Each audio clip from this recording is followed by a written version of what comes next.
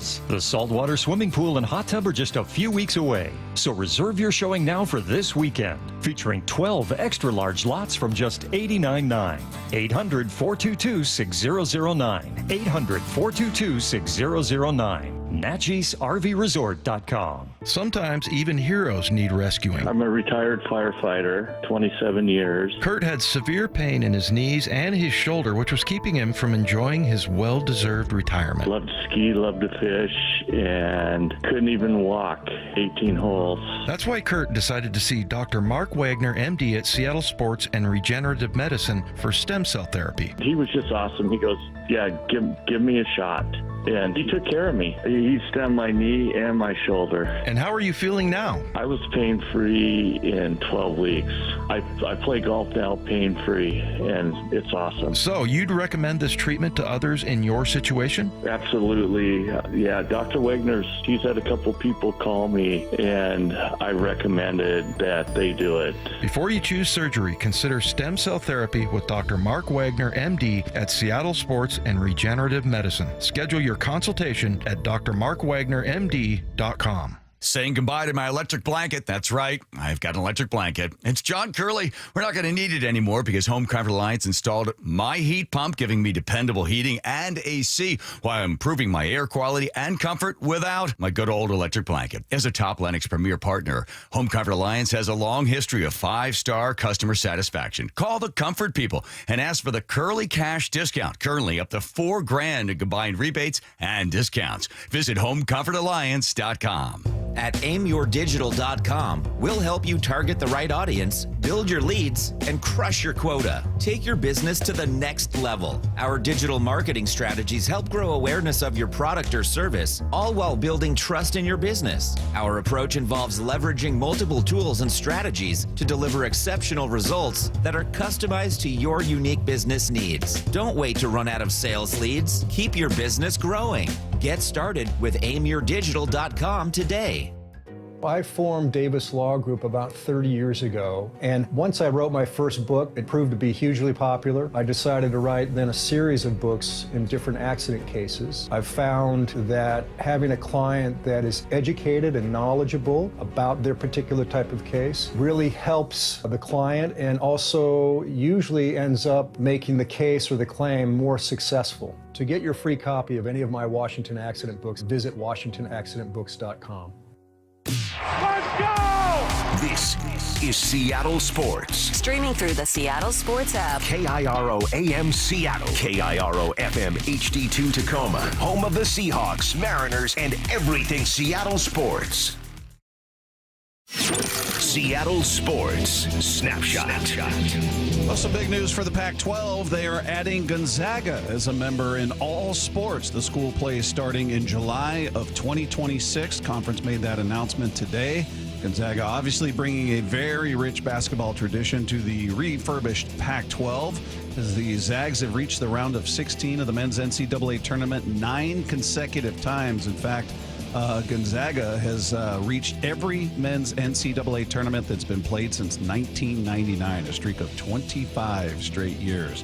Meanwhile, taking a look at your baseball scoreboard, playoffs happening as we speak, and the Tigers doing God's work out there, beating the Astros 3-0, that one in the bottom of the 8th inning right now in Houston. No score between the Orioles and the Royals, that one headed to the top of the 5th. Still to come, the Mets on the road taking on the Brewers, and it'll be the Padres playing host to the Atlanta Braves.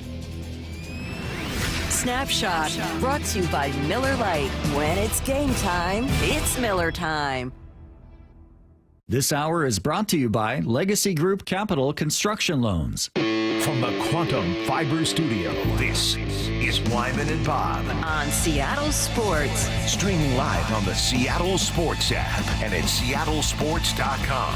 Now, here are your hosts, Dave Wyman and Bob Stelton. Welcome, everybody. It's Wyman and Bob. This is Seattle Sports on 710 and seattlesports.com. Happy Tuesday to everybody. A beautiful day outside. Hopefully everybody's having a great day out there, and we've got much to discuss, much to get to. As Seahawks played Monday Night Football. It didn't go the way we were hoping. We'll get into that. We'll get into the Mariners' end of the season, everything that's going on in the world of sports out here. Mark Schlereth will join us at 4 o'clock today. El Hombre at 5. We've got Roll the Tape coming up at 3:30. But for me, Dave, coming out of that game, I'm looking at how shorthanded the Seahawks were, and to the Lions' credit, they were shorthanded as well. We talked about all their injuries. So was it just a matter of a better team beating the Seahawks, or was it attrition on that side of the ball, on the defensive side of things? Well, it's both. I mean, look, you can't discount what they had as far as their injuries. I mean, up front, you've got, and one of the reasons why is, like, I don't think if Boye Mafe plays in that game, they necessarily win, but I think it's closer. I mean, to me, he is a huge difference maker. And to me, I think he's kind of like Aiden Hutchinson. And I think that's the kind of player that he's going to develop into. So, yeah, that was a huge loss. By the way, do I owe Jared Goff an apology? Yeah, I think you probably do, sir.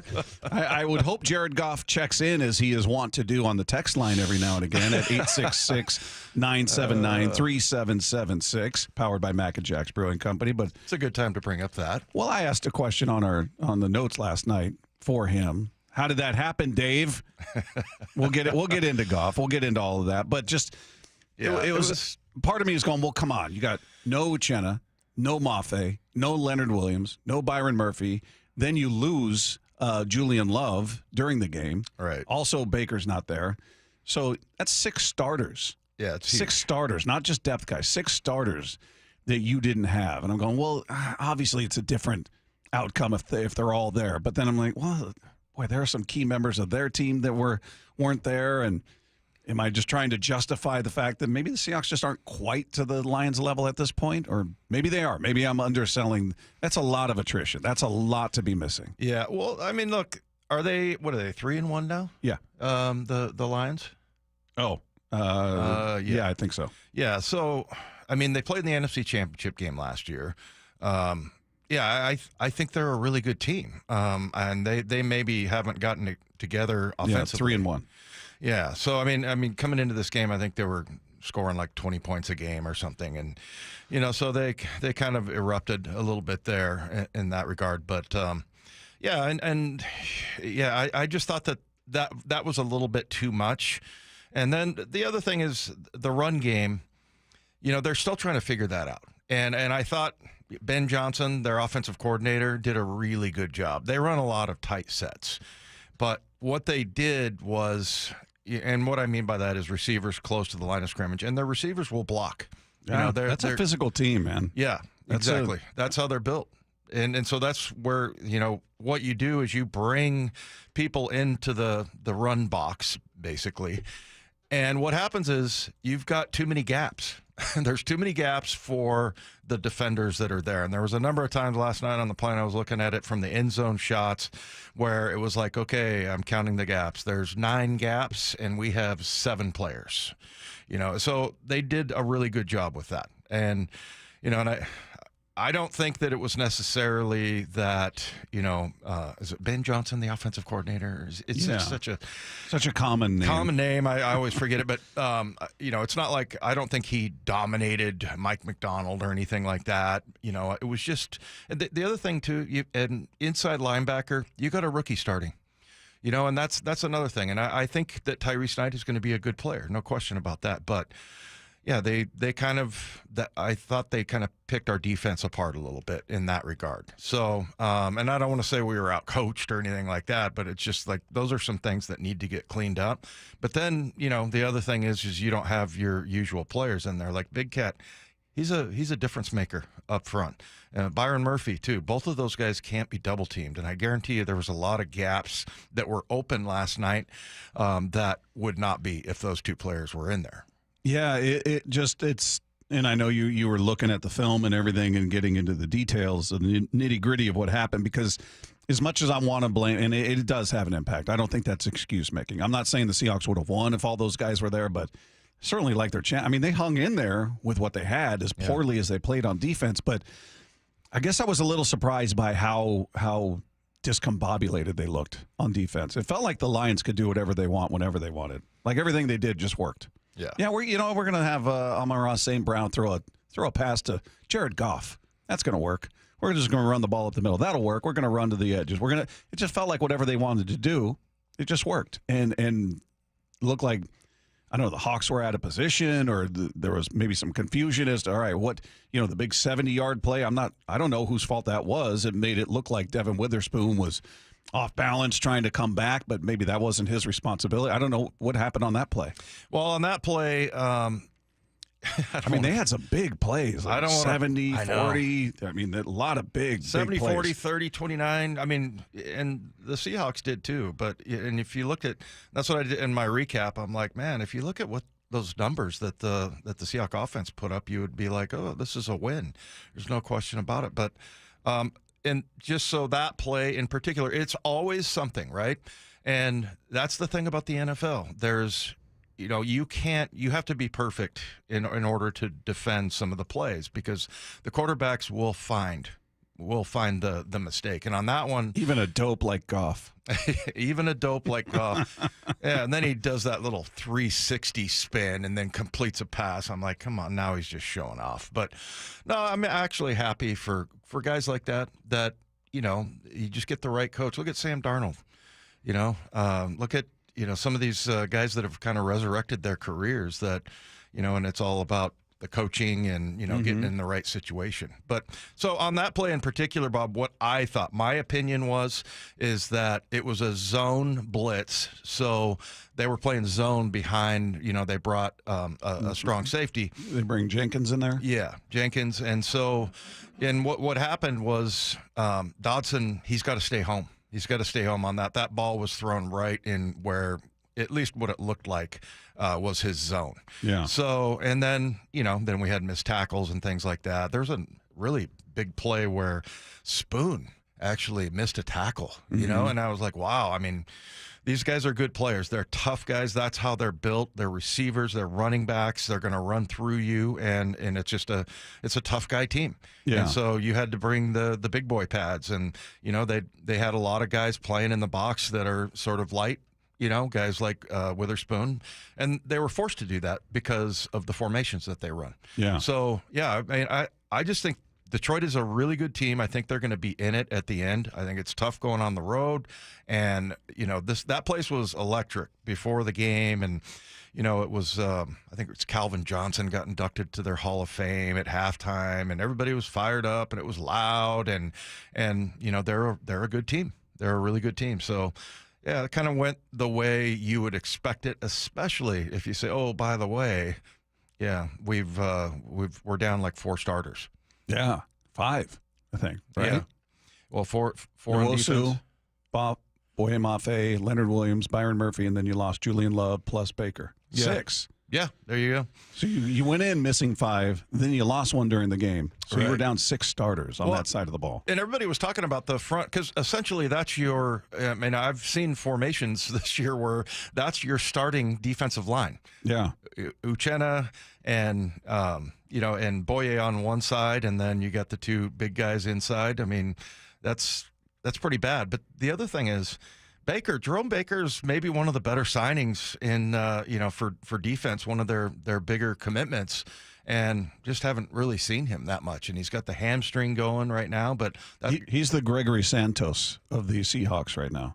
Yeah. Excited about what he could bring to the table, but he's been unavailable. Right. So Mike McDonald after the game talked about, listen, the Lions, as you just said, and I think everybody sees, the Lions are a very good team, and they need, talking about the Seahawks, need to get to that level. Yeah, we got to. I mean, look, we got to handle our business. I mean, Detroit's a great team. They've shown it. They've proven it. They proved it again tonight. And we want to be a great team. I mean, so we have to become a great team. We want to become the team that we believe that we can become. And so that's our focus. That's our focus. So acknowledging, you didn't get beat by some of the previous teams you played with a backup or a backup to a backup, and there's no explaining how you lose to those teams. This kind of made sense, and we talked about it going in. I think we both picked Detroit, leaning toward, all right, if we're going to bet, probably going to pick Detroit in that setting. The one thing he did talk about was the mistakes. He said they had way too many mistakes on defense that they've got to eliminate. I mean, we're on record that Jared's a great quarterback, played clean. They ran crisp routes, and we obviously didn't deny the ball. perfectly. That's it's about as obvious as it gets. So we got our work cut out for us on defense. We have to improve quickly. Yeah, I like that he's just no nonsense. There's no trying to sugarcoat. Well, there were some good things that happened. No, we need to step it up. We got to fix this. We got to do it quickly, because whether those guys are available, all the guys that were out, we don't know what's gonna happen in the game coming up this weekend. Or is there going to be 1, 2 that are available, still missing 3, 4 of them? Who knows? That's a lot. But whoever's on this roster, because they earned that spot to be the backup to these guys, you better get it figured out, because what we saw in this game is I get that I don't expect him to be as good as the starter, but you can't be a liability either. You got to be in the right spots. As you talked about before, sometimes it's a guy, Ben Burkervin. Yeah, he's not as big as the other guys, not as strong, but he was always in the right spot. And I felt like that was missing last night. Yeah. And by the way, I like the way he communicates. This is our first time, with a press conference with him where it's after a loss. Yeah. And just the way that he puts things. And Brady Henderson wrote an article on this as well. But talking about how he is just such a direct communicator, and I feel like when things go bad, that's where he kind of shines, right? I mean, he's very direct about what he wants. We need to make plays, and he's going to go right up to guys and say, "You should have made that play, and that's what you're paid for." And he has a way of delivering that in a way that doesn't make him sound like a jerk. It's not personal. In other words, it's just, hey, this is what we need, and it's very straightforward. Well, here he is talking about what we were just talking about, and how much being down 5 starters on defense going into the game. And again, you lost Julian Love during the game. How much did that impact him? I think Greg asked me that last night. And maybe this isn't the right thing, but I felt like all these guys, they've gotten a ton of reps. I was excited to see Miles Adams play. Travis Gibson was a guy that's been, playing pretty well. Tyus getting an opportunity. So, we didn't want to just go like, hey, let's just take a 90-degree turn here. We're calling our stuff, and just wasn't good enough. He brought up Gibson.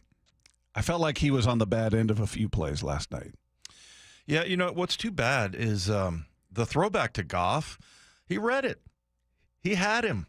But he just he wasn't fast enough. He couldn't keep up with Goff's elite speed. Well, I don't know. Maybe Goff is. He looked hurt on that play. It looked like It looked like me when I get up in the morning. Sometimes my ankles are. But little hitch there. Yeah, it was a shame because he read it. He read the play. So.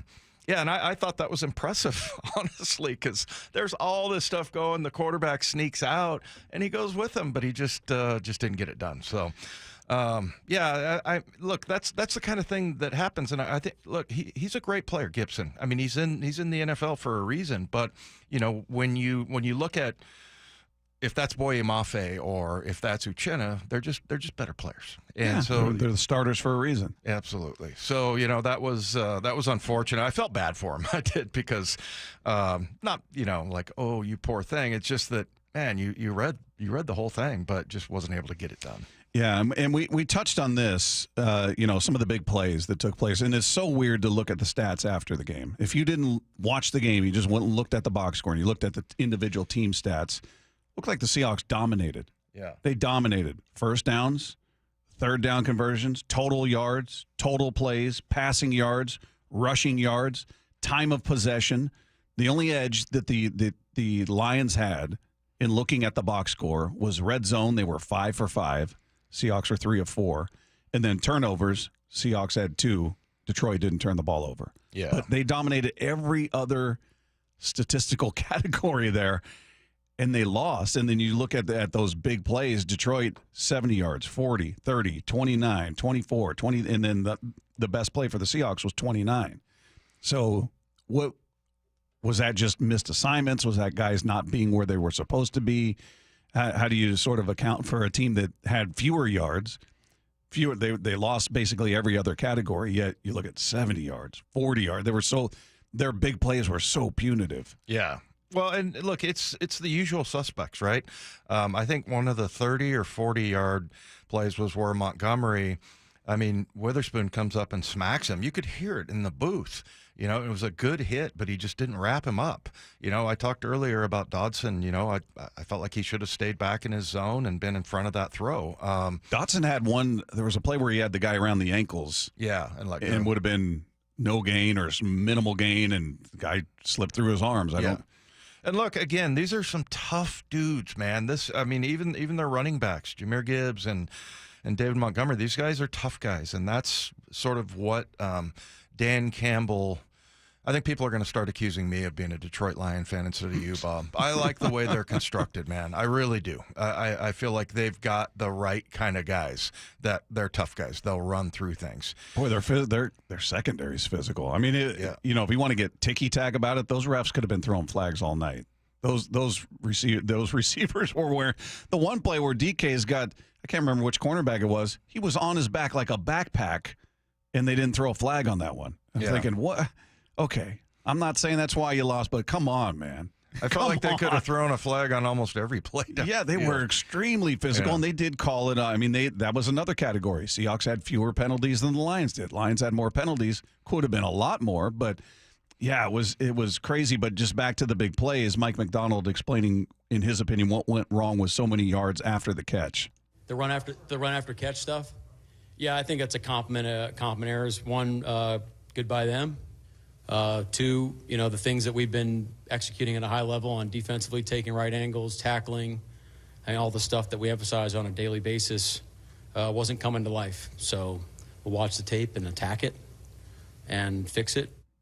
Yeah, I think for Spoon especially, I mean, he is such a good player, and we know all about how great he is. And, you know, there's just a couple of times where he let a tackle or two go. You know, who was one guy that just randomly that popped up to me that was like, okay, he kind of matched their aggression, was Jake Bobo.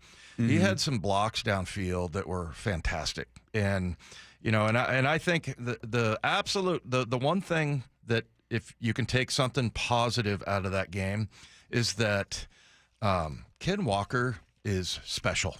He is phenomenal. And I last night during the broadcast, because there's lots of times where I'm like, you know, I don't think he should have cut that back. Just stay here.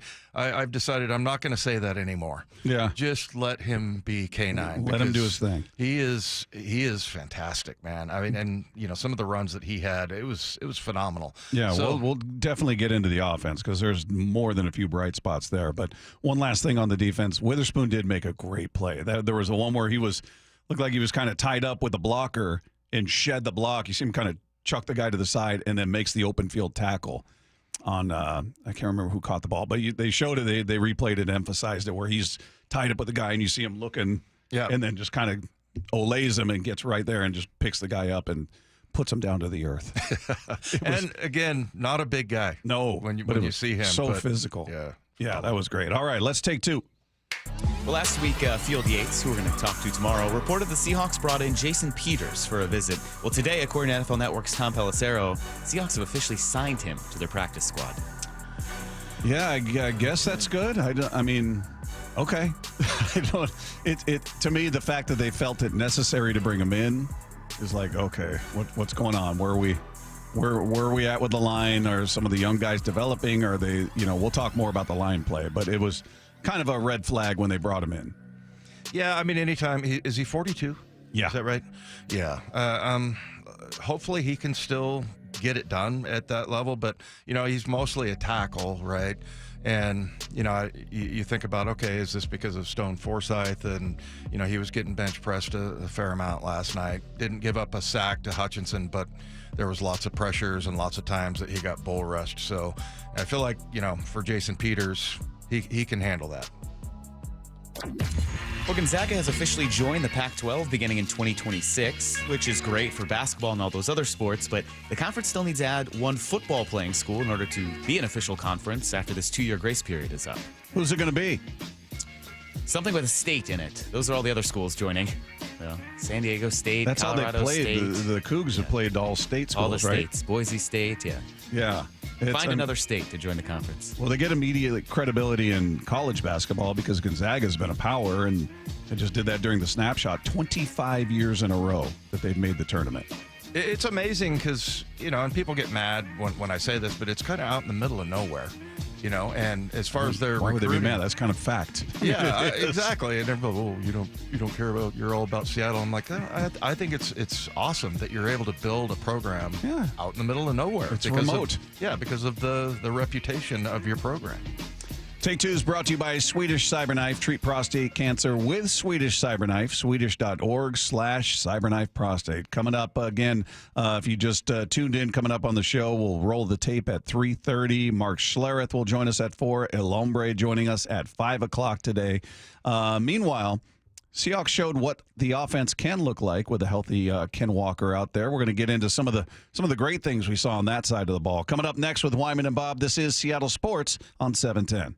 The Mike McDonald Show. The first word from the head coach after every Seahawks game. What'd you see from Geno? Right, played a really good game. They gave him some hard things. The way they rush and like with Aiden there, you don't have forever back there. And so he's making fast decisions. I think our guys are getting their spots well. In the way the game played out, we needed him to do that. But the guys did what they needed to do to keep us, alive, keep us in the game. And there's a path to win the game. Got to give our guys credit for fighting it out the whole time. Don't miss the Mike McDonald Show the morning after the Hawks game at 9:30 on Seattle Sports. Hey, have you been considering surgery or joint replacement? It's Dave Wyman here, and after years of football, I know all about bad knees. So I recently went and had a consultation with Dr. Wagner, Mark Wagner, MD at Seattle Sports and Regenerative Medicine. I've heard so many patients rave about stem cell therapy with Dr. Wagner. People with severe osteoarthritis, even bone on bone, are back hiking, jogging, playing tennis, skiing, even just going up and down the stairs with the kids and grandkids, and doing it without pain and without surgery. Dr. Wagner's 60-minute outpatient procedure uses your own stem cells, which can regenerate your own cartilage in your own joints. Dr. Mark Wagner is a board-certified Seattle physician with over 30 years of experience, and get this, he's performed over 20,000 stem cell procedures. And he's one of the few doing it the right way. So whether it's a shoulder, hip, elbow, ankle, wrist, or knee, before choosing surgery, see Dr. Mark Wagner first. Get the facts, then get back in the game at drmarkwagnermd.com. At the UPS Store, we understand the importance of a first impression. That's why we're here to help you put your best foot forward and be unstoppable with our printing services. With high-quality paper stock options, banners, business cards, venues, and more, we make sure your small business stands out and your message reaches the masses. After all, we're the one-stop prints that pop store. Most locations are independently owned. Product, services, prices, and hours of operation may vary. See Center for details. The UPS Store. Be unstoppable. Come into your local store today and get your print on. Everywhere you look, things are getting more expensive. So at Consumer Cellular, we're lowering the price for those 50 and up. Now you can get unlimited talk, text, and data for $30 a line when you buy 2. That's just $60 a month for 2 unlimited lines. So if you're 50 and up, make the switch and save. Come on, you've earned this. Call 1-888-FREEDOM or visit consumercellular.com today. Requires 2 lines of service, age validation, and credit approval, subject to system and area limits, taxes, and other fees apply. Hey, Brock Ewart here with my buddy Dave Taylor from First Mark Insurance. So glad, so thankful that Molly and I made the call. Had heard so many First Mark Challenge victories, we needed to take that challenge. What does happen from your perspective when that caller, when that email, when that person reaches out to you for a First Mark Challenge victory? That's a great question. So there's several steps we go through in the process. The first step is we're going to gather information, find out all we can about that client and what their needs are. The next step is we will go out to the market. We have dozens and dozens of carriers that will compete for the business.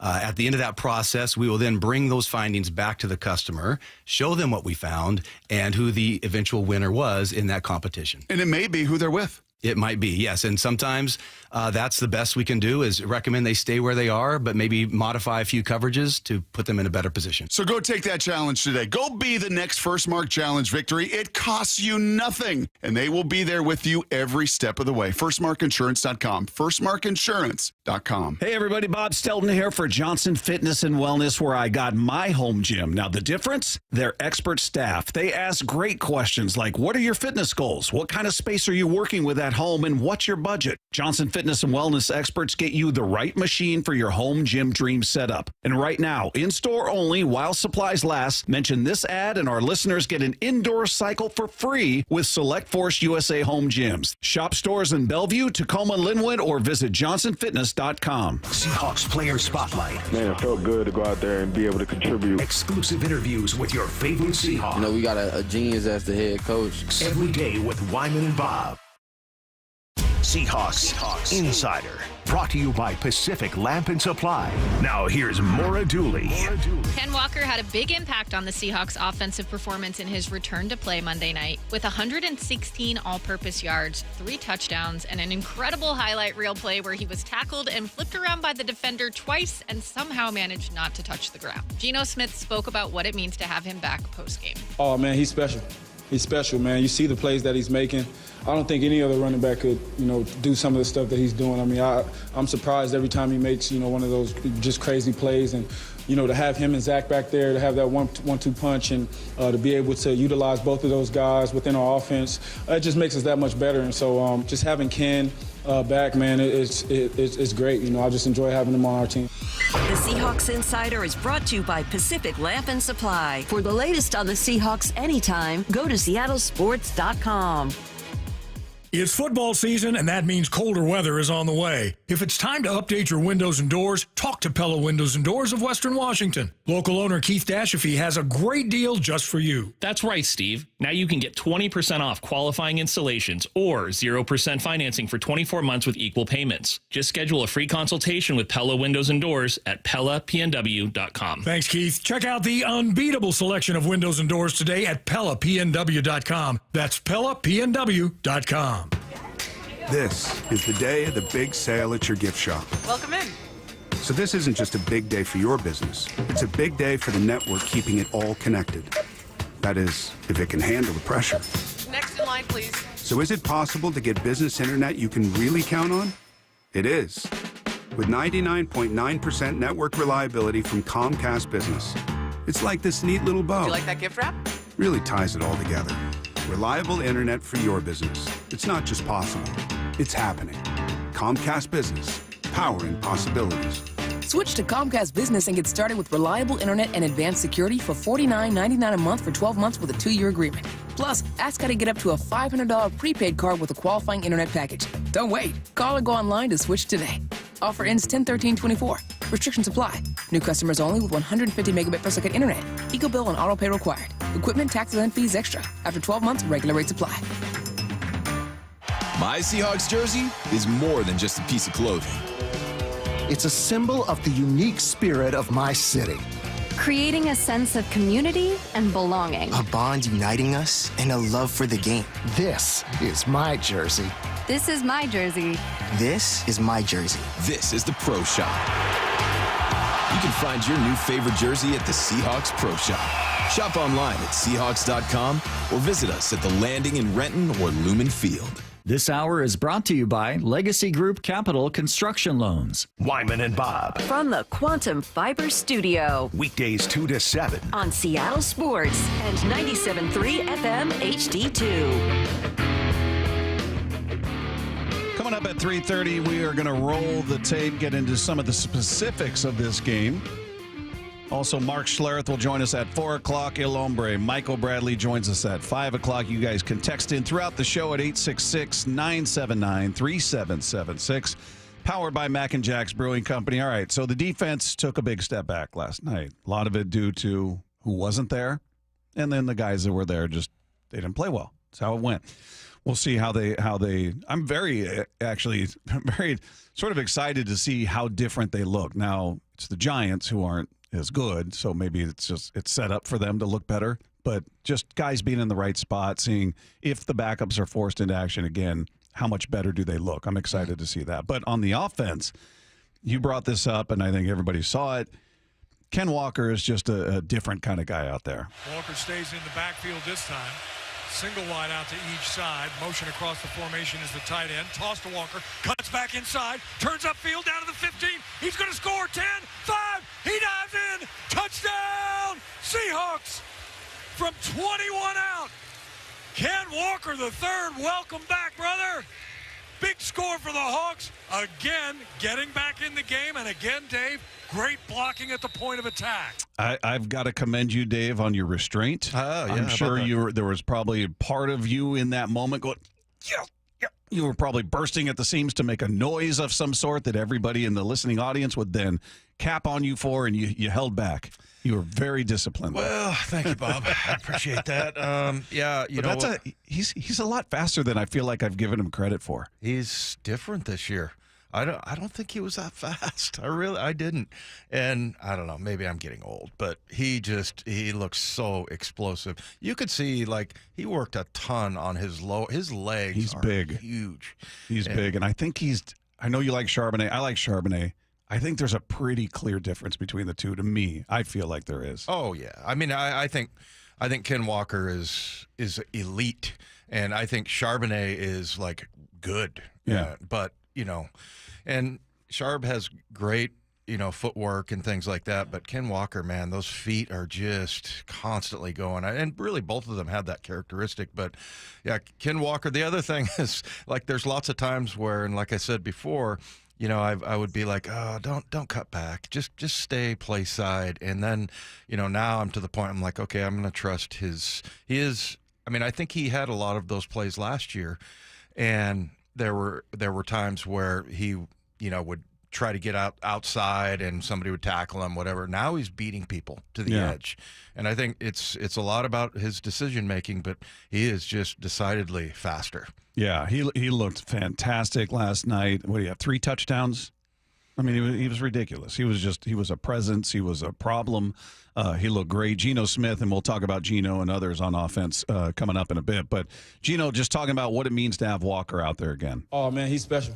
He's special, man. You see the plays that he's making. I don't think any other running back could, do some of the stuff that he's doing. I mean, I'm surprised every time he makes, one of those just crazy plays. And, to have him and Zach back there, to have that 1-2 punch, and to be able to utilize both of those guys within our offense, it just makes us that much better. And so just having Ken back, man, it's great. I just enjoy having him on our team. Yeah, I enjoy it too. He's just he looked great. He looked great. He looks like a difference maker. He looks like a problem. I mean, it wasn't that he piled up, a ton of yards. He only had 80 yards, but he had 3 touchdowns. He had a 28-yard run. He only had 12 carries in the game. So, he didn't get a ton of opportunity out there, but man, he was impactful to say the least. Yeah, he had the 1 touchdown where Rabel called it a 1-yard plunge when really he ran 35 yards. Yeah. He gets up into the pile and then reverses and goes outside. But yeah, what about his flip? That was unbelievable, man. I was trying to put that into words. It's almost, I saw him over the weekend. I saw a Michigan quarterback who he was laying on his back and he did that little thing where he just pops up, somehow. And that's kind of what it looked like. He did a somersault forward and then backwards. Yeah, the guy kind of flipped him on top of himself, the defender, right? So he never touched the ground, and then Ken does a flip to get off of him, and right. It was. I'm going. He had to have touched the ground somewhere. I think did his helmet hit the ground? Is that? Are you not down when the helmet hits? Or I know if it's the forearm or certainly did his helmet hit the ground? I thought it. It was. Yeah. I was so mesmerized by the play. I wasn't totally certain. It was just obviously they reviewed it and everything was above board. But that was tremendous. Yeah, and talk about not quitting on a play. Right, and just fighting for every last little piece of grass. And that was at a time I looked at Ray, I go, what the hell's going on here, man? You had the lateral, the throwback play. You had DK hurdling people. Even AJ Barner tried to hurdle somebody. There was not much air under his feet. He got high centered there. That's funny you brought that up because I remember thinking, yeah, that didn't go the way I think he thought it looked. I think in his head he pictured some of the others that we've seen. You know what though? I appreciate him for trying that and thinking that he could. Yeah, that was good. That was good. By the way, the Houston Astros just lost Game 1, so that was delightful. But they had the bases loaded. Jason Hayward up at the plate, and he just hit a missile to the first baseman, so that would have tied the game. So you're happy? Oh yeah. I told you I've been deemed a Lions fan. Right now I'm the biggest Tigers fan in the world. Hopefully it's a sweep. Bob just loves Detroit. Oh yeah. I'm all about Detroit. Apparently, I'm a Houston Astros fan. Yeah, so Dave's upset and I'm happy. Yeah. But back to K9. Mike McDonald after the game, obviously actually talking with Brock and Salk today, talking about Ken Walker and his performance last night. Well, shoot, I mean, you don't need me to tell you. I mean, you guys saw it. I mean, the one play made in the flat to get the first down. I was like, have you ever seen a play like that in your life? Unbelievable. I think his skill set is so great, but I think what's like underrated about Ken is like just his like skill and competitiveness. I mean, this guy is just fighting and clawing for every extra inch. And it's a bummer we lost the game because he had a heck of a performance. Yeah, he's a good player, right? We've all known that. He's a really good player. But did it stand out to you like it was like almost like a breakout, type of game? I just think there's an electricity to the way he runs. It sounds like I'm not dogging Charbonnet. I think Charbonnet, as you said, I think he's good. I like him. I think he's a very valuable piece to this team. But then there's something about Walker with he's a little shiftier. He's certainly faster than I thought he was. Yeah. It just looks like, this is different.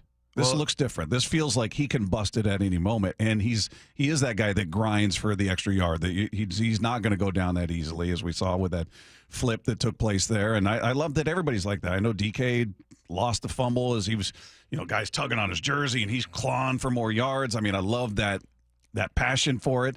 Got to protect the ball better. But that just seems to be an attitude that's instilled in these guys that, I'm clawing for every inch. I hate to have to say this, but like the thing with DK is like if you're going to be that kind of player which everybody loves, right? You're not going to go down with a shoestring tackle and you're going to fight for every last, piece of grass.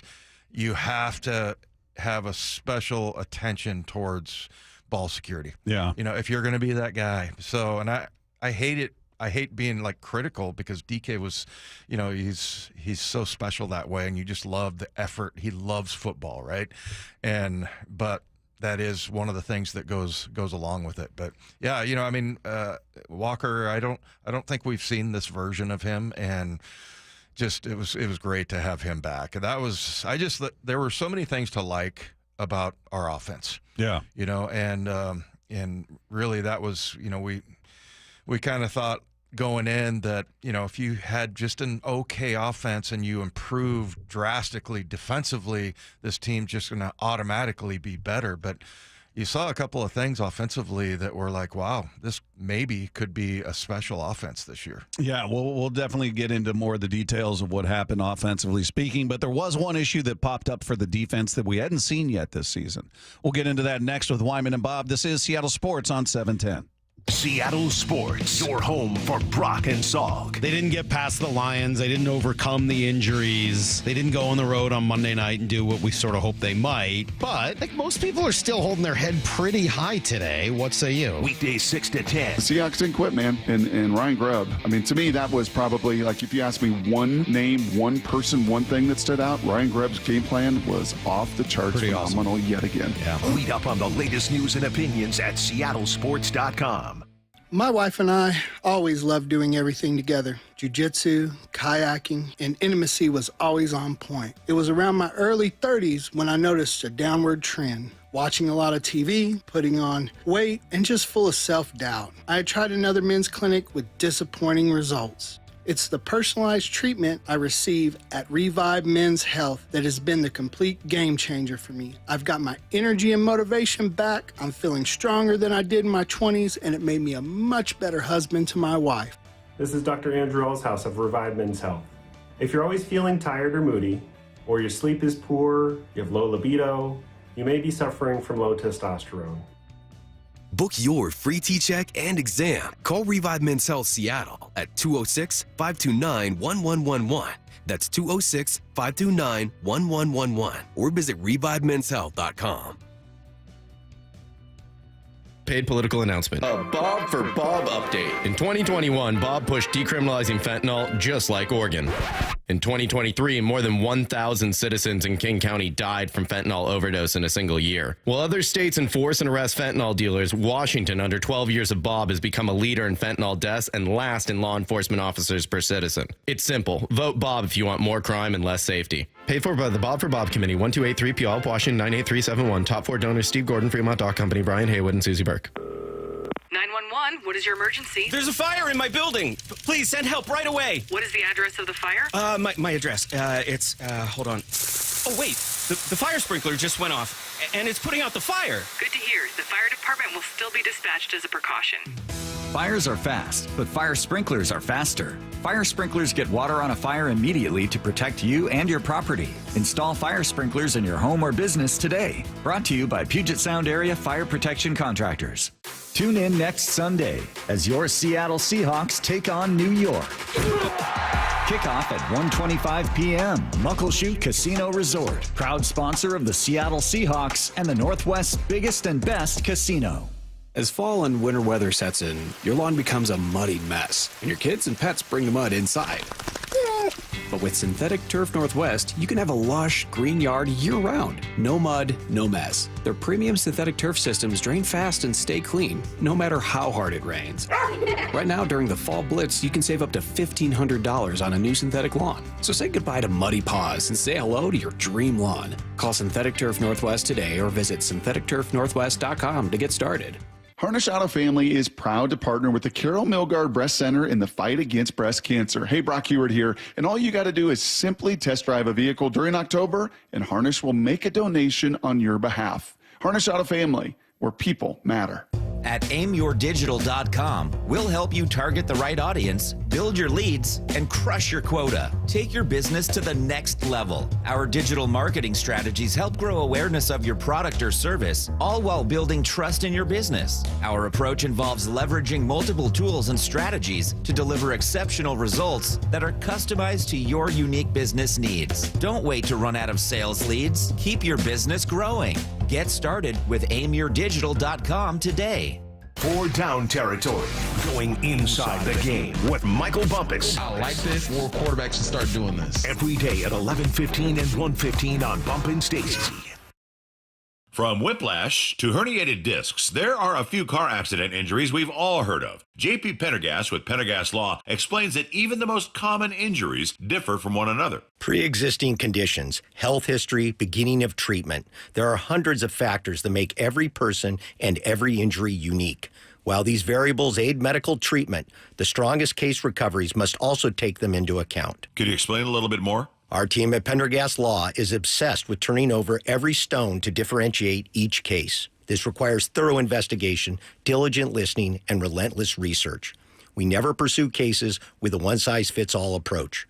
We built our success by treating every injury and every case with the individualized attention our clients need and deserve. Pendergast Law's individualized approach to even the most common injuries makes the difference in case outcomes. It's another reason why I can't recommend them enough. If you or a loved one has been injured in a car accident, call Pendergast Law. We can help. Prescriptions require an online consultation with a healthcare provider who will determine if appropriate. Restrictions apply. See website for details and important safety information. Subscription required. Price varies based on product and subscription plan. Hi, I'm Dr. Peter Stahl, board-certified urologist and senior vice president of men's sexual health at HIMSS. In my 12 years of practice as a reproductive urologist, I've helped many guys with ED, and it has never been more convenient to treat than it is right now, thanks to HIMSS. It really wasn't easy before. You had to take time out of your day, come to a physical office, and see a specialist like me in person. Now, through HIMSS.com, you can get world-class sexual health care and a full range of treatment options for ED through a 100% online process. It starts with a free assessment from a medical provider licensed in your state who can determine if ED treatment is right for you. If prescribed, your medication is shipped to you for free. So don't wait. Join the hundreds of thousands of guys who've gotten help for their ED through HIMSS.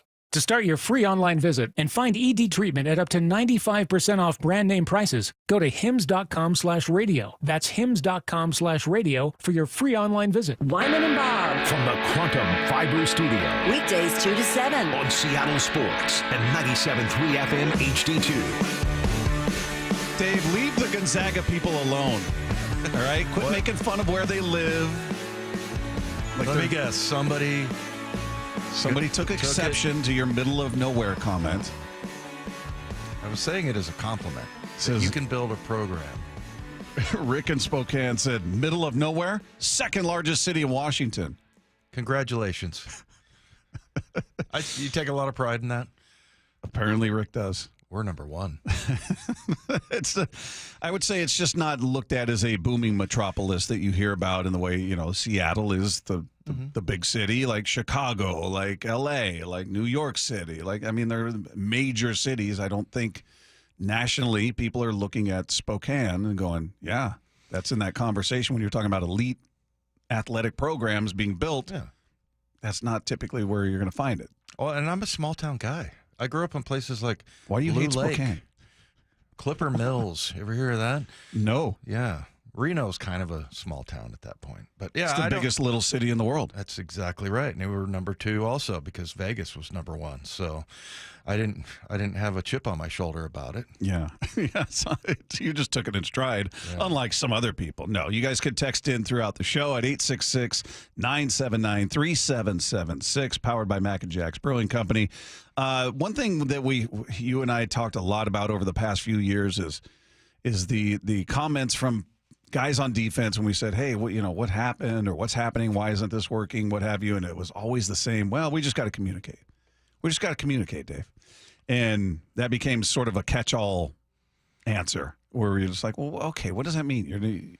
How tough is it to communicate? Well, seems like that might have been some of what was going on out there because Coach McDonald on with Brock and Salk talking about that there were communication issues that popped up on defense. And then our challenge to the guys was say, let's also look inward, which I know we're going to do. And we just were making some uncharacteristic mistakes communication-wise and, leverage-wise in terms of technique and how we leverage the football. And so the good news is those things are correctable, but we're on like you said, we're on a short week and we got to go to work and we got to make it right so we can move forward. Now, before you explain that, because I want you to tell me what he's talking about when he's leverage and technique and things like that. He gets further into detail on what the communication issues were on defense. Yeah, I'm with you, Brock, because normally you say communication, it just sounds like you're a circus out there. If you guys can't communicate well, and that's the case with us. But when things move, are we on the same page? Are we able to anticipate when the picture changes how we're handling it and stay ahead of plays? I didn't feel like we were ahead of the play last night, and obviously, the big pass was probably the most glaring. But there were several others throughout the game where it's not like we're like mental errors. It just felt like we weren't ahead, which you want to be ahead of plays to give yourself the best chance to to win that down. Anticipating, like knowing, okay, what's every play, I'm going to do this, that, and the other. It's not like he was saying when the picture changes. So when their formation or whatever they're doing, they didn't adjust the way they should, I guess, or I don't. But when the first cut, when he was talking about, well, we didn't communicate on leverage and technique and things like that. What is he? Well, I don't know about communicating. I think a lot of times what happened, like I said in the beginning, they brought. Look, you have to take your hat off a little bit to Ben Johnson, the offensive coordinator. He did a really good job of, again, I'll just put it as basic as I can. There was so many times last night on the plane I'm watching from the end zone view, and I'm like, okay, there's 9 guys in the box, and because the receivers are motioning in and things like that, and you've got like 7 defenders or 8, and they do a really good job of finding the open gap. And so, I think that was part of it. And then also just how you play those. I mean, you have to, for instance, like he talks about leverage, and I don't know how much of that he is talking about, like turning the ball back inside. That watching the Lions defense, they were really good at that. They had guys that were like putting their heads down and like sprinting towards the sidelines to try to turn plays back in. It's so important. It's so important when you turn the ball back inside. That's where all the pursuit's coming from. It's just great defense if you can get to it. And if you lose those battles, and I think maybe that's what he's talking about with leverage, that you get out there and it's like, okay, you're out there, but you're not really turning the play back inside. Yeah. You're still getting blocked. So, I think there was a lot of that, and that was something that pops up a lot when you have guys that haven't played together. And that goes back to the injuries and how guys are going to play. It's funny, like I just remember I pretty much knew every time what Cortez Kennedy was going to do when he was in front of me. I knew how he was going to take on certain blocks, and I knew that, like, he might take a chance here and go underneath this block, so I might have this guy in my lap. And at least if you can anticipate that, and he usually made plays, so it's not like I was saying, hey, dude, you got to help me out You're here. killing me here, man. Yeah. It's like, no, you keep doing what you're doing. And I think that's, and that just has to do with familiarity and with your teammates, and didn't have a lot of that going last night. Yeah, it's, the good news is it sounds like, this is kind of his strength. All right, let's diagnose, let's fix, let's get it done. And it sounds like, I'm not going to say it's easy, but he makes it sound like, no, these are basic things. It's not a talent issue. It's not, we're not fast enough, we're not strong enough. Yeah, maybe in some cases you got overpowered. I mean, that you brought it up, the Lions are a very physical team on both sides of the ball. And maybe you saw some of that, but overall the mistakes weren't due to, well, we're just inferior. We're not as good or as fast as what they were going up against. We were in the wrong spot, or we didn't pay attention. The communication, as he said, wasn't there, right? And it cost you. Yeah, absolutely. And you mentioned how the big physical team. So we were talking last week. I don't know if you remember me bringing up Dan Skipper, the guy who they check in. I walked past that dude when he was going down on the field. He looked like he was 7 feet tall, and he's like 320 pounds. And they checked him in a couple of times where he reports eligible, and he's just an extra blocker. So then just a mountain. And then you bring receivers in. So then, you got to bring your DBs in for the run gaps and everything. And then every once in a while, you'll see a guy like Spoon get blocked by Dan Skipper. That doesn't seem fair. It's not a great matchup. That doesn't seem fair at all. No. So, yeah, I thought they did a really good job. There's a reason why that Ben Johnson was up for a lot of head coaching job, and he probably will get that at some point. But, I thought it was, you had McDonald kind of going head-to-head with him, and, I think McDonald, if I was him, I'd be like, yeah, I'm down 6 starters. Right? Is that what you counted there? Well, 5 going in, and then you lost Julian Love. Lose Julian Love, and we forgot about Baker. We're talking about the 4 up front. So, yeah, I thought that's kind of where that was the difference. Yeah. As far as that winning that battle. And they were still in it. They were still in it. That was the other thing. It was a classic Lions-Seahawks matchup. High scoring. Yeah. You look at all the previous scores. I don't know what the over-under number was on this. I have to believe they exceeded it because that's just what these teams do. I don't know what happens. It was like 37-31 one year, and then we scored 50 on them at one point. Yeah, it's never been a nip and tuck battle, where it's 14-7, and they kick a field goal, ends 14-10, or it's not like that Broncos victory over the Jets 10-9, something like that, Jim. But yeah, there was a lot of good on the offensive side of things and some things to fix, certainly. Hey, a reminder that and somebody actually sent in a text about this, Lefko, asking, did we use any of the voicemails for What's Bugging Us? Sure did. And if so, what they wanted to know where they could find it. Maybe they sent him one and wanted to see if they made Lefko's stringent cut. Well, then it wasn't good enough if they didn't hear themselves. So try again. As you're about to tell them. Yeah, that's what we've incorporated into What's Bugging Us rather than just hearing us complain. We want to hear you guys complain. And by hear you, we mean open the Seattle Sports app, which is free if you don't have it. Right there on the front page, lower left-hand side, you're going to see a button that says call in. All you got to do is just hit that, start recording. Try to keep it to around 20 seconds if you can, and start it out with What's Bugging Me is, and it can be anything. It doesn't have to be sports. It can be, like we talked about, Dave's plight with eggs and their smaller size these days, or the weakness of Q-tips, or whatever's going on in your world that you want to complain about. Go ahead and do that. So just go to the Seattle Sports app, hit that call-in tab, and start recording. And then if you pass the stringent screening process of Mike Lefko, you may hear yourself when we do that segment. All right, coming up, what can we expect from this Mariners team in the offseason? We're going to get into some of that now that the season is officially over for them. That is coming up next with Wyman and Bob. This is Seattle Sports on 710. Seattle Sports, your home for Bump and Stacy. I gotta say, Bump, I don't really feel upset or worried or panicked after this one. Weekdays 10 to 2. This is not a game that once it came to an end, I thought, oh, I really hope they learned a lesson. No, I actually liked a lot. You have a bold statement you're ready to make. I don't know what it is. I'm going to tell you right now, the Geno that we've seen for 4 weeks, you can win a Super Bowl with Geno. You can win a Super Bowl with Geno Smith. Don't miss an hour of the show. Find the podcast at seattlesports.com. You know, someone asked me the other day, do you know how many devices the average home has connected to their Wi-Fi network? It's way more than I thought. So I actually went home and counted how many connected devices in my home. It is more than a dozen, all to keep us connected to the good stuff, our streaming, gaming, all the internet, and you name it. Well, Xfinity knows that the number of devices we have connected to our internet is growing by the year. And that's why they engineered their gateways to handle hundreds of connected devices, hundreds for real.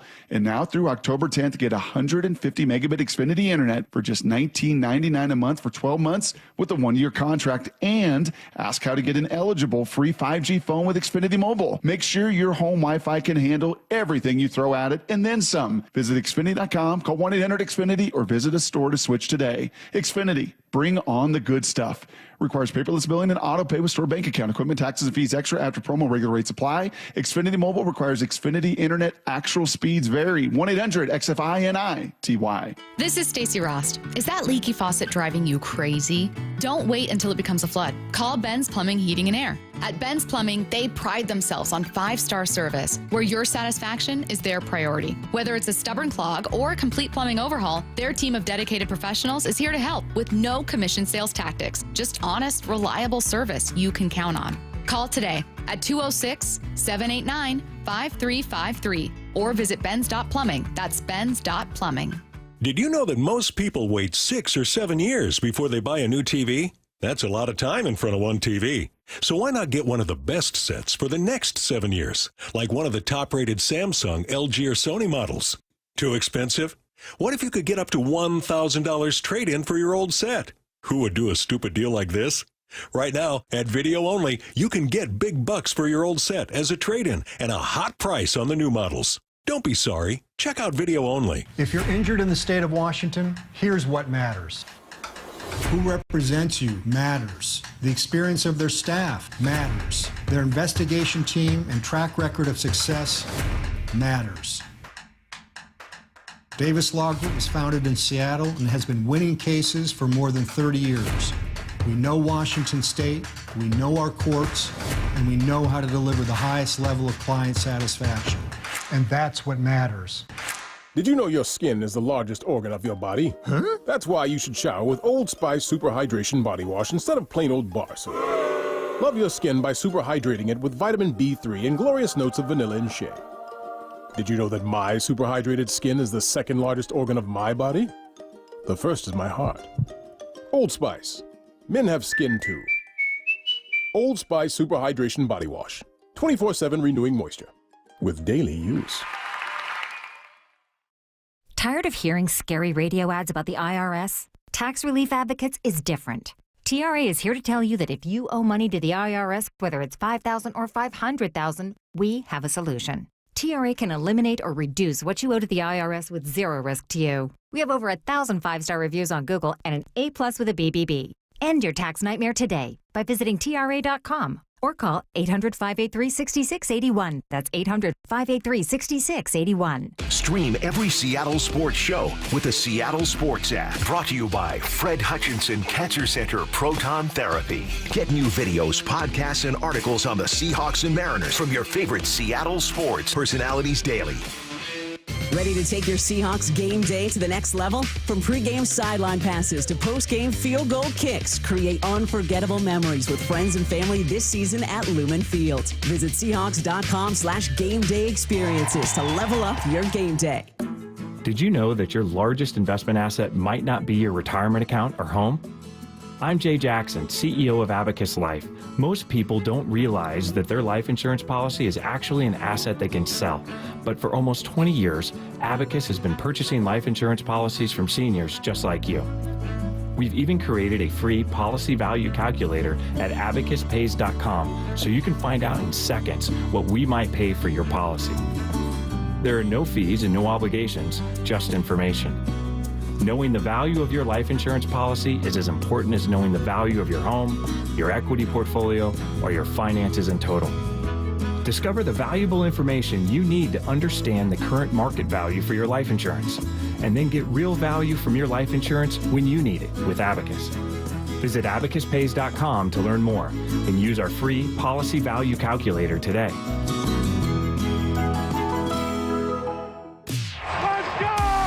This is Seattle Sports. Streaming through the Seattle Sports app. KIRO AM Seattle. KIRO FM HD2 Tacoma. Home of the Seahawks, Mariners, and everything Seattle sports. Seattle Sports Snapshot. Buffalo Bills defensive end Von Miller has been suspended for 4 games without pay for violating the NFL's personal conduct policy. The league announced today he will be eligible for reinstatement following the team's Week 8 game against the Seattle Seahawks. He's also going to miss games at versus the Houston Texans, the Jets, and the Titans. Suspension stems from allegations that Miller assaulted his pregnant girlfriend in November of 2023 during the Bills' bye week. He turned himself into the Glen Heights Police Department on November 30th on an arrest warrant for a charge of third-degree felony assault of a pregnant woman. He's denied the allegations, said they are 100% false, yet he has been suspended for 4 games. Meanwhile, baseball playoffs are happening. Games going on right now. They're in the bottom of the 8th in Baltimore with the Royals up 1-0 over the Orioles in that one. Top of the 2nd in Milwaukee, the Brewers out to a 2-0 lead over the Mets. Still to come, the Padres playing host to the Atlanta Braves later on, and one final on the day, and it was glorious. The Tigers take out the Astros 3-1. Snapshot brought to you by Miller Lite. When it's game time, it's Miller time. This hour is brought to you by Contour Fence. From the Quantum Fiber Studio, this is Wyman and Bob on Seattle Sports. Streaming live on the Seattle Sports app and at seattlesports.com. Now, here are your hosts, Dave Wyman and Bob Stelton. Coming up at 3:30, we will roll the tape, so stay tuned for that. Get into some of the details in this Seahawks matchup with the Detroit Lions. But we were off yesterday, Dave, because the pregame show preempted our show. So we have yet to respond to the end of the Mariners season, which unfortunately comes to an end. They did complete the sweep of the A's and all of that, which was good to see, but kind of a weird feeling going, yeah, but it doesn't really matter, other than makes the record look a little bit better. But they end up missing the playoffs by 1 game, Dave. 1 game in the wild card. 3.5 back in the AL West. 1 game in the wild card. And Jerry Dipoto had what was a bit of an impromptu meeting with the media there in the dugout on Saturday. And, we've been talking a lot about my fear is that they're going to be encouraged so much by what they saw in the last month, 5 weeks of the season, that they're going to go, see, we're good. All we got to do is, sprinkle in a veteran here, veteran there, and we're good to go. And that somehow would give them that false sense of security, like, oh, we're right there. That's all we need. And he kind of said it. He kind of alluded to it in this comment here. The last 5 weeks, pretty proud of the way the team has responded. Tough summer, really. We were in a tough position for a couple of months. Obviously, Dan and Edgar coming on was pretty dramatic time, and the team responded very well. I think we've played very well for the last 5 weeks. I think in many ways this gives us some insight into just how good we can be. Yeah. You can be that good. Here's the problem. You weren't. It's a 6-month season, okay? 6 months minus 5 weeks. Which weighs more, Dave? If you take those 5 weeks out of the season of underperformance, no offense, problematic offense, if you will, seems like that was, what was that, 4 months and 3 weeks of that versus a month and a week of production against some questionable opposition as well. If you want to look at the schedule and who they were facing and who they lost to in that time, they would lose a series to the Yankees, but then they'd win a series against the Rangers. They would lose a series to the Padres or split a brief 2-game series with them and then win a series against the Giants. These are all under 500 teams that they're beating, winning series, and then they would lose to the more prominent teams. So you got to take a look at who were they beating, who were they facing in that time. And again, it's 5 weeks in a 6-month season. Let's not fool ourselves and say, hey, we're good. Look what we did here. Okay, well, look what you did previous to that. And the reason you're not in the playoffs is because of what you didn't do previous to those 5 weeks. Yeah, it's kind of a curse that that they ended the year with some pretty good offensive numbers. We talked about it. They were one of the more productive offenses near the end, and they took their OPS like their OPS was, I think they were 29th. I think they were at one point 28th or 29th. They finished the season 22nd. On base percentage, they finished like 15th or 16th.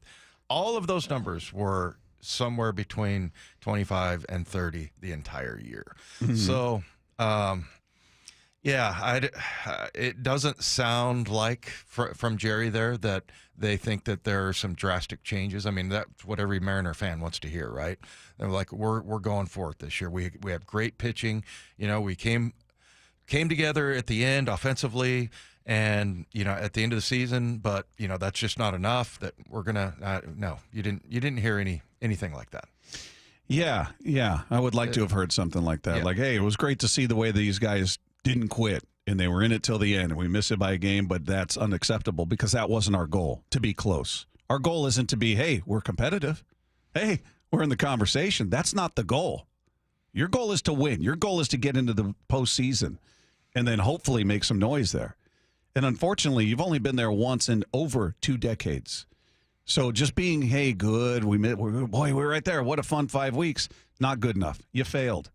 Sorry, those are the facts. And to look at that as the sort of definition of what this team is moving forward, saying, well, now this is who we are. And I'm not saying he didn't use those words, but the implication was sort of there. And there's been some articles written by Adam Jude and what the offseason approach may or may not be. And it doesn't fill me full of optimism, Dave, in terms of I want to see him do something completely different because what you've been doing has not been working, period. The end. Hasn't been working. Do something different. I don't care if it's uncomfortable, whatever it is. And that doesn't even mean money necessarily. If you've been, like we talked about before, if your whole acquisition process is based on analytics, maybe you devalue those a bit and go with your eye test a little bit more. Or as Edgar was talking about, approach at the plate, simplify it. Because whatever you've been doing to this point has not been working, period. So try something else. And he talked about how they feel about the offense, going into this offseason. And our position player group, there's a lot there. Our outfield moving forward, I think you're looking at it. Obviously signing Vic to an extension, and Julio is really showing us over the last 6 weeks what he has always done when he's right. And bringing Randy in at the trade deadline was a positive thing for us. I think Luke Raley had a terrific year, and in many ways, from the end of May, was probably as exciting a player as we had on the field. Often, Cal Raleigh really carried us through a lot of this season, and continues to grow as a leader. What he's done on the field gets a little better each year, and it started out as pretty good. He's become one of the elite players at his position in the league. I think his voice is growing in the clubhouse. We've got some holes that we'll need to address and areas of improvement. But all in all, I think the group has shown us again over these last 5 weeks why we believe in them. All you need is a first baseman. Any of those things. You need a first baseman, you need a second baseman, you need a third baseman, and you need J.P. Crawford to step it up because he had a dreadful year. So your infield is a question mark, one big question mark outside of catcher. Right? Yeah. It feels like a lot. Yeah, it does. But I don't know. I mean, at the end of the year, he's just trying to explain, what's the positive part of it. I don't think he's just going to come out and say, hey, we need to get better here. We need to get better there. He's just trying to give everybody. And I think that more than any other fan base, it pisses people off. It does. Well, because of their lack of – it'd be different if this was a team that was – hey, they're in the postseason every other year even, or every couple of years. Dave, once in over 2 decades, just once. It's just not acceptable or reasonable to expect that that's going to pacify the fan base, that you can expect them to go, oh, okay, as long as we're having fun, As long as we're in the conversation, I'm good. There are some fans like that. Not me. It's not me. I can tell you that. It's not good enough. You didn't succeed, and you love Cal Raleigh. Everybody loves Cal Raleigh because he'll keep it real. And he was asked about DePoto's comments saying, hey, the last 5 weeks are really encouraging. Here's his response to that. Yeah, I mean, the season's more than 5 weeks.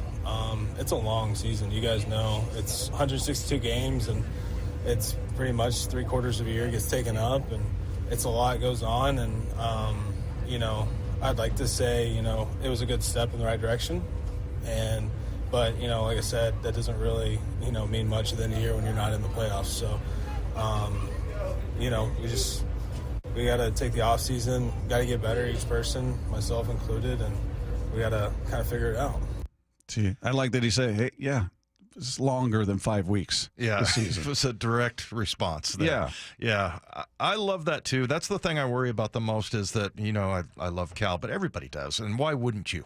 He was their MVP this year. Yeah, and it's not just about, what he does at the plate in big moments. It's, managing that entire rotation and just the way everybody respects him.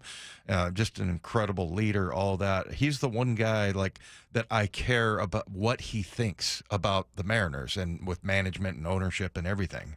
And so, I don't know. I do love that he has gotten more vocal about things like that because saying that was the one thing that stood out to me. Yeah, you guys all know it's a longer season than just 5 weeks. The end.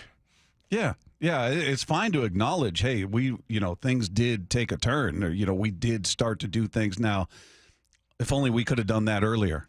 One game. You missed it by a game. Again. So if only that had happened earlier. Well, it didn't. I mean, unfortunately, the acquisitions outside of Luke Raley and Victor Robles did not do you any good. They did not live up to the billing. They didn't live up to the back of their card. In some cases, they barely played for you. Luis Urias spent the majority of the year in AAA. You paid him, $4.5 million to do so. You can't have that, especially with a team that has a budget that, by all accounts, is fairly tight. You can't afford a $4 or $5 million miss. And in the case of Mitch Haniger, close to a $20 million miss this year. And Mitch Garver, it's a $12 million miss. This isn't the Yankees. It's not the Dodgers. It's not even the Astros. Astros got rid of Abreu. They paid him a boatload of money. He was terrible, and they just said, all right, this isn't working. It's untenable. We're going to part ways. They ate the contract. So it's just they don't have that slack to miss the way they did. And, again, if they have to reassess how they evaluate players, the types of players they're going after in the offseason, then do that. If it's, and that's not even anything to do with salary. That's just, all right, we've been shooting for this kind of player. That hasn't worked. Let's look at this. Let's go down the street we haven't gone down yet because it hasn't worked. But to this point, I understand he's got to put a positive spin, and it is positive. The final 5 weeks, it was. Unfortunately, you came up short again. He talked about how they will assess this offseason when they put the team together. Like I do with every season that doesn't result in winning the World Series, a learning experience. I think a lot of our players learned. I learned a lot. I know our staff learned a good deal. We learned some things not to do. We learned where we may be doing things the wrong way, and we have to make adjustments, not just in approach on the field, but in how we put the roster together, and maybe in some of the things we're looking for, and in how those things fit in our ballpark. Maybe that's been the greatest lesson for us this year. Hopefully we're able to adapt the lessons we've learned to building the 25 team. But like I said, I think most of that is already on the field. Most of it is already on the field. Yeah. There it was. And I think he continued talking there, but you cut it off right there. I didn't cut it off. That's just as long as the cut is. Yeah. Yeah, I mean, I guess technically he's right. Most of it is you got your rotation, you've got your outfield, you've got your catcher, you've got J.P. Crawford, who, again, needs to take a very big step forward next year. This was just a dreadful year for him. But as I see it, you've got 3 open spots on that infield, first, second, and third. And we'll see what they do there. People say, well, Luke Raley should be your first baseman. He's not a good defensive first baseman. Sorry. He's just not. I don't think he's somebody you want out there every night. You want his bat in the lineup. I love who he is. He was again, the one offseason acquisition that lived up to and exceeded the back of his card. So I love what he brought. He was a success. I think you'd want somebody who you feel better about defensively at first base, and maybe Rayleigh becomes your DH, and then spells guys at first base, can play outfield. But you've got openings at the 3 infield spots right now, and Jerry talking about, he admits they've struggled finding the right players in free agency. That's been more of a struggle for us.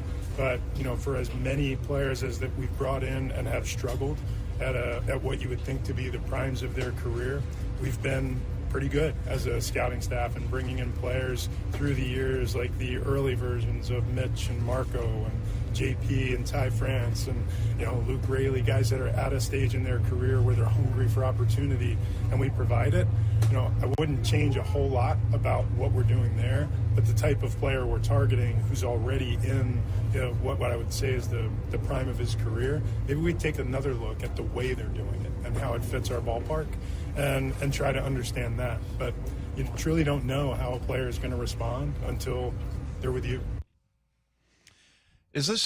Do you think that this happens with other GMs at the end of the year, where he's president of baseball operations, but you just kind of come out and give a recap and just be, keep it positive, and I mean, because I just feel like that's really what he's doing. Mm-hmm. He's basically defending his job and saying, "Hey, this happened, this worked out, and everything."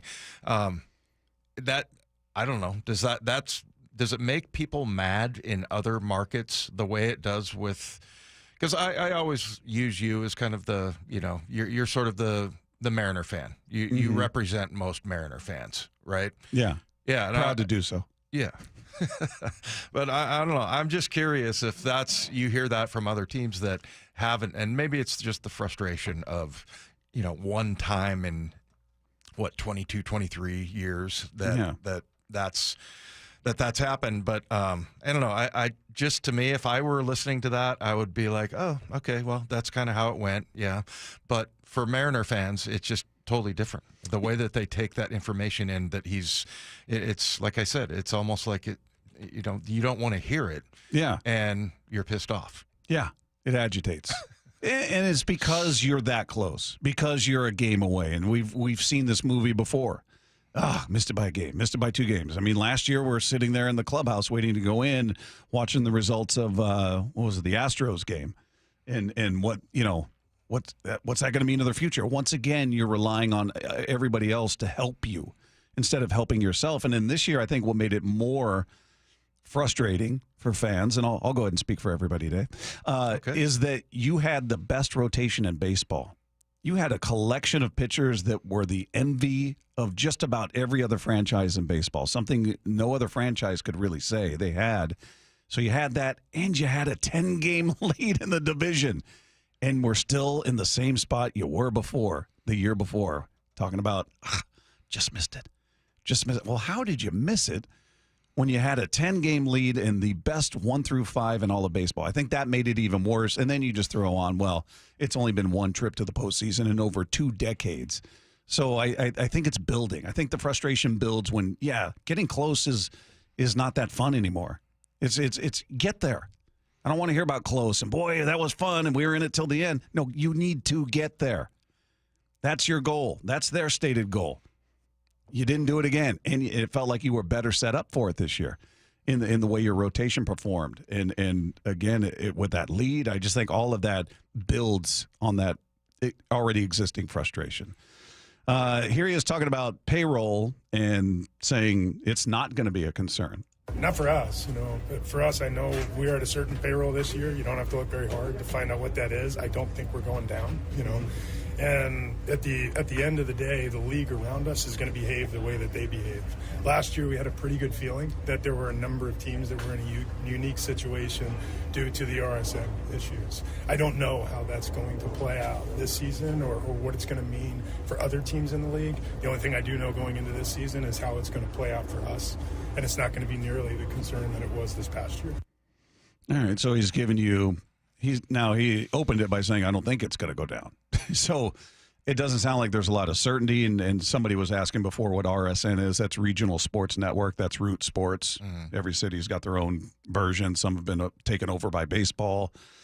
Major League Baseball. So that's, that was part of the problem last year is the, subscriptions were down and they were losing money on the network. So they didn't have the money they thought they were going to have to spend on free agents and put into the roster. He's telling you that's not going to be the issue this year. We'll see. We'll see. Are they in lockstep? Have they agreed on a number? Have they, sort of accounted for the pay raises that are built in with the guys you've already got? You've got arbitration eligible guys. Their pay is going to go up. Randy Arozarena, Logan Gilbert, people like that. You've got Julio Rodriguez. His salary goes up. Cal Raleigh is, you got different guys who are just going to be, by virtue of being here, it's going to increase the payroll. You're not adding anybody new, but you are adding payroll. So are we going to get into semantics and they're going to go, well, payroll is bigger than it was last year? Well, because the guys you already had were in line to make more money based on their contractual situation. It's not about, well, we're paying more because we brought in all this extra talent. So I have no doubts they're going to go out and acquire players. It's just, is it going to be more of the same? Is it going to be the AJ Pollocks and the Polancos and the guys that maybe are available for a reason? And, we're good at one point and can't find it here? Or what, are you going to go after somebody who's more towards the prime of their career, who's established? I don't know. I don't know what their approach is going to be, but I got and one more from Jerry here. This is him. He was asked if a lot of that payroll, as we were just talking about, is tied up in guys who are already on the roster due to arbitration. Well, sure. I mean, that's going to be a big number. So that's not a hard question to answer. We have some really good players. Cal, Logan, George. There's Julio takes a big jump this year. We have arbitration eligibles up and down our roster. That's gonna it's gonna jump payroll quite a bit anyway. But it won't be the only rise that we see in payroll. But again, I can't tell you. I can't give you a number. I don't know what that is. I can tell you that we're not going the other way. What would piss you off more? That they don't spend any more money this year and don't go after, getting a good first baseman, second baseman, whatever, or that they trade away one of their guys from their rotation, like George Kirby? Yeah, I think trading away that piece would get to me more.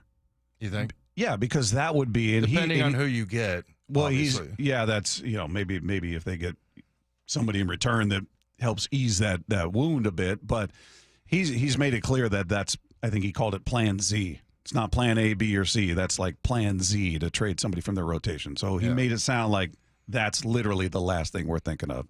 I hope that's true. But to answer your question, that would upset me more because they would be forced to do that because of what they didn't do before, as we've talked about in the previous off seasons, because of the approach you took, or more importantly, didn't take in previous off seasons. You are now in a position where you are forced to part with one of your young arms because you didn't do what you needed to do then, where it was just money. Now it's about giving up a piece that's been a valuable, productive part of your team in order to compensate for what you didn't bring in before because you didn't want to spend the money. So that would piss me off more, Dave. Yes. That's what I figured. Yeah. So anyway, all right, coming up, both offensive coordinators excelled last night, and we're going to get into that when we roll the tape. Coming up with Wyman and Bob, this is Seattle Sports on 710. Seattle Sports, your home for Brock and Salk. Have you guys seen Ken Walker? Because he was really, really good last night. Clearly, did that drop disappear, by the way? Yeah, it's no longer in the system. Mora had it banned. Mora, you killed that drop? Yeah, sad. It's all gone now. It's still... She whitewashed it. Have you guys seen Ken Walker? That's so good. Every time. He was difference maker. Enough so, Brock, and not just him, but I am starting to wonder if the worm is turning on running backs all being replaced. On Seattle Sports and 97.3 FM HD2. This is Chris Davis with the Davis Law Group. Did you know that a pedestrian does not have to be crossing the street on a marked crosswalk to have a successful legal claim against the driver? Pedestrians can even be partially at fault for a collision and still have a valuable claim. Call us today for a free consultation or get my free book on pedestrian accident law at WashingtonAccidentBooks.com. That's Davis Law Group, better service and even better results.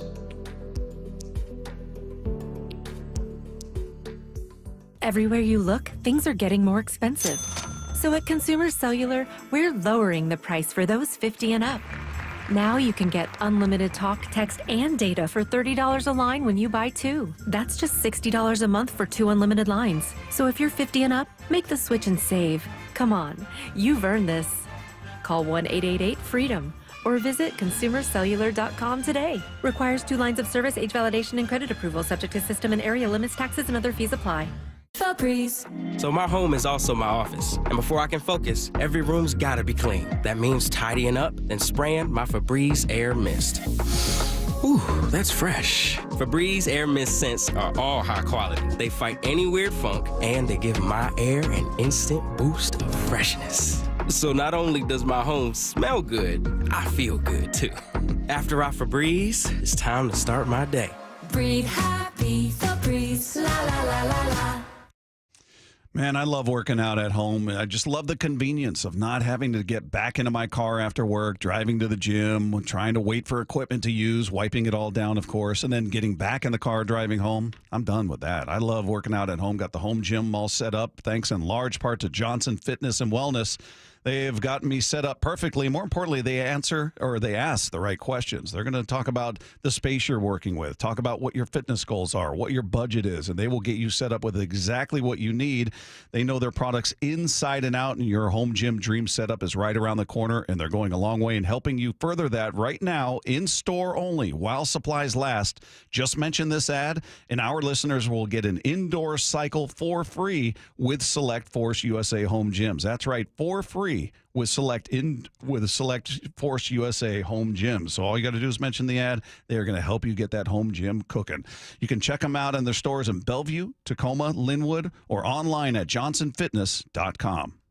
Research shows well-maintained trees significantly increase home values. So there is such a thing as a money tree? Find your next money tree at Big Trees, Washington's premier tree sales and transplant company. So while money doesn't grow on trees, reap the benefits of a yard landscaped with trees and increase your property value at the same time with Big Trees. For hours, directions, and to find your money tree, visit BigTreeSupply.com. Beauty, privacy, instantly. Big Trees.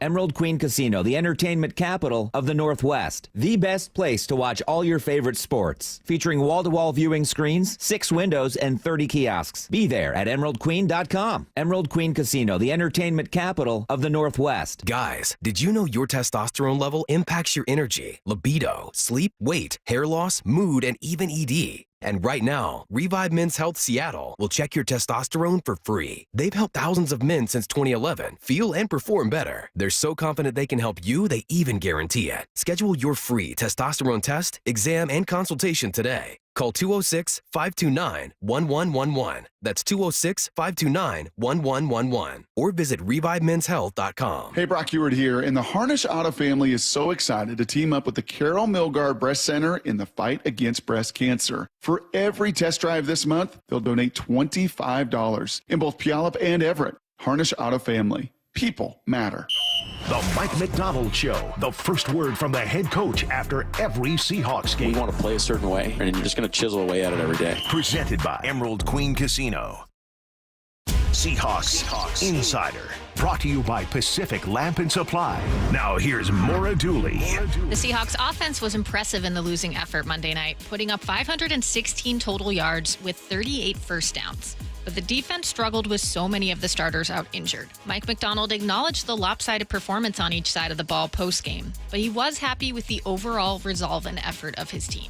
Offense was responding. Defense, we weren't able to get stops, especially in the second half. And there's a feeling that you see in the guys' eyes where, there's no one's hanging their heads. Everyone's just like laser focused, poised, just like we've talked about throughout the Denver game. And that's a characteristic of our team that we've had throughout the season. So proud of that. It's easy to start, looking around and woe is me type of idea, but that's not our guys.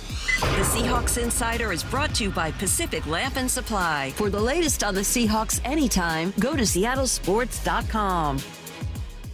You've probably noticed the temperature starting to fluctuate, and that gets even more pronounced at night. Is your insulation ready for the upcoming cold season? Let me guess, you haven't checked. You're like me, you don't want to go into your attic or your crawl space. Well, that's why Crawl Pros goes where you don't want to. It's Mike Salk here. They came out to my house for a free inspection and found my insulation wasn't up to snuff. So they showed me pictures of the problem, explained it, and then they got it all fixed. Now, Crawl Pros has partnered with Puget Sound Energy to provide special rebates on insulation work. So if you're a PSE customer and your home was built before 1990, you may qualify to receive a rebate on up to 95% of the cost to properly insulate your crawl space and attic. Don't wait for the temperatures to drop. Take advantage of these enormous rebates today. Call Crawl Pros to learn what's going on behind that crawl space and attic hatch for free. Again, if you're worried about critters, mold, water damage, insulation issues, or anything else related to your crawl space or attic, schedule a free corner-to-corner inspection at crawlpros.com. 911, what is your emergency? There's a fire in my building. Please send help right away. What is the address of the fire? My address. Hold on. Oh, wait. The fire sprinkler just went off, and it's putting out the fire. Good to hear. The fire department will still be dispatched as a precaution. Fires are fast, but fire sprinklers are faster. Fire sprinklers get water on a fire immediately to protect you and your property. Install fire sprinklers in your home or business today. Brought to you by Puget Sound Area Fire Protection Contractors. Lumen Field on Seahawks game days is your key to unlocking premium hospitality, views, and experiences. Host a memorable event in your own private game day suite. Or see an up-close, unique perspective from sideline and end zone field seats. To learn more about all the ways you can elevate your Seahawks game day at Lumen Field, visit Seahawks.com/premium. This hour is brought to you by Contour Fence. Let's roll the tape. Your in-depth breakdown of the Seahawks from former linebacker Dave Wyden. We do it every week. Take a closer look at what went on in the matchup the Seahawks had that particular week. This one against the Lions, obviously. And Dave, it felt like whatever the Lions wanted to do, they were able to do. What allowed Ben Johnson to have as much success as he had calling plays last night? Yeah, well, first of all, I think he's really good at what he does, and that's one of the reasons why he is one of the top candidates for head coaching jobs, and maybe next year they'll get that. I think what he does best is that he blends, sort of the technical part of calling plays and everything with the physicality that Dan Campbell brings to that team, and they work together really well. Because you look at and I called out Jake Bobo, as far as him being great at blocking downfield, and I felt like that's kind of what you saw from their wide receivers. They're tough guys. Yeah. They'll actually get after you. By the way, did you see Geno? Before I get to this answer here, it was on the an interception return, and he went and just plowed somebody. That I felt like he was mad at him, but it wasn't. It was somebody that was running interference for the return. I missed that one. And yeah, it was like he hit him hard, and I was like, wow, I like that, Geno, but don't get hurt, please. Yeah, we need you. Yeah. So, but no, I think, and specifically what I talked about earlier is that I thought that they created more gaps just by getting more guys in the box. And so they have really good running backs, Jahmyr Gibbs and David Montgomery, that are really good at hitting those little slots that, are pretty thin, and that's what we always talk about with Ken Walker. He's one of those guys that, he can just get through a tight little gap, and that's exactly what they did. And then, what you saw was all of a sudden now you've got DBs and safeties that are inside the box playing big boy football. Mm-hmm. And so, you can sometimes you have like a mismatch where you get an offensive guard or an offensive tackle blocking a corner. And it's one thing if it's out on the edge, the corner can probably juke him, no problem. But when it's in the phone booth there, does anybody know what a phone booth is? It's not a favorable matchup. Not a good That's close matchup. Quarters. Let's just call it that. Close quarters. Exactly. So, I thought that's what he did that was really good. And then obviously he's a good coach because, and I'm not saying this to take a shot at Jared Goff, but he's made him into a really good quarterback. And I think, you see that with O'Connell in Minnesota and Sam Darnold, Mm-hmm. and I think it's interesting that maybe we'll talk to Field Yates about that when we hear from him. But I think it's interesting that you can have some quarterbacks that just weren't very good, and then all of a sudden you get the right coach and the right system, and you give them enough confidence, and they turn into really good players. And I think that's kind of how Jared Goff, he started off okay, and then it got worse and worse, and now all of a sudden he's back to being where he originally was. Was he the first pick in the draft, I think? I believe so. Second. It was him and Wentz. He was first overall pick in 2016. Yep.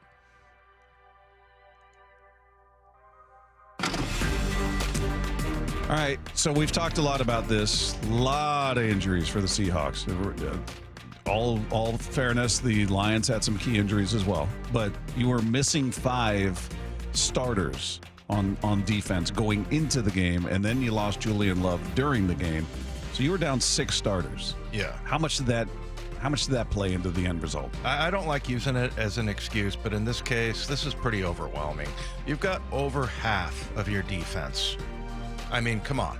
There's a reason why. The difference between, and especially to me, if you could have one guy back, to me it would be Boye. Mafe, to me, is I think he's on a different path, and he is like headed for superstardom.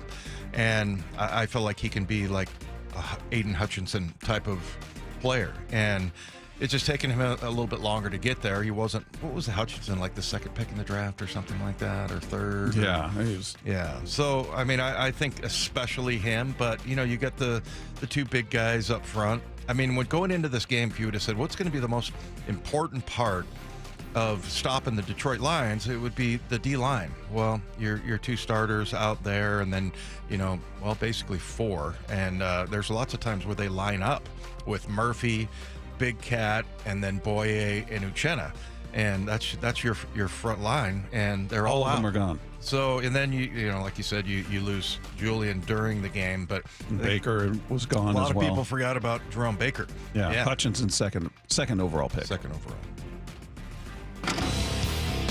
All right. The positive was on the offensive side of things. What did Ryan Grubb do last night that helped ease you maybe some initial concerns you had about him? I'll tell you what, man, I thought that he was going to be a little bit more like reserved and, kind of start off with, I'm not going to try to do a bunch of fancy stuff. I'm going to try to, just be pretty vanilla. And that throwback, that really got me. I thought the JSN to Charbonnet lateral is what it was called. I was just like, wow, this guy's really like letting his hair down. Mm-hmm. And, I feel like he's going to be keeping people off balance. The thing is, when you go into a game, and I just remember, thinking about offensive coordinators that whoever's calling the game, and if you see a couple of plays like that, you're like, wow, this guy he likes taking chances, and he's doing some things that are kind of unorthodox, but it worked. It's worked really well, and I was just so surprised by that. And then just some of the design of the other plays that he has, and his connection with Geno is really good. So yeah, I've been incredibly impressed with Ryan Grubb and what he's done. And I think also his ability to adjust and to he kind of puts himself above all of the adversity that's going on and just gets to work. And you see how calm he is during the game, after the game, and he's got a lot of confidence, and he's got that great connection with Geno. But yeah, for anybody that was worried about him, I thought he really answered the call on a national stage. A lot of people were talking. I was interviewed a couple of times by Detroit area, radio stations, and they're like, well, what about this Ryan Grubb guy? He's, never coached in the pros and blah, blah, blah. And he's brought some of that innovation from college football into this offense, and it's been really good. So I was very, very impressed by that last night, and I thought, the sky's the limit for this offense. The way that they had those drives. If you go and look at the offensive numbers, by the way, the 38 first downs is a franchise record, I guess. Yeah. So, yeah, unbelievable. Unbelievable that they put up those numbers over 500. So anyway, I just like the way that he calls games, and I feel like you're going to see some more exciting plays like that. And the thing about it that impressed me so much, that lateral, was how well executed it was. There you go. We roll the tape each and every week after a Seahawks matchup and give you some more insight, get down into the details of the matchup. Meanwhile, the passing of Pete Rose leaves a very large and complicated legacy in baseball. We're going to talk about that coming up next with Wyman and Bob. This is Seattle Sports on 710. Seattle Sports, your home for Bump and Stacy. Geno Smith in the offense put up 516 net yards. They also scored a season-high 29 points. How special did he look out there? Geno was on point, man. He threw the ball 56 times. That's a career high. Had 38 completions. That's a career high. People were saying Sam Howell should be the guy. I bet y'all have calmed down with that now. I was really impressed by Geno. His leadership, his composure, getting to the line of scrimmage. He checked out of some plays. At no point did I think Geno was overwhelmed. On Seattle Sports and 97.3 FM HD2. Well, it's buck season at Pacific Power Batteries with our $10 battery bucks for your next trip when you come and buy $100 worth of merchandise. Yes, these are for our dear customers who could use the dough. Pacific Power Batteries has lots of batteries for all of your outdoor gear this fall season. At our stores, some folks might get that deer in the headlights look at the variety of batteries for just about anything. Family owned since 1985, Pacific Power Batteries with batteries for everything. This is Cammie Michaels. 4 years ago, I was rear-ended in a terrible car accident. Little did I know that my biggest fight to cover my medical bills was with my own insurance company. Davis Law Group fought for me when I was unable to fight for myself. They got the results I hoped for. For more of my story, go to dlgstories.com/Tammy. That's dlgstories.com/Tammy. Every day, Cintas service reps help businesses get ready for the workday. They provide freshly laundered workwear delivered every week. Mats, mops, restroom and cleaning supplies. First aid and safety products to help your employees stay safe. They even test and inspect fire extinguishers and emergency lights. Cintas helps keep your business running smoothly. See what Cintas can do for you. Visit Cintas.com. Oh, I'm ready! And get ready for the workday. Hey, pet parents. With Progressive's collision coverage, you get extra protection for your cat or dog, because there's nothing worse than seeing your pet hurt. Like when you see their face after accidentally stepping on their tail, and you say, "I'm so sorry, Mr. Pickles." But as you kiss his nose and rub his little belly welly, you know Mr. Pickles is thinking, "You betrayed me." Anywho, Progressive pays up to $1,000 in vet bills if your pet is injured in an auto accident. Learn more at Progressive.com and watch where you step. Progressive Casualty Insurance Company and Affiliates. Collision coverage subject to policy terms. Not available in all states. Order for Jennifer C. Is this my double shot, double cream, double froth, double pump, double hot, double whip, double sleeve? Yeah. Can you handle that much caffeine? Hey, did you know Discover automatically doubles all the cash back you've earned at the end of your first year? Well, I do now. Seriously, did you know Discover automatically doubles all the cash back you've earned at the end of your first year? Yeah, you just said that. Did you say I just said that? Yeah, I'm cutting you off. Did you say you're cutting me off? You earn, we match. Unlimited cashback match.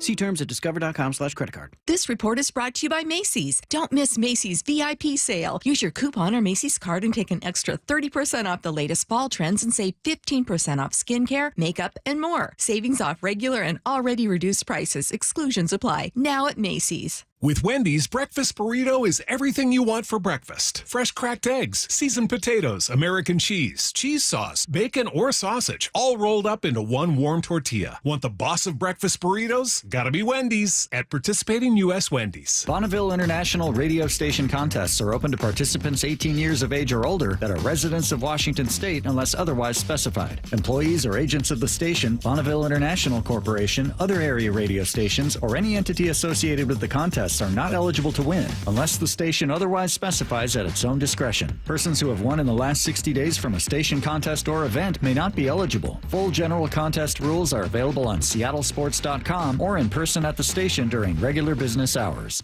Subscribe to the Seattle Sports YouTube page to find new and exclusive content from your favorite shows and personalities daily. Just head to YouTube, search Seattle Sports, and click subscribe. You know, someone asked me the other day, do you know how many devices the average home has connected to their Wi-Fi network? It's way more than I thought. So I actually went home and counted how many connected devices in my home. It is more than a dozen, all to keep us connected to the good stuff, our streaming, gaming, all the internet, and you name it. Well, Xfinity knows that the number of devices we have connected to our internet is growing by the year. And that's why they engineered their gateways to handle hundreds of connected devices, hundreds for real. And now through October 10th, get $100 150 megabit Xfinity internet for just $19.99 a month for 12 months with a 1-year contract, and ask how to get an eligible free 5G phone with Xfinity Mobile. Make sure your home Wi-Fi can handle everything you throw at it and then some. Visit Xfinity.com, call 1-800-XFINITY, or visit a store to switch today. Xfinity, bring on the good stuff. Requires paperless billing and auto pay with store bank account. Equipment taxes and fees extra after promo. Regular rates apply. Xfinity Mobile requires Xfinity Internet. Actual speeds vary. 1-800-XFINITY. When you want to kick your weekend off right, Muckleshoot Casino Resort is always a big hit. Hey, it's your boy Cliff Averill. The biggest and the best in the Northwest is now bigger and better. Mark your calendar for a night of nonstop laughs with my guy and Washington's own Joel McKell, live at the Muckleshoot Event Center, Thursday, October 3rd. Gather your crew and meet up at Market 253 for delicious food and drinks before the show. Get your tickets to Joel McKell at MuckleshootCasino.com, and please game responsibly. All roads lead to Muckleshoot.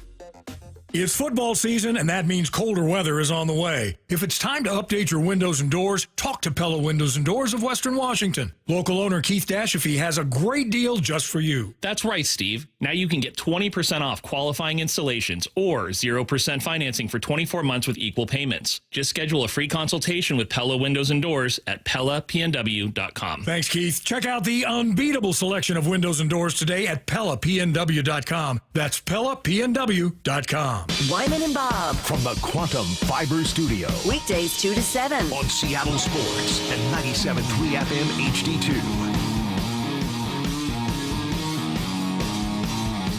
Text line is there for you at 866-979-3776, powered by Mac and Jack's Brewing Company. Coming up at 4 o'clock, Mark Schlereth will join us. You never want to miss that conversation, so make sure you stay tuned for that. Coming up in about 15 minutes from now. Also at 5 o'clock, another conversation you never want to miss. El Hombre. Michael Bradley will join us as he does each and every Tuesday at 5 o'clock.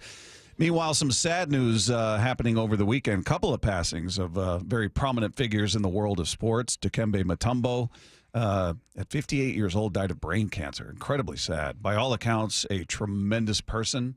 Obviously, he was a tremendous player, and I think Sonic fans are very aware of him as...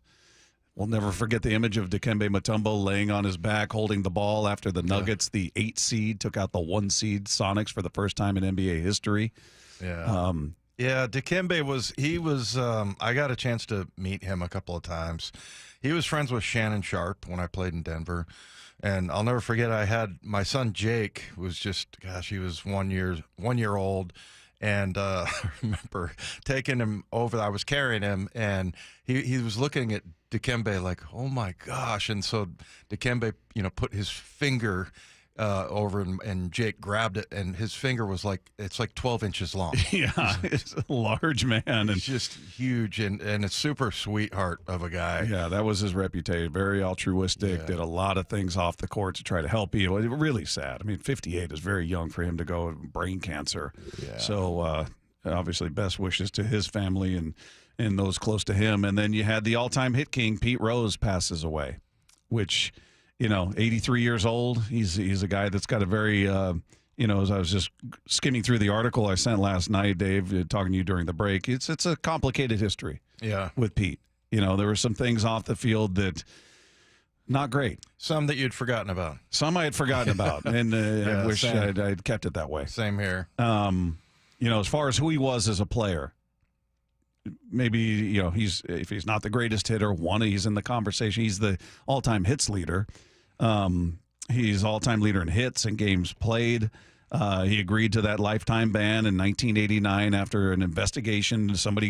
Baseball got tipped off by some that he was working with bookies and others to place bets on baseball, including the Reds when he was a player manager for the team. He denied it for the longest time, but agreed to the lifetime ban, and then he wrote a book in 2004 where he said, all right, I did it. But he said, I never bet against the Reds.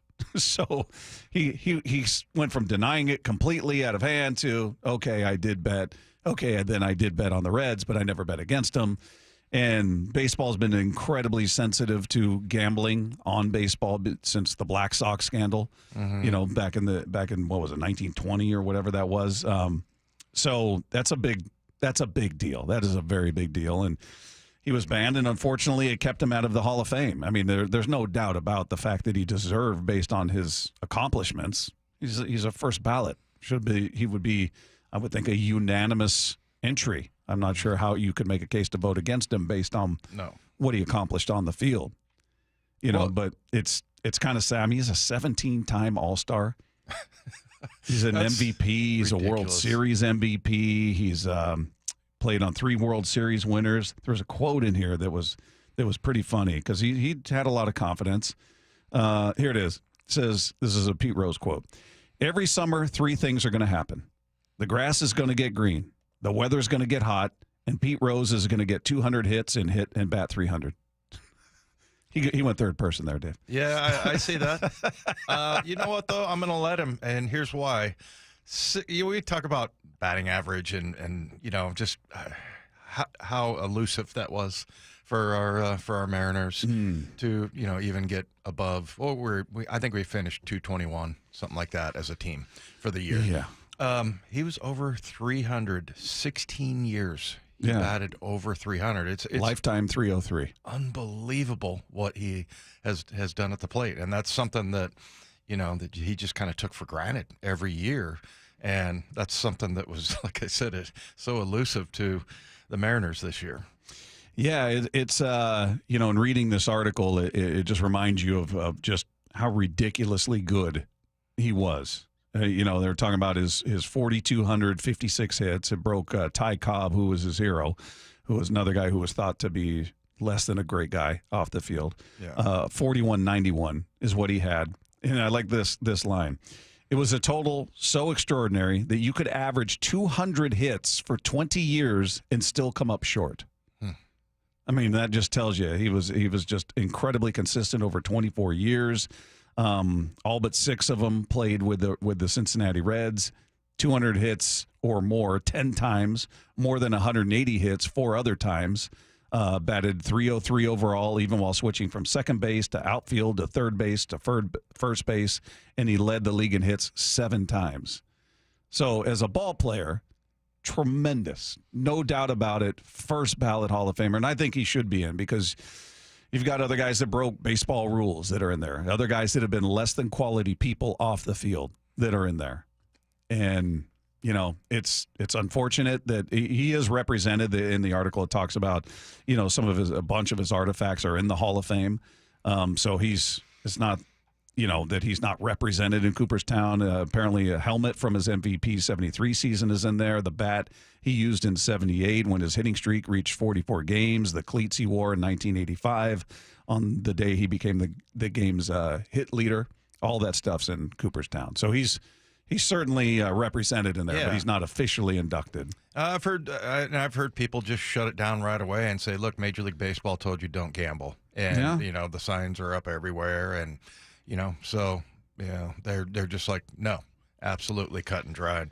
The other thing that's impressive about him is just the longevity and how many, almost 16,000 plate appearances in his career. Just looking at those numbers and how this was just like an incredible career. And so you would look at this obviously and say, yeah, he's absolutely a Hall of Famer. Probably halfway through his career, he was a Hall of Famer. But I don't know. I don't know how I feel about that part of it. I mean, I think he should be in. But I get that he agreed to it. He denied for years and years and years, and not till he wrote a book did he really start to come clean. And even then, he's like, well, I never bet against him to lose, which he obviously as a player manager could impact. Like, all right, well, I'm not going to play this guy, or I'm going to pull this guy, or I'm going to whatever. Well, that was the one thing, like we talked about with the NFL. That's the one thing that would take down the NFL, or the integrity of the game. Yeah. If somebody is like, hey, I want you to miss this field goal, or hey, I want you to swing at these bad pitches or whatever. So yeah, I mean, I guess I can understand the seriousness of that. Yeah. It's and everybody's got a different opinion. Some are, like you said, some are absolutely nope, non-starter. He broke that golden rule, if you will, and everybody knows the repercussions that come with that. So it doesn't matter what your name is, you should serve that punishment. Others feel like, hey, man, you've got guys in there that were drug cheats, that they cheated on, they were bad people, they abused people, blah, blah, blah. They're in there. It's I don't know. There's a lot of nuance to the conversation, and I'm not making the case that off the field he was a great guy, because there are other things in his past that you and I were talking about that are not great off the field. But as a player, the all-time hit king, and I personally would think he should be in the Hall of Fame. But that's where that is right now. Meanwhile, we'll start off our week with some. As Lefko puts here, we're going to start our week off with some stink. Nicely done, Mike. You like that? He's very proud of himself. Yeah, look, it rhymes. It fits. It's witty. I just noticed we're all wearing witty. gray. It's witty. If I do say so myself. I just noticed we're all wearing gray. I don't know how I feel about that, but different conversation. Okay, Mike. Thanks for chiming in. Wow, you just went ADD there. Hey, something shiny. All right. Well, on that note, Mark Schlereth will join us next here with Wyman and Bob. This is Seattle Sports on 710. Uh-oh. Looks like your plumbing just threw a Hail Mary into the wrong end zone. But don't worry, folks. Flowhawks Plumbing and Septic is here to intercept the mess. From busted pipes to clogged drains, we've got the plays that'll turn your plumbing fumble into a winning touchdown. Why risk a penalty? Call Flowhawks, the hometown heroes who will blitz that plumbing problem before it costs you the game. Because when your pipes are on the line, we bring our A game. Talk to the Hawk. 1-800-FLOWHAWK. That's 1-800-FLOHAWK. Hey, Brock Heward here, and I have had my share of sports injuries, and I know a little bit about pain. Well, that's what football will do to you from head to toe. But you don't have to play professional sports to know what I'm talking about. Painful joints from arthritis can affect anyone and make it hard to do pretty much anything. Well, that's where my friend, Dr. Daniel Nelson from Eastside Pain and Regenerative Medicine, comes into play. He has seen so many patients through the years suffering from chronic joint pain caused by arthritis. So don't let pain stop you from your quality of life. Don't let pain stop you from enjoying life. Consider Dr. Nelson the only doctor with over 30 years of experience in pain medicine techniques, including stem cell therapy. It's a non-surgical solution to pain using your own stem cells. That's right, your own stem cells and platelet-rich plasma to harness your own body's healing potential. Consider stem cell therapy with Dr. Daniel Nelson, MD at 425-823-4000 or visit DanielNelsonMD.com. That's DanielNelsonMD.com. Want to listen to Seattle Sports on your smart speaker? Hey, smart speaker, play Seattle Sports. This message is powered by the EQC Sportsbook at Emerald Queen Casino. Emerald Queen Casino, the entertainment capital of the Northwest. Free consultations, no fee guarantees, 5-star reviews. J.P. Pendergast with Pendergast Law explains the importance of going beyond these familiar offerings. Accident victims want an attorney, Tom, that satisfies their needs. Someone who handles those needs with the highest degree of care. Pendergast Law offers the no-fee guarantees and free consultations, but these only scratch the surface. Okay, explain more. We make sure that every member of our team is genuinely passionate about helping others.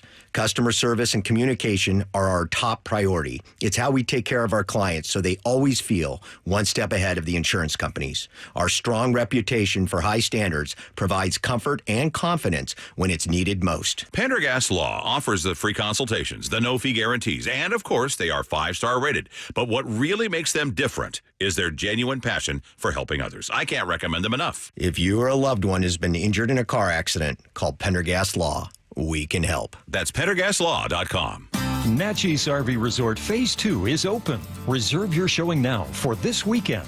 Ty, tell us about it. Our Phase 2 features a release of 12 extra-large RV lots starting at only $89.9, complete with full hookups. Don't have an RV? Come see a stunning turnkey park model. It's the perfect way to make Natchez RV your home away from home. Natchez RV Resort has 300 days of sunshine and year-round family fun. Fishing, hunting, snow skiing, golf, river rafting, outstanding wine tasting, and more. Our 4,300-square-foot clubhouse is now open with gourmet kitchen, great room, fitness center, showers, and laundry. Completed are the pickleball courts, playground, dog park, and miles of recreational trails. The saltwater swimming pool and hot tub are just a few weeks away. So reserve your showing now for this weekend, featuring 12 extra-large lots from just $89.9. 800-422-6009. 800-422-6009. NatchezRVResort.com. My wife and I always loved doing everything together. Jiu-jitsu, kayaking, and intimacy was always on point. It was around my early 30s when I noticed a downward trend. Watching a lot of TV, putting on weight, and just full of self-doubt. I had tried another men's clinic with disappointing results. It's the personalized treatment I receive at Revive Men's Health that has been the complete game changer for me. I've got my energy and motivation back. I'm feeling stronger than I did in my 20s, and it made me a much better husband to my wife. This is Dr. Andrew Elshouse of Revive Men's Health. If you're always feeling tired or moody, or your sleep is poor, you have low libido, you may be suffering from low testosterone. Book your free T-check and exam. Call Revive Men's Health Seattle at 206-529-1111. That's 206-529-1111. Or visit ReviveMen'sHealth.com.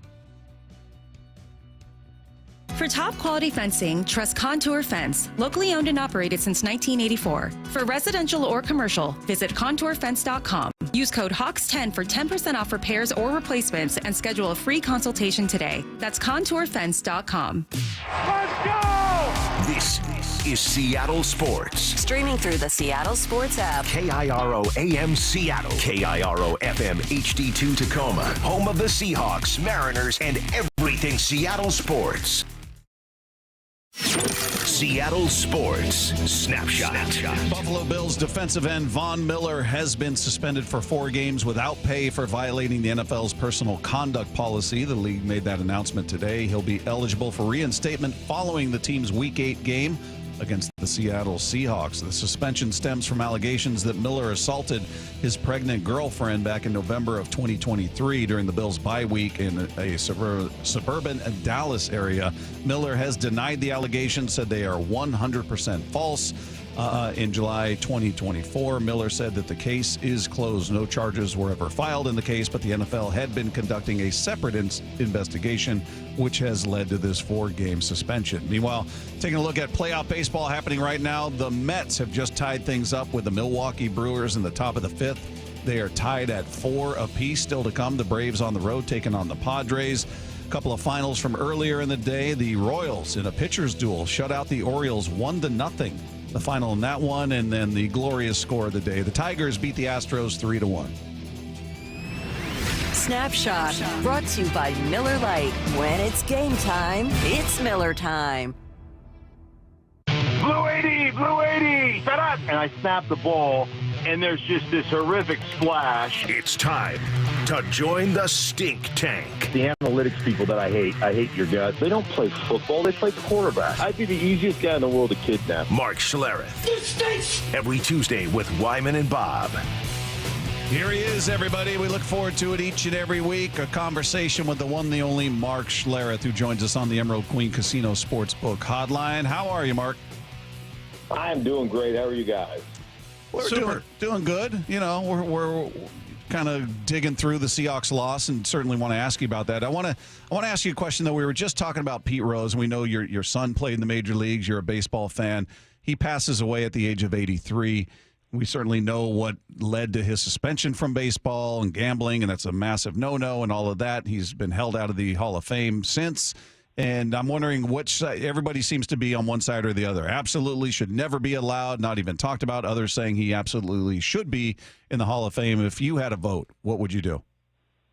Oh, I'd put him in. Like I would with Barry Bonds, and I would with, McGuire, and I would with Roger Clemens. And you can't tell the story of baseball without those guys. And listen, especially with, Major League Baseball and football and everywhere else being in bed with gambling and gambling sites and, and making money. I mean, it was a lifetime ban. Well, his life is over, and I think you ought to honor the guy posthumously at least. And, it's a museum, so there's always going to be an asterisk, by his name. There's always going to be that not the allegation, but the admission. And to me, what's the point now? Like, what's the point of continuing to hold him out of the Hall of Fame? So I would put him in, but that's the way I look at it. There's a lot of baseball historians that get all angry about it and all upset about it. But I've told you guys this. Like, Bud Selig's in, and he was the commissioner when steroids were running rampant, and it saved the game. And he hasn't been punished. A bunch of managers that knew exactly what was going on, they're in the Hall of Fame. And, and they were never punished. So I just don't understand, I don't understand that kind of principle of, we're going to punish these guys and we're going to hold them out forever. And ultimately baseball turned a blind eye to a lot of that stuff and now has, completely flipped on their stance in gambling. So I would put them in. That's me personally, but whatever. You can do whatever you want. Hey, speaking of that, Mark, it's crazy because you played about the same time that I did. Remember how high gambling was on the list in the NFL when they would come around, the security guys would come around, and it was about drugs and it was about guns. If you got Mr. Steele, leave him at home. I remember Charlie Jackson would always say that. And then it was about gambling, man. That they didn't want any connection whatsoever with that. And now all of a sudden, I don't know, it's just a weird turn. I'm so surprised that the NFL has eased up on that, and that they're actually in bed with a lot of the some of the bookies and things like that. I mean, that to me, that is that's an amazing turnaround. It is, and the whole argument, I think, is that now that it's regulated, it's regulated. There's more safe fails or whatever. I mean, I don't know. It was such taboo back in the day, and it was, we're never going to allow anybody to do this, and they would turn guys down. Have an event in Vegas in the off season, they wouldn't let you go do it. Right. And so it was interesting how that worked out. But I guess your opinion changes when you're making billions of dollars off of it. So you think? Yeah, it becomes less problematic when you're the one making billions. So apparently it's okay now. So yeah, the hypocrisy is there, but whatever. They're going to do whatever they're going to do. Hey, Mark, let's get to football in one of the Monday night games last night. You forget that there were two on, but the Seahawks taking on the Lions in yet another shootout. That's just what these two teams do when they meet. If you look at the last four meetings, I'm pretty sure they exceeded the over, speaking of gambling, each time in point totals. But when you look at how the Seahawks just dominated in first downs, 38-21, they 5 of 10 on third down, 516 yards to 389, 78 total plays to 50 total plays, passing yards, 383 to 273, rushing yards, time of possession, you name it, they beat them in that category. The only two they didn't beat them in was red zone, where the Lions were 5 of 5 and turnovers, 2-0 in favor of the Lions. Is that the difference? I mean, to see a team dominate every single category and end up losing by 13? Yeah, I mean, anytime you turn the ball over, that's always going to be probably the biggest indicator. So that's always going to be something, and so obviously that was big. And then your production, your red zone production, and how you are in that is always going to be a big thing too. Not that you get a moral victory, but you walk away from that feeling pretty good about what you did offensively, the way that Walker ran the ball. I mean, he was amazing. It was one of the greatest. That whole flip-de-doo thing was one of the greatest plays I've ever seen in my entire life. Like, I kept thinking to myself, is he down by contact? Did the whistle didn't blow? Like, how did you not actually be downed on that particular play? It was incredible. So I think you take a lot away from that. Obviously, you let Jared Goff go 18 for 18, and he's not just dinking and dunking. He is pushing the ball down the field on some deep dig routes and some, deep over routes. I mean, he's absolutely dealing. And, of course, they're physical. They run the ball, and they're incredibly efficient. So they're just a damn good football team. And, obviously you gave up, what'd you give up, 40 or whatever you gave up to them. But that was a really good game. I think you walk away from that. It's one of those you can walk away from and say, hey, listen, we lost. Yeah, we'd like to clean some things up. Yeah, we can't give up some of the big plays and the things that hurt us in the red zone and all that stuff. But I think you do walk away from those games occasionally feeling pretty good about your football team, because I think the Lions are legit. They're big, they're physical, they have a great offensive line. They control the line of scrimmage most of the time. They do a lot of things exceptionally well. They've got talent. They can run. They've got all that stuff. And yet, and defensively, they've cured some of what ails them in the last couple of years. They addressed their cornerback situation. I think they've got two really big-time players at the safety position, Kirby Joseph and Brian Branch, who didn't play last night. But I think they're a really good football team. And so I guess to me, you take something out of that and you say, hey, man, we've got a chance to be really good here in Seattle. And so I think you have to at least feel a little bit of comfort in that. Yeah, and the other thing, Mark, is we're trying to decide how much of that was the fact that they were down what ended up being 6 starters on defense. Julian Love gets hurt during the game. But I mean, you had Big Cat, Byron Murphy, Mafe, Uchenna. I mean, it's Baker. I don't know. At a certain point, I mean, you try not to make excuses for that kind of thing in the NFL because it's always next man up. But I felt like that was a little excessive. Yeah, well, there's no question. All those things matter. There's a reason there are starters and there are backups, because the backups aren't as good as the starters. That's why the starters get to play. So that always, those are always things that hurt you. And there is that, you miss one, hey, everybody's injured, everybody's got to play hurt, everybody this, that, and the other. But when you start missing 4, 5, and 6 of your guys, when you consider there's only 11 dudes that get to play at one time, that's a big, that is a big deficit that you have to try to overcome. And so that does, I mean, it hurts. And the other thing is from, not only it hurts from a physicality standpoint and your ability to play that position and play that role, but it really hurts the defense and communication. Being able to communicate everything, being able to talk to one another, being able to be in the right place. Those things do get that gets lost in the wash, so to speak, because people just don't understand how much you have to communicate on a football field to actually be a really good team. So there's another thing that you would look at and say, well, that didn't bode well for them, and it never will when you lose that many guys that are starters. So acknowledging what they were missing, and you can't discount that and the impact it may have had. Did the game or the outcome at all change your opinion, Mark, of how you view the Seahawks? Because we talked about it going into this game that, all right, they beat a rookie in Bo Nix his first game, and then they beat Jacoby Brissett, and then they faced Skylar Thompson and then his backup, so you're playing the third-string guy. So it was you always say never apologize, but they were sort of qualified wins based on the opposition, and this was the first test, and they came up short. So does it change your opinion at all of how you view this Seahawks team? Actually, it changes my opinion that I think they're better than I thought they were. And you hang what did they put 29 points up on Detroit, and you dominate in the run game, and you dominate some of the offensive statistics, and you do what you did against them. Like that's a hell of a game. That's offensive output on the road, dealing with crowd noise. And let's don't make any mistakes. Like you look at Detroit right now, obviously Aiden Hutchinson's a really good player on one edge, and they've had an injury.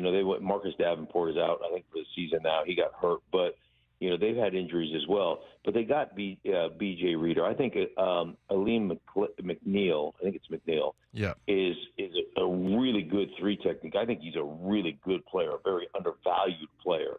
At the defensive tackle position, I think Anzalone's a really good player. I think Jack Campbell's become a really good player. Like I said, they've got 2 safeties that are legit. Carlton Davis is a damn good player, and they left him locked up one-on-one with Metcalf, and we saw it eventually get him. So I think they've got like superstar kind of level players or star players at all 3 levels of their defense. And to put up the kind of offensive numbers you put up, and to be able to run the ball consistently, like Walker looked like the real deal. I mean, he looked great. I didn't realize he had that kind of speed. Yeah, it's the same thing we were saying. Yeah, I was like, damn, when he hit that corner, he hit 21 miles an hour around the corner on that burst where he, went to the left and cut it back on that touchdown. It was incredible. That was a great run. So, I always thought of him as a bruiser and a guy that will run you over, and he proved to be that, no question about it. But I did not, he had that extra gear. And so, I was really impressed. I love the young tight end they have. Like, that kid looked like a legit player, like he's going to become something. So, yeah, I was impressed with Seattle. I thought they acquitted themselves quite well. Yeah, I thought there was a ton to like offensively, especially, and And what about Jared Goff, man? It's 18 for 18. He had the one play where he spun out of pressure and throws a strike downfield. I mean, he's one of those guys that, I don't know, fairly. It's not similar to Geno's career, but I always like to see a career sort of resurrected, and you're seeing that right now. Well, of course, with with Geno over the last couple of years, but you're seeing Sam Darnold now. Just getting the right coaching. Do you think that's mostly what it is in these cases, or is it that the player learns or gets just changes things, or do you think it's just the offense that he's put in and quarterback coaches? Yeah, I think ultimately you gotta have people that believe in you. Like the best thing you can do if you're driving around, you have young kids. The best thing you can do for your kids is believe in them, and encourage them. And like he got to Detroit, and Dan Campbell, they're 1-13. There are 3-13 his first year. They're 1-6 the start of his second year. He's getting booed everywhere. He told me the story. He's like, everywhere I go, I'm getting booed. Like I'm getting booed at the supermarket, for crying out loud. And yet Dan never wavered on him as the quarterback. Never. And then they started getting better players, and, they started kind of coming together on scheme and their identity and what they wanted to be. And, he's been a top 10 quarterback now in my mind, for, a year and a half, maybe a little bit longer than that. So, I think he's an outstanding player. Now, I will say this. If you're in the Seattle locker room and he beats you on that, that little flip play quarterback, almost that Philly special where he's running like, Forrest Gump, or he looks like Bobby Boucher, just like total spaz out there. Spaz. That's embarrassing. Could you imagine if I'm in the locker room and you're the guy that had covered responsibility on that and you got beat to the corner by Jared Goff? The amount of crap I would flip you, like David, that was you. Oh my God. You would just want to retire and quit and go live in the mountains. Stink would send you into therapy, Dave, after that. You'd need a sports psychologist. You'd need meetings with your spiritual advisor. He'd have you wrecked. Well, and this, Mark, that when something like that happens to you on the field, you're like, oh boy, I'm going to hear about it. I was never afraid of getting benched or anything like that. It was like, what am I going to hear from my teammates when we put the film on? You know what? It's the times you walk back to the huddle and you just get your ass handed to you. Right? It's just right ear hole shot. Your feet are in the air. And I mean, as much as it hurts, as much as it physically hurts when you wake up on the ground and you're like, oh shoot, it doesn't even compare to the mental anguish you go through as you're sulking back to the huddle, thinking to yourself, man, that's going to look bad. Exactly. Punishment enough. Anticipating team meetings and getting clowned. I got to tap out of this game with hurt feelings. I got to go there are no ice bags for hurt feelings. You just got to go back and take it. It's awful. Yes, it is.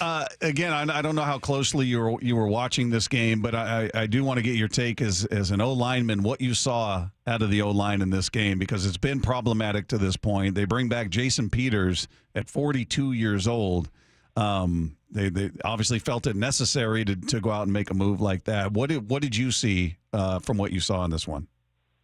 Well, the competition. I watched the game obviously last night because I was doing, we did a lot of breakdown stuff on Breakfast Ball this morning. But yeah, I mean, obviously I watched it, and the kind of production they had, I thought they played well. I thought there was such a good balance, and from a coaching and play calling standpoint, when you have that kind of balance. Again, it's always like putting tools in the tool belt of the offensive line, right? You get to be aggressive on pass pro. You get to do some things that change up your sets and that give false keys to defensive players. And so, from that aspect, the way they ran the ball, I thought they played well. I thought obviously Geno threw the ball exceptionally well. I thought he had some time to do that. So, I was impressed with both lines of scrimmage. I thought both lines of scrimmage played really well last night. Yeah, by the way, you mentioned there was a lot of what did you think of the lateral play as far as because Ryan Grubb, we've talked about him and how there's some criticism of he didn't call plays in the NFL or he wasn't a running back. This is his first time. A lot of the innovation comes from college football. But but as far as that play, I just thought that was really cool the way they sprinkled in the little lateral there, and it's just very innovative. And it was I guess the thing about it that impressed me the most is it totally caught me by surprise. And I don't know. Why wouldn't it, I guess? But it just, the way that was sprinkled in, I thought was very impressive. What do you think? Yeah, you know what? It was just total shenanigans, and I actually liked it. Like it was what the Detroit Lions did the week before. They threw one, in the middle of the football field. Solomon Ross St. Brown, and he pitched it back to Gibbs, and they took it in for a touchdown against Arizona. It was a beautiful executed play, and the same thing. Like there is some innovation there, and there's some excitement there. And I think anytime you execute one of those things as an offense, like you obviously want to line up and just physically, punch people in the mouth, right, and be successful on every run play. But as an offense, when you're able to do some of those little things, like the offensive lineman that scores down in the red zone on a kind of a trick play or whatever it is, man, that part keeps you engaged and it keeps it fun. And it's one of those things I think that during the course of the week where guys get excited, we're all children anyhow, right? So all of a sudden you see that play being called and you're like, or you put it in, and then all of a sudden the offensive coordinator calls it, and there's a feeling of, man, he trusts us. This guy, he trusts us to do this. Let's go out and execute this thing. And so we always used to talk when I was in Denver with you, Dave, is the biggest key to being great offensively is avoiding boredom. Because a lot of the stuff that you do is completely repetitive, right? It's the same footwork, it's the same hand placement, it's the same play. We may run it out of different formations or personnel groups or motions or whatever, but it's the same stuff week in and week out. So how do you guard against boredom? How do you just not get to the point where you're like, oh, yeah, I've done that a million times, I'm going to do it again, where you still have to work on it, you still have to focus. And those little things like that, those little innovations, I think keep everybody locked in, and they keep you locked in through all the other stuff that you have to do that becomes sometimes, boring or mundane. Like that stuff keeps you locked in. I think that's a sign of really good coaching. Hey, quickly, before we let you go, Mark, I got to ask you, how do the Broncos beat the Jets when Bo Nix completes less than 50% of his passes, 12 of 25, 60 yards total, 1 touchdown, and that's enough to do in Aaron Rodgers and the Jets? I mean, what an electric night. Yeah, right. I mean, that's just good old-fashioned 3 yards and a cloud of wet because it was raining so hard there.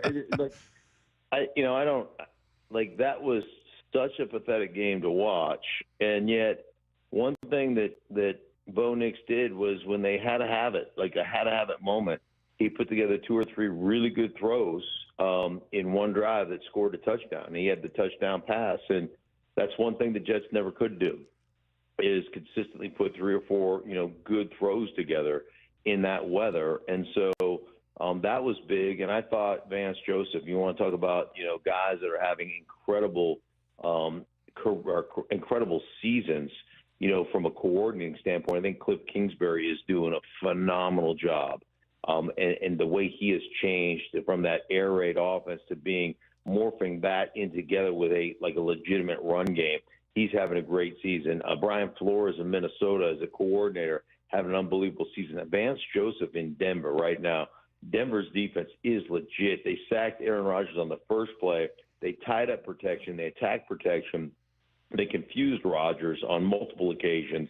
Like that's not easy to do against that dude's a 4-time MVP, and yet they consistently did it. So it was a big time performance by that defense, and I was really, really actually happy to see that, I think, because Robert Saleh talked about cadence, and then Aaron Rodgers basically admonished him in front of the Monday night in front of the podium, or Sunday night at the podium. He admonished him, and then I'm assuming that Aaron Rodgers called Robert Saleh into his office and had a come to Jesus meeting with him, because Robert Saleh backpedaled today on the whole cadence thing and basically said, I was wrong, he was right, he's smart, I'm dumb, he knows offense, I don't, and I'm absolutely sick about it. So, it was, we know who's running the show over there. It is unbelievable to me. I don't know, whatever. I mean, I can't imagine Bill Belichick criticizing Tom Brady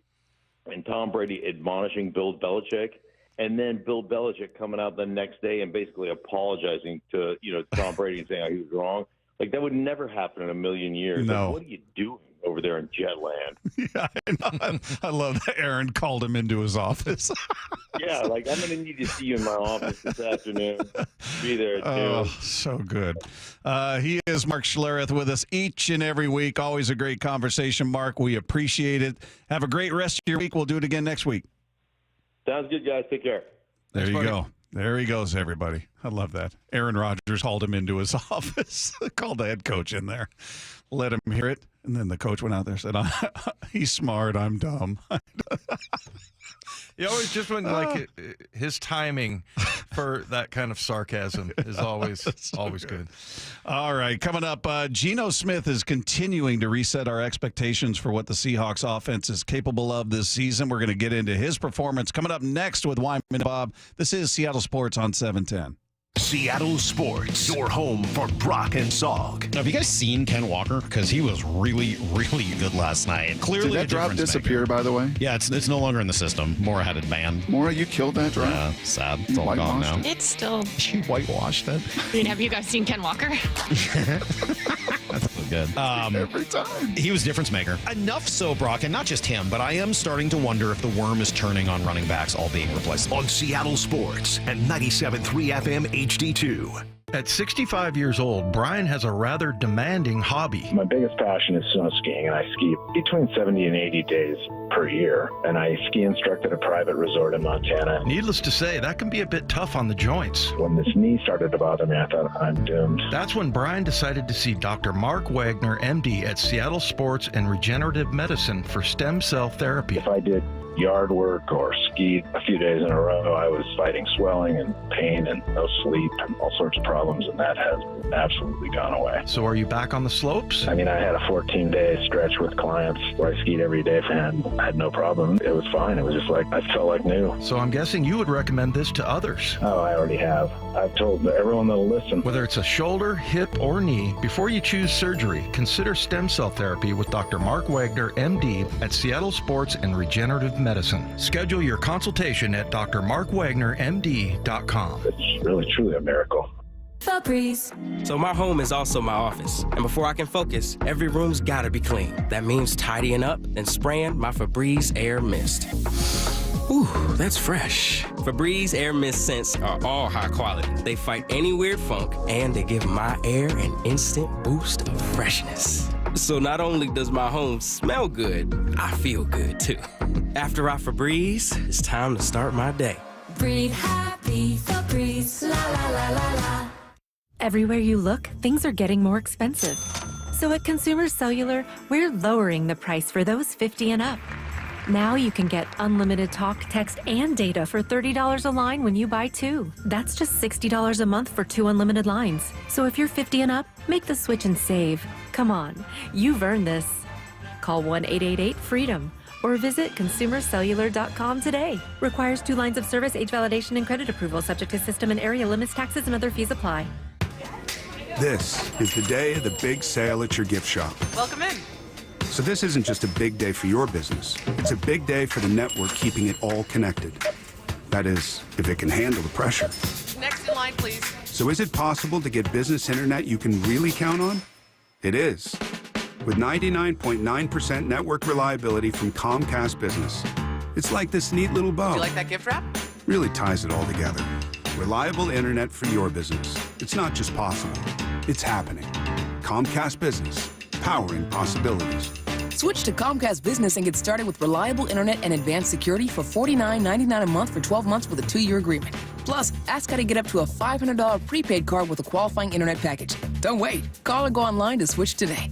Offer ends 10/13/24. Restrictions apply. New customers only with 150 megabit per second internet. Eco bill and auto pay required. Equipment, taxes, and fees extra. After 12 months, regular rates apply. Hey everybody, Bob Stelton here for Johnson Fitness and Wellness, where I got my home gym. Now the difference? Their expert staff. They ask great questions like, what are your fitness goals? What kind of space are you working with at home? And what's your budget? Johnson Fitness and Wellness experts get you the right machine for your home gym dream setup. And right now, in-store only while supplies last, mention this ad and our listeners get an indoor cycle for free with Select Force USA Home Gyms. Shop stores in Bellevue, Tacoma, Linwood, or visit johnsonfitness.com. Seahawks.com.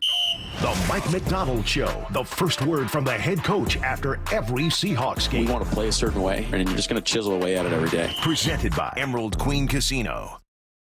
Seahawks Insider, brought to you by Pacific Lamp and Supply. Now here's Maura Dooley.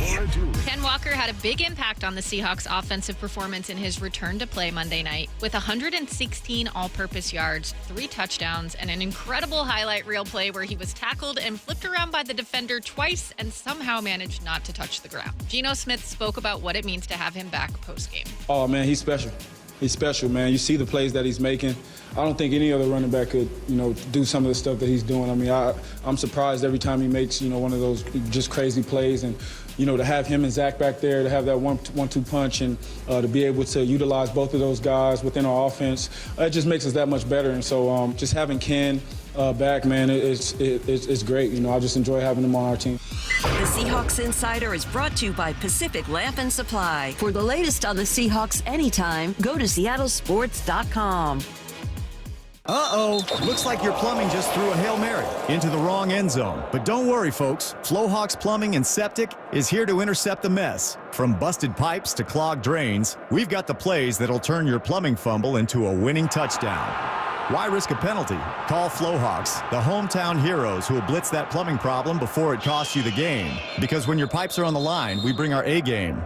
Talk to the Hawk. 1-800-FLOWHAWK. That's 1-800-FLOHAWK. Hi, I'm Stuart Holmes, Elections Director for Washington State. Free, fair, and secure elections are the backbone of our democracy. No matter what's on the ballot, election officials work tirelessly to ensure every eligible voter's voice is heard. Regular integrity checks against federal and state databases ensure Washington's voter roll is clean and accurate. Check your voter registration at votewa.gov. Sponsored by the Office of Secretary of State and aired in cooperation with the Washington State Association of Broadcasters and this station. All right, guys, it's Mike Salk here, and the summer is definitely over. I know you've had your fun. So did I. Maybe you let it get away from you a little bit, but now you know it's time to get back on track. Stop feeling frustrated and overwhelmed and start being excited about the new you. It's all possible. You got a teammate in Eastside Weight Loss Clinic. No gimmicks, no tricks, no drugs, no injections, just teaching you how to turn your body into a fat-burning machine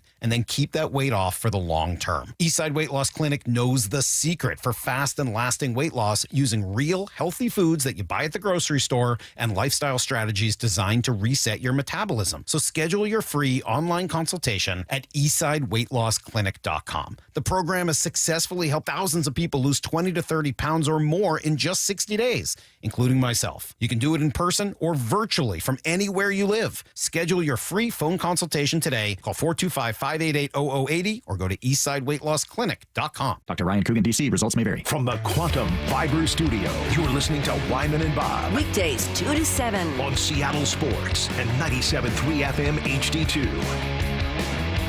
Our thanks once again to Mark Schlereth, who joined us in the previous segment. If you guys are just tuning in and missed that conversation, you'll be able to find it on the podcast page after the show at seattlesports.com. Click the podcast tab, scroll down to our picture, click on that, and it's right there waiting for you after the show each and every day. And don't forget, click subscribe, because then it just shows up for you. You don't have to remember. It's just there. It's beautiful. Mark Schlereth is always good. Yeah. He's always good, but sometimes he's extra special. Was he extra special today? I thought so. I thought he was pretty funny. So. The funny thing about Saleh. About Aaron Rodgers calling him into his office. But, the other thing about, the little flip play and how it chases boredom, he's right. Like, a lot of times it's almost like you're kind of throwing somebody a bone a little bit, like, hey, we're gonna run this trick play here, and everybody gets more invested, I guess, even as an offensive lineman. Yeah, it's exciting. Something different. Something different. So to keep your attention, I thought that was cool. Yeah. Tune in or go check out that podcast if you missed it. And he had a very, very funny line about the Jets and the Broncos 10-9 barn burner where they won with Bo Nix completing under 50%. He was 12 of 25 for 60 yards. Not passing. Even 100 yards. Not even 65 yards. And 60 and a touchdown. And one touchdown. One touchdown. And 0 interceptions. Oh, my goodness. And that was good enough to beat him. It's hilarious. But, check that out. Very good stuff from Mark. Meanwhile, we talked about, this was night and day. We were very disappointed with the defense in the Seahawks game for good reason. The offense looked great. They did a lot of great things, and it was led by Geno Smith. He had, I thought, a tremendous game out there.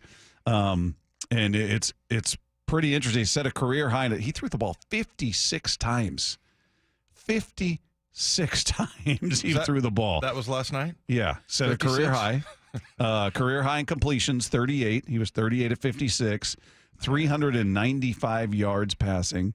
He made some brilliant throws, just on the money. I just thought he played a tremendous game considering he was under pressure and for the most part did a great job handling. There were a couple times I thought he hung on to the ball like, all right, you see what's going on, get rid of it. He'd step up in the pocket and he got sacked, but for the most part he was on top of his game. He played really, really well. And Coach McDonald, after that, again, throwing the ball over 50 times in this game is pretty crazy. But Mike McDonald said doesn't like to have him throw the ball that much, but thought he played at a very high level. Yeah, I mean, we're forced to chuck it around in the second half, and I thought he was poised. I mean, it was a loud environment. Lions fans did a great job, but operation-wise, I thought we were clean. I thought he was poised. I thought he was accurate. I thought he played a heck of a game. He really did. He made some fantastic throws last night, and yeah, it's incredible what he's become. And the other thing is, you throw it that often, you'd think, well, maybe his completion percentage would take a dip, and it didn't. It's 68, well, a little bit, 68% last night. And right now, I mean, Jaden Daniels is on this ridiculous tear. His completion percentage is 82. But is he just throwing? I haven't seen their games. Are the short little dump offs, or is he throwing the ball all over the place? Or I haven't seen. It's a rookie, man. That's crazy. His longest, well, I don't even know if it's a throw, but throw and run is 55. So he's got 3 touchdowns, 1 interception. He's been sacked 9 times. He takes off running. I think it's more shorter. He's only short stuff. Yeah, he's got 897 yards passing. Yeah. Geno's got 1,182. And he's, by the way, that number is number 1 in the NFL as far as, but yeah, he is. Which one? The yards? The yards. Yeah. But he's 10%. He's 82.1%. Geno's 72. Yeah. Goodness. Yeah, and there's several guys that are up in the 70 percentile. Goff. Yeah. He is. Well, he was 100%. Helps when you're 100% one night. Yeah, 72. You want me to apologize to Jared Well, Goff? I'm just looking at the show sheet here, and Lefko wrote, what about Wyman's nemesis? Jared Goff goes 18 of 18. I don't believe he's my nemesis. I think he is. 292 yards, 2 touchdowns passing, 1 receiving touchdown, mind you. Nice throw by Amon-Ra St. Brown out there. Gibson got turned around on that one. Didn't look good, as Schlereth said. It's a good thing Schlereth isn't on the team with him because, boy, he'd be in a shell today. But what do you even say? 18 of 18. And they weren't little 2-yard dump, a little pass out of the backfield to the running back. It's not like I'm rooting against him or anything. No, I think you hate him. Yeah, he just 18 of 18. I don't know. I remember it so clearly. He was in a blimp. He was on a blimp ride. I think they were in the Goodyear blimp or something, and that's when he was talking about where the sun sets, Bob. And he went to Cal, and that's all I'll say. But no, it didn't work out for him. Do you remember? I remember a playoff game that they lost, the Rams, and this is when he was with Sean McVay, and they were in Green Bay. And I remember him like walking over to Sean McVay, and McVay like shunned him, like was like, just get away from me, don't even talk to me. And that was it. I mean, that's where you knew he was done. And you go and you get the right coach, and this Ben Johnson guy, really good coach, and it's good for him, man. I mean, 18 for 18. It's one thing if you go 100%, it's like single digit throws, but he threw it 18 times. And the play that he made where he did the little spin, this is my apology, okay? The little spin play that he had, that was impressive. So, yeah, he's operating that offense really well, and everybody in Detroit freaking loves him, and they should. He had some good years with the Rams, too. Yeah, they went to a Super Bowl. I mean, you look at his year in 18. I thought that was in spite of him, but... Wait, was that 18 that they? What year did they go with Goff? Do you remember? I thought it was 2017. No? 17? The second year? His 17 was his first full-time year. He only played 7 games his rookie year. So his first full year, he played 15 games. So he missed 1 in 17. Okay. But 28 touchdowns, 7 picks that year. Yeah. 3,800 yards, 62.1% completion. The next year in 2018, almost 65%, 4,688 yards, 32 touchdowns, 12 picks. It was a good year. Decent. Yeah. Decent. Pretty decent. Yeah, he's okay. But He's don't all you right. think it's funny how he just all of a sudden fell out of favor with Sean McVay? And, and I don't know what he was doing. And was he. I don't know what he's doing back there. Yeah, maybe it was just not studying or something. I don't know what it was. But Well, he didn't know east, west, north, south. He doesn't, that becomes problematic, Dave. I'm happy for him, though. Yeah. And I think everybody in Detroit loves him. So, yeah, it's a good – listen, that's a good football team, man. That's a really good football team. And I think, look, Physical. You would have loved to have beaten them, but that was, if you're going to take a loss.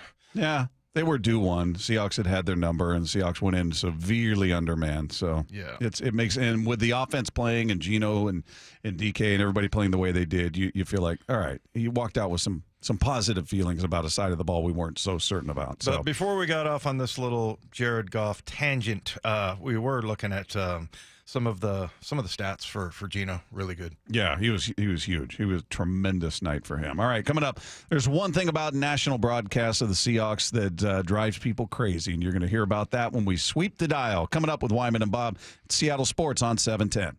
Seattle Sports, your home for Bump and Stacy. Geno Smith in the offense put up 516 net yards. They also scored a season-high 29 points. How special did he look out there? Geno was on point, man. He threw the ball 56 times. That's a career high. Had 38 completions. That's a career high. People were saying Sam Howell should be the guy. I bet y'all have calmed down with that now. I was really impressed by Geno. His leadership, his composure, getting to the line of scrimmage. He checked out of some plays. At no point did I think Geno was overwhelmed. On Seattle Sports and 97.3 FM HD2. Research shows well-maintained trees significantly increase home values. So there is such a thing as a money tree? Find your next money tree at Big Trees, Washington's premier tree sales and transplant company. So while money doesn't grow on trees, reap the benefits of a yard landscaped with trees and increase your property value at the same time with Big Trees. For hours, directions, and to find your money tree, visit BigTreeSupply.com. Beauty, privacy, instantly. Big trees.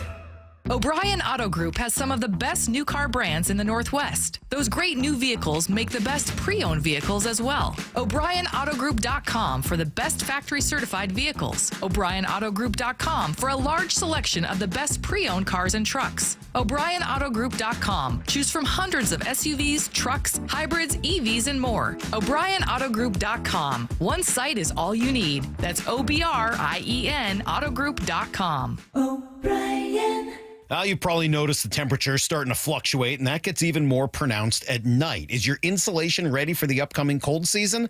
Let me guess, you haven't checked. You're like me, you don't want to go into your attic or your crawl space. Well, that's why Crawl Pros goes where you don't want to. It's Mike Salk here. They came out to my house for a free inspection and found my insulation wasn't up to snuff. So they showed me pictures of the problem, explained it, and then they got it all fixed. Now, Crawl Pros has partnered with Puget Sound Energy to provide special rebates on insulation work. So if you're a PSE customer and your home was built before 1990, you may qualify to receive a rebate on up to 95% of the cost to properly insulate your crawl space and attic. Don't wait for the temperatures to drop. Take advantage of these enormous rebates today. Call Crawl Pros to learn what's going on behind that crawl space and attic hatch for free. Again, if you're worried about critters, mold, water damage, insulation issues, or anything else related to your crawl space or attic, schedule a free corner-to-corner inspection at crawlpros.com. For top quality fencing, trust Contour Fence, locally owned and operated since 1984. For residential or commercial, visit contourfence.com. Use code HAWKS10 for 10% off repairs or replacements and schedule a free consultation today. That's contourfence.com. Harnish Auto Family is proud to partner with the Carol Milgard Breast Center in the fight against breast cancer. Hey, Brock Heward here, and all you got to do is simply test drive a vehicle during October, and Harnish will make a donation on your behalf. Harnish Auto Family, where people matter. 911, what is your emergency? There's a fire in my building. Please send help right away. What is the address of the fire? My address. It's, hold on. Oh, wait. The fire sprinkler just went off, and it's putting out the fire. Good to hear. The fire department will still be dispatched as a precaution. Fires are fast, but fire sprinklers are faster. Fire sprinklers get water on a fire immediately to protect you and your property. Install fire sprinklers in your home or business today. Brought to you by Puget Sound Area Fire Protection Contractors. 1-877 Cars for Kids. KARS Cars for Kids. 1-877 Cars for Kids. Donate your car today. Donate today at carsforkids.org. That's cars with a K. Your car can be picked up as soon as the next day. Receive a tax deduction and vacation voucher. 1-877 Cars for Kids. Donate your car today. Now accepting donations of land, homes, buildings, or any kind of real estate. The Mike McDonald Show. The first word from the head coach after every Seahawks game. We want to play a certain way, and you're just going to chisel away at it every day. Presented by Emerald Queen Casino. Endless hours of research, seeking referrals, dozens of calls. Hiring the right attorney can be a challenging process during an already difficult time. J.P. Pendergast with Pendergast Law explains. In Washington State, Tom, there are thousands of attorneys to choose from. Referrals and online research can be helpful, but discovering the right attorney requires a conversation. It can be hard to identify integrity and authenticity without that interaction. So, what do you recommend? We encourage anyone looking for personal injury representation to call for a free consultation with our team before making a decision simply based on referrals or online research. Accident victims need an attorney that listens, demonstrates honesty, and is genuinely understanding of their unique circumstances. The care, attention, and preparation that our firm provides throughout the case mirrors the effort involved when taking on the insurance companies. Save time and avoid mistakes after an injury. Contact the caring and compassionate team at Pendergast Law. If you or a loved one has been injured in a car accident, call Pendergast Law. We can help. Did you know that your largest investment asset might not be your retirement account or home? I'm Jay Jackson, CEO of Abacus Life. Most people don't realize that their life insurance policy is actually an asset they can sell. But for almost 20 years, Abacus has been purchasing life insurance policies from seniors just like you. We've even created a free policy value calculator at abacuspays.com so you can find out in seconds what we might pay for your policy. There are no fees and no obligations, just information. Knowing the value of your life insurance policy is as important as knowing the value of your home, your equity portfolio, or your finances in total. Discover the valuable information you need to understand the current market value for your life insurance, and then get real value from your life insurance when you need it with Abacus. Visit abacuspays.com to learn more and use our free policy value calculator today. Scanning the airwaves for the most interesting and entertaining stories of the day. Sweeping the dial. Every afternoon at 4:45 with Wyman and Bob. So this is recorded before the ESPN Monday Night Football last night. But the This Is Football podcast, ESPN's Kevin Clark and Joel McHale, well, they have a plea for national TV broadcasts of Seattle area teams. I want to do a little bit of PSA here because every single Seahawks game or every Huskies game, they show the same fish market shot. Just the guy throwing a fish. And I'm begging broadcast to have a second shot of Seattle, Joel. Could we throw a squid? Maybe, I don't know, maybe a jellyfish. A jellyfish. Starfish of some sort. You know, it's like when there's ever a game in New York, they start with, a sweeping shot of the Statue of Liberty. We could show some, some train tracks from the there's like a light rail system that doesn't ever seem to be finished. We could show some of that. We've got a number of condemned bridges. Those... I don't know if they could. They're like, look at the cracks in the West Seattle Freeway. It's pretty funny. I mean, good. I would have to imagine that's true in every city, right? Every major city. Like I know when I lived in St. Louis, everything was the arch. You saw the arch out there. And he's talking about New York. You see the Statue of Liberty. You see the Empire State Building. They're just the go-to things that the national audience will be aware of. Detroit, there's a statue of Jared Goff. That's exactly right. And it says Mr. Perfection, 18 for 18. No, but it's, each city has its own thing that people outside of that city are aware of. It's the touristy thing. Seattle, Pike Place Market. Some call it Pikes, or the Space Needle. It's what people outside of here are aware of. So I mean, I get it. When you're in it, you're like, okay, show them something else. But I'm guessing that's true in every city, that they show the same monument or building or whatever. Isn't there somewhere where there's like a little side street where there's a gum wall? Yeah, that's in Pike's Place. That's Bob's favorite place in the city. No, clearly. It's I cringe walking through there. I'm like, ugh, God. Yeah. Not close to either side of the wall, but I'm just like, get me through here. This is disgusting. It really is gross. You've been down there, right? I have not seen it. You've never seen it in person? No. It's really gross. Yeah. Sweeping the dial. Okay, well, speaking of your guy, Mr. Perfect, Jared Goff over there. So Dan Campbell was not aware of that perfection. He was shocked when he realized that Jared Goff went 18 for 18. Yeah, well, I just gave the game ball to somebody else, so I feel awful right now. Yeah. No, I knew he played a heck of a game. I did not realize he was perfect. I did not know he was literally 18 for 18. But I knew he played really well. You could feel it. That's pretty funny that he had no idea. I mean, it tells you how involved in the game in the moment. And the post-game interview with Goff, he wasn't aware, because I can't remember who was interviewing him, with Lisa Salters or whoever interviewing him, and he's like, "Was I?" He's like, "Yeah, really." Yeah, he was like, "I can't." Wow. I wasn't sure if one of them hit the ground or if I had an incompletion or whatever. But just talk about being tunnel vision, just worrying about the game. He wasn't aware, and obviously his head coach wasn't aware. But I'm looking at a story that said Lions Campbell makes amends, gives Goff game ball for the record.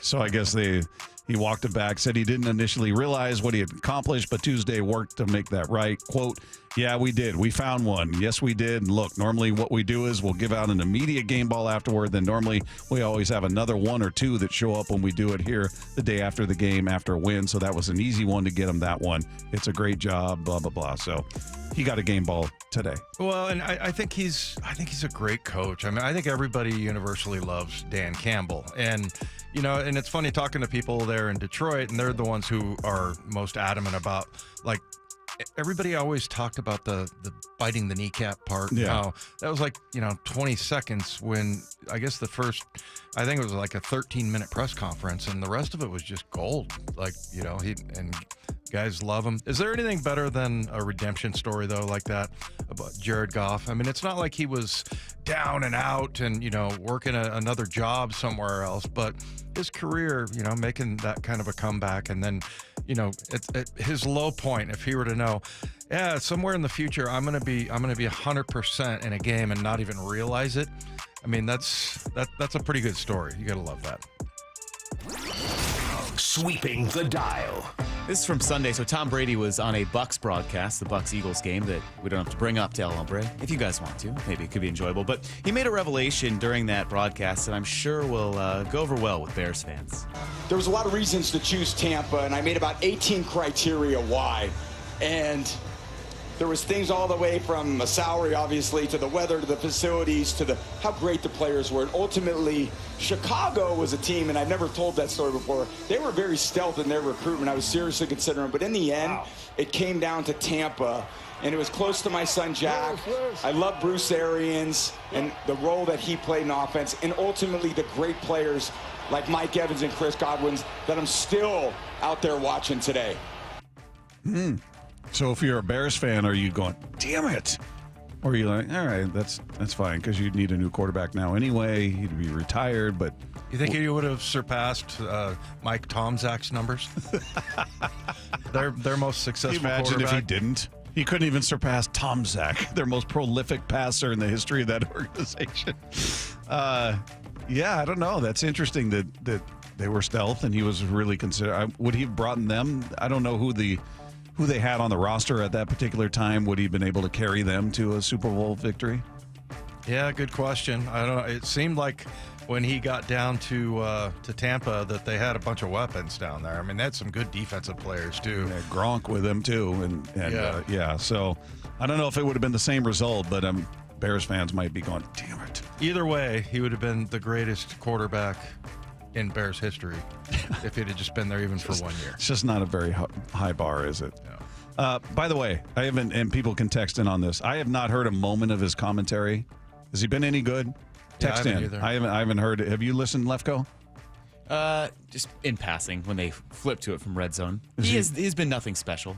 It's fine. I mean, I'm sure he's going into the role, but he's not, $375 million worth of analysis? So there are better analysts out there now, but you'd expect that. I wonder if people are tuning in because of him.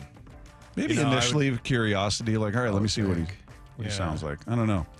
All right, there you go. Coming up, a lot to catch up on after a busy weekend in the NFL. El Hombre, Michael Bradley joins us next with Wyman and Bob. Seattle Sports on 710. Seattle Sports, your home for Brock and Salk. They didn't get past the Lions. They didn't overcome the injuries. They didn't go on the road on Monday night and do what we sort of hoped they might. But I think most people are still holding their head pretty high today. What say you? Weekdays 6 to 10. The Seahawks didn't quit, man. And Ryan Grubb, I mean, to me, that was probably, like, if you ask me one name, one person, one thing that stood out, Ryan Grubb's game plan was off the charts. Pretty phenomenal yet again. Yeah. Read up on the latest news and opinions at seattlesports.com.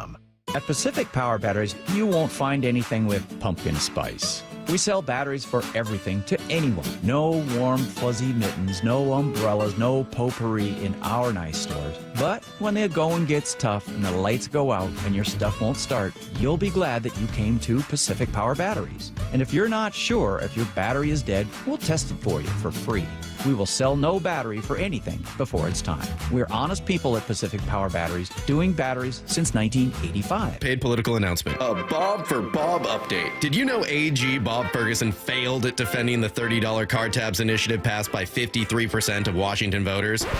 Beware of Bob dropping the ball when Washington wants less taxes via initiative. Do you want a governor who doesn't succeed when more than 50% of the state votes for lower cost of living? Well, then we have the candidate for you. Vote Bob, because $30 car tabs don't matter. Paid for by the Bob for Bob Committee, 1283 Puyallup, Washington, 98371. Top 4 donors, Steve Gordon, Fremont Dock Company, Brian Haywood, and Susie Burke. We just want to have enough money for retirement. And travel to visit our grandchildren. I understand. That's why at Fisher Investments, we start by getting to know each other, so I can learn about your family, lifestyle, goals, and needs, allowing us to tailor your portfolio. What about commission-based products? We don't sell those. We're a fiduciary, obligated to act in your best interest. So how do your management fees work? We have a simple management fee based on the value of your portfolio, so we do better when you do better. We appreciate that kind of transparency. We also check in with you regularly to keep you up to date on the markets and your portfolio. What other services do you offer? As a client, you have access to resources on investing, financial planning, estate planning, Social Security, Medicare, and more. Wow, it sounds like Fisher Investments has everything we need. At Fisher Investments, we're clearly different. Learn more at FisherInvestments.com. Investing in securities involves the risk of loss.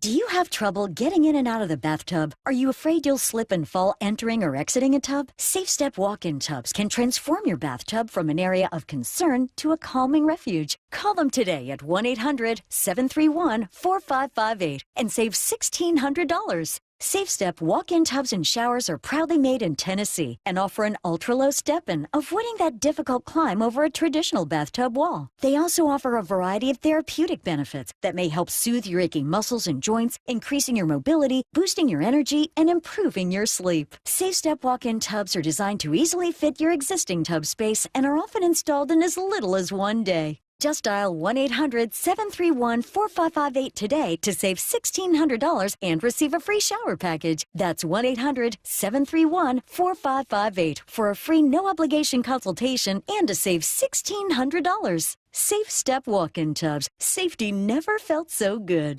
The best defense is a good offense. So before the sewer backs up into your home and wreaks havoc, stop freaking and call Beacon. Beacon Plumbing, Heating, and Mechanical is there for you when you need them most. 1-800-FREAKIN or beaconplumbing.net. I'm Bradley Johnson with 1-800-DUI-AWAY. Let's talk about football. Have fun, but be responsible on game day. Even if it's on your best friend's 100-inch 4K UDR and surround sound 5.1. If you feel sacked in the fourth quarter, a designated driver needs to take you to your end zone. If you get carried away with too many Bloody Marys after a few too many Hail Marys, call for a timeout. You get the point. Be safe on game day. 1-800-DUI-AWAY! I'm Bradley Johnson with 1-800-DUI-AWAY. Let's talk about Google. It's so important, it's a verb. Google it. Then check out our hundreds of 5-star Google reviews. They ended my case with such favorable results that even the judge was surprised. Give yourself the absolute best chance of staying out of jail and give Bradley Johnson a call. I contacted other firms with no call back. I then called Bradley Johnson and scheduled a meeting immediately. Google us. 1-800-DUI-AWAY! Mike's Western Suppliers and CL Western Apparel remind parents to discuss safe traveling tips with your children. Plan a safe, well-traveled route to and from activities with at least one friend. Coach your kids to stay alert and be aware of their surroundings, and caution your children to never accept gifts or rides from strangers. Best wishes to all our kids from the entire team at Mike's Western Suppliers and CL Western Apparel. Family owned and proudly serving our community for over 30 years. Stream every Seattle sports show with the Seattle Sports app. Brought to you by Fred Hutchinson Cancer Center. Get new videos, podcasts, and articles on the Seahawks and Mariners from your favorite Seattle sports personalities daily. Let's go! This is Seattle Sports. Streaming through the Seattle Sports app. KIRO AM Seattle. KIRO FM HD2 Tacoma. Home of the Seahawks, Mariners, and everything Seattle sports. Seattle Sports Snapshot. Well, the Las Vegas Raiders have informed other NFL teams they would, quote, consider trading three-time All-Pro receiver Davante Adams for a package that would include a second-round draft pick and additional compensation, league sources telling ESPN's Adam Schefter. Adams was acquired by the Raiders in a blockbuster trade with the Packers for a first and second round draft pick back in March of 2022. He missed his first game as a member of the Raiders on Sunday with a hamstring injury suffered in practice on Thursday. Meanwhile, taking a look at your baseball scoreboard, you got the playoffs happening, and right now it's the Mets all over the Brewers. 8-4 the score in that one in the bottom of the 8th inning in Milwaukee. Still to come, the Braves on the road taking on the Padres, game 1 of that National League Wild Card Series. Finals in the books today. The Orioles shut out by the Royals 1-0 in a pitcher's duel, and the Tigers doing God's work, as I said earlier, 3-1. They beat the Houston Astros in Houston. Snapshot, brought to you by Miller Lite. When it's game time, it's Miller time. This hour is served by Warrior Injury Law. Yeah, you know what you can get me, Pee-wee? What? El hombre. That was a catastrophe. I know. That's a new low. Roz is better. El hombre. The natural meets Rudy meets... I don't even know how to describe it. El hombre.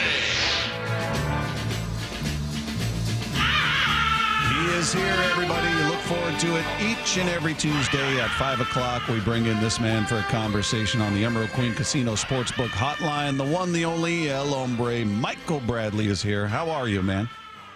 What's happening? Well, playoff baseball that doesn't include the Mariners, so that stinks.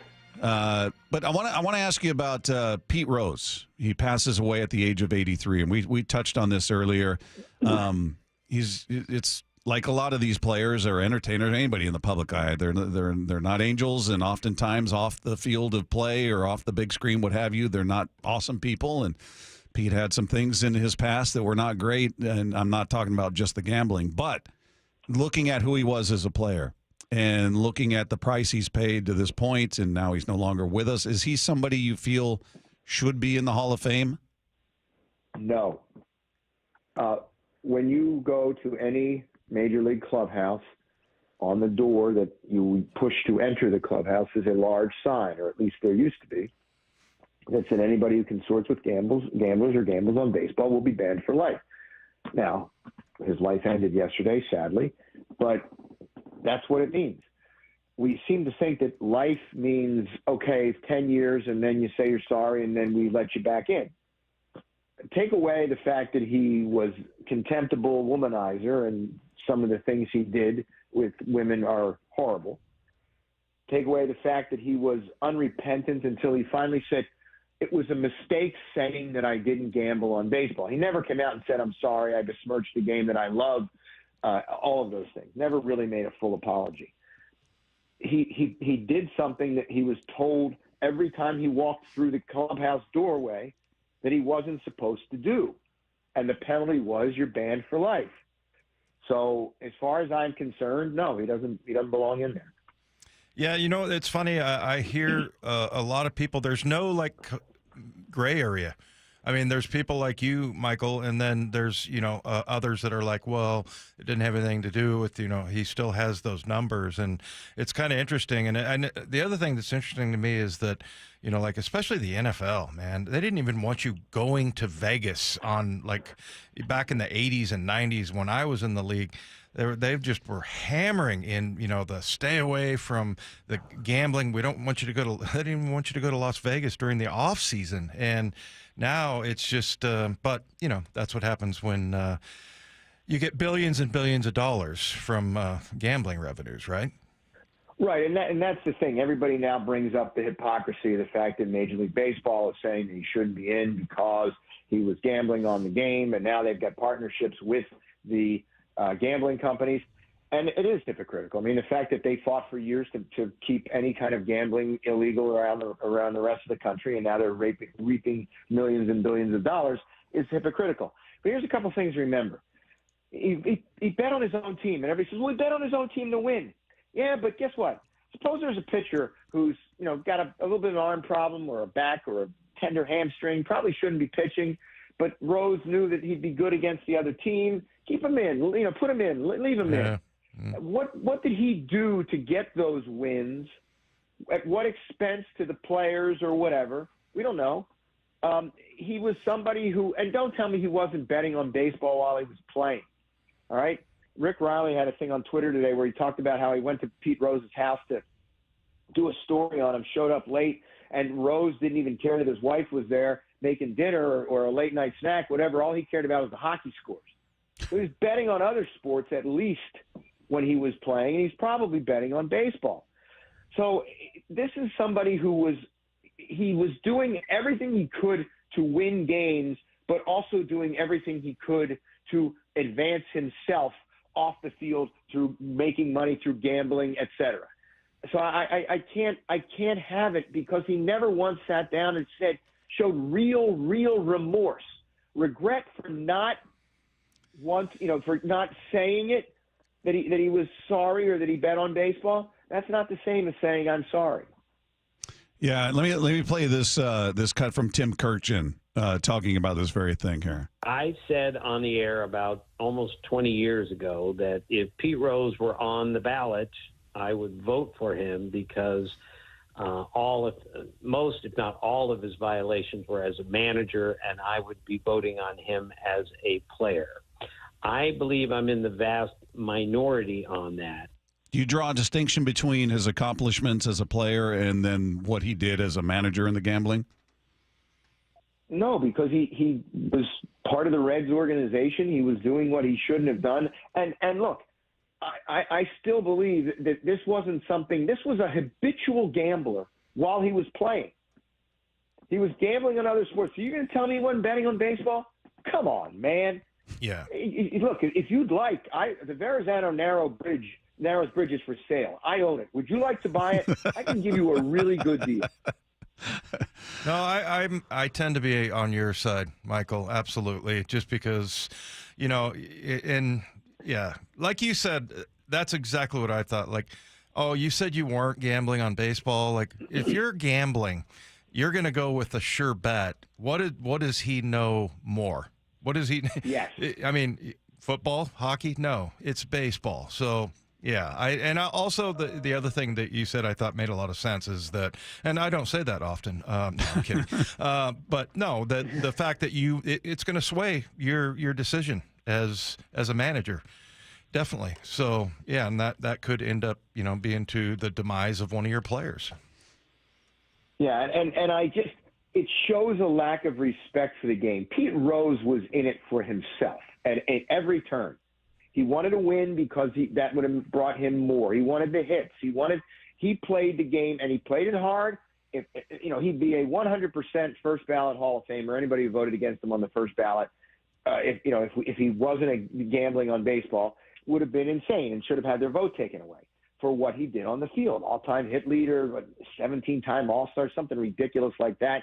His teams won 3 World Series, 4 maybe, I don't know. I think 4.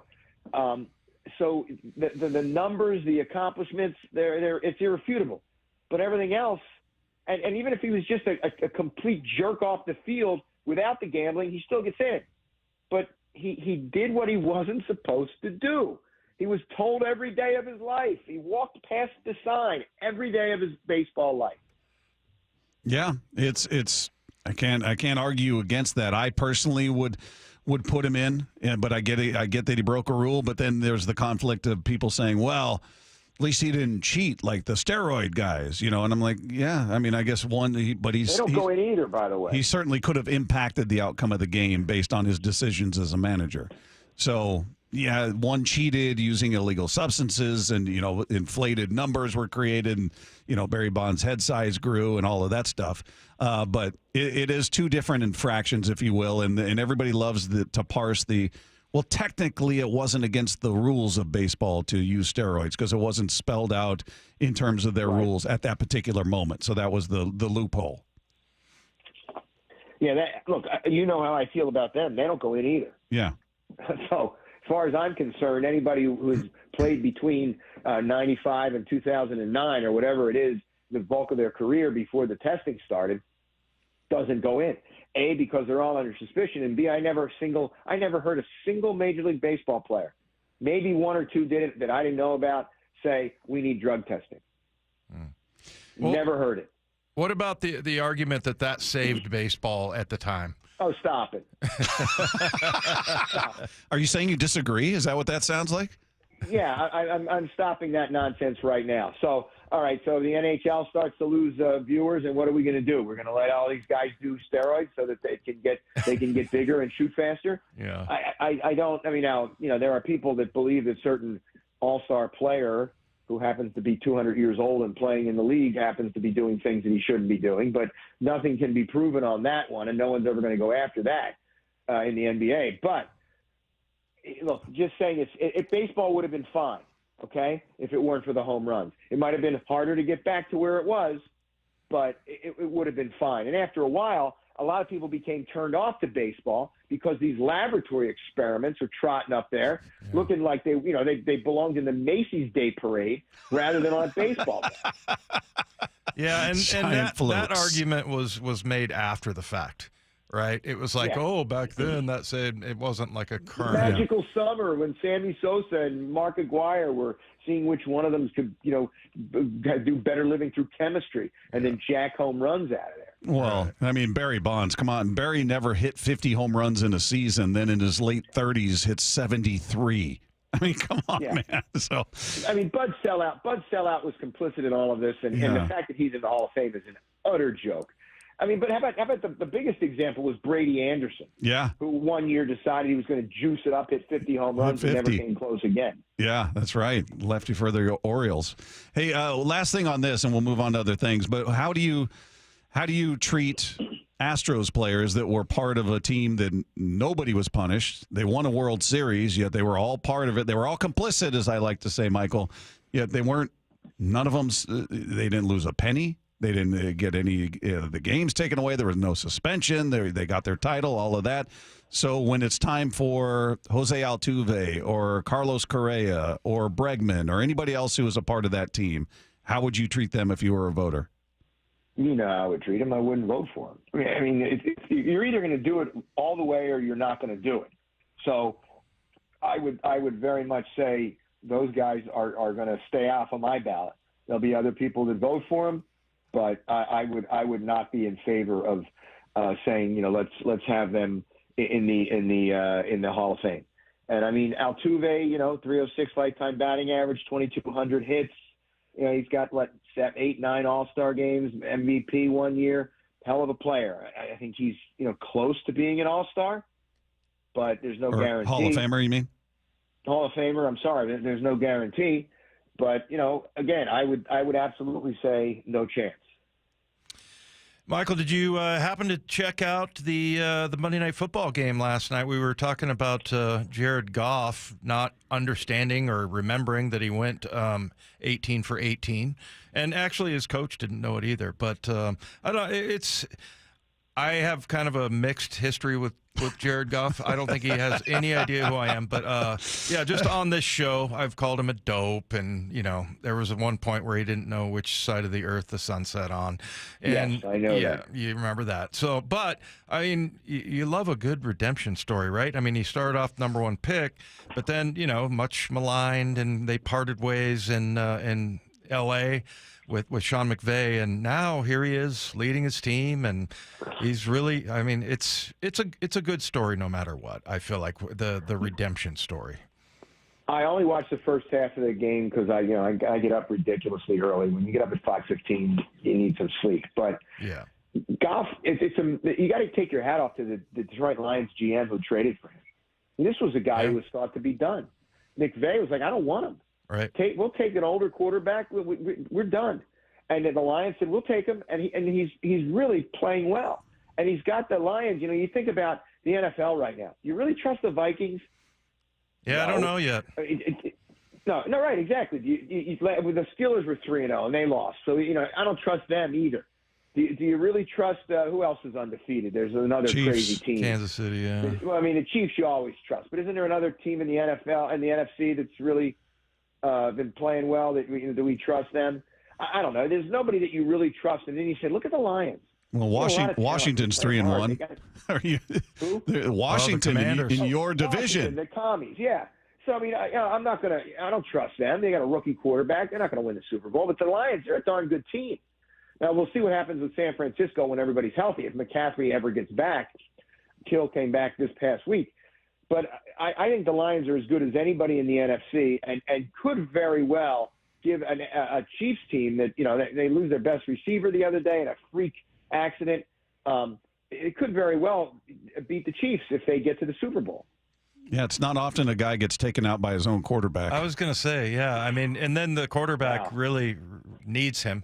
Yeah. And it was kind of unfortunate there. Brutal. Yeah, that is absolutely brutal.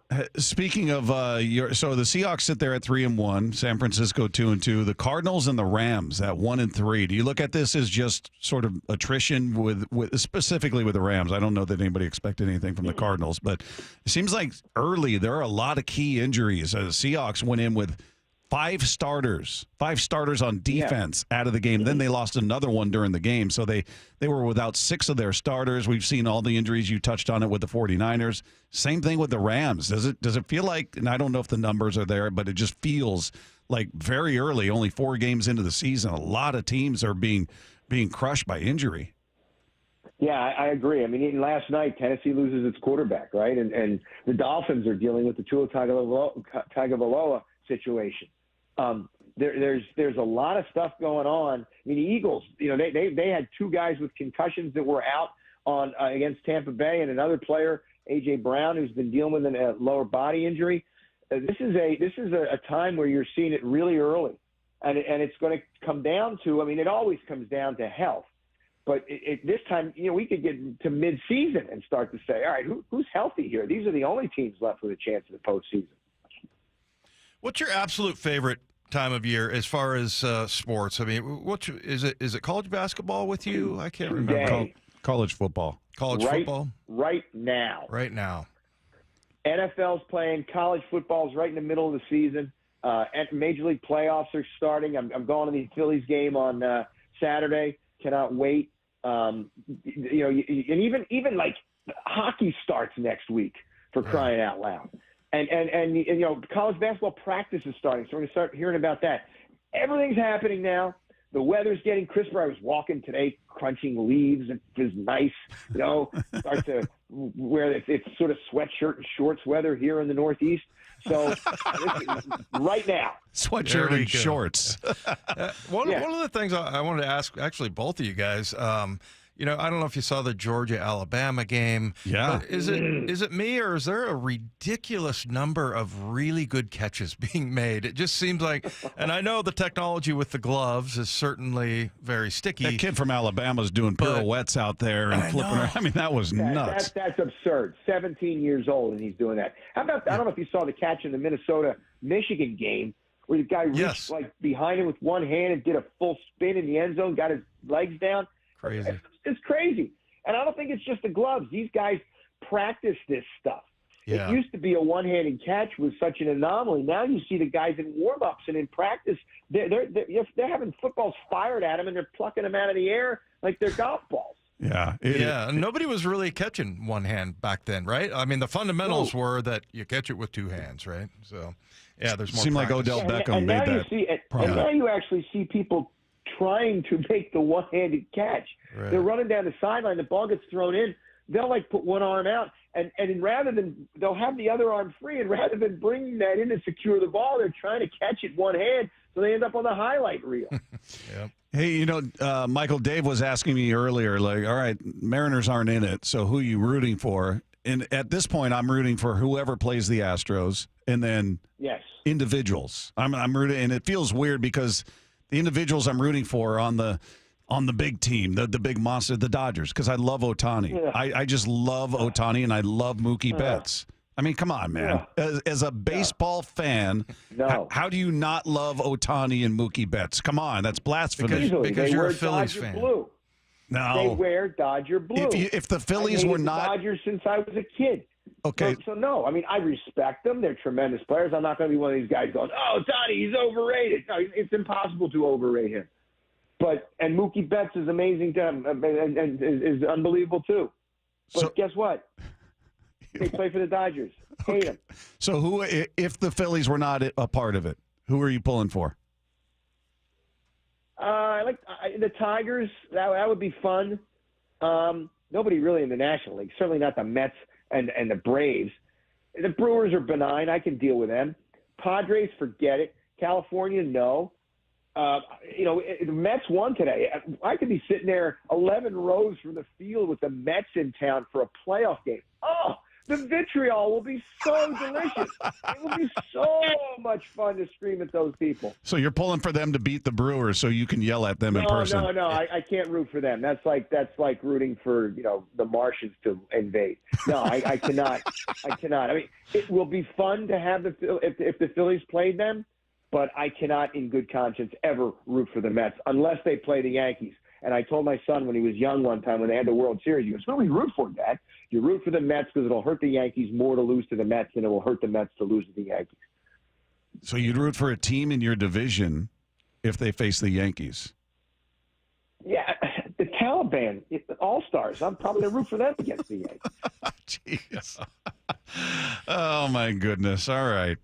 So you'd go for it sounds like the Tigers. If the Phillies weren't part of it, the Tigers would be the one team. Yeah, I've got a lot of friends in Detroit. They have, they got the championship in '84 and '68 and back in the old days with, but this came out of nowhere. This is a great story. If you look back at August 15th, they had a 2% chance of making the playoffs. Yeah. And here they are up 1-0 on the Cheaters. So this is a great story. Now the problem is they asked the manager, the guy's going to win the Cy Young. I don't know his name. Tarek Skubal. Yeah. Tarek Skubal. Yeah.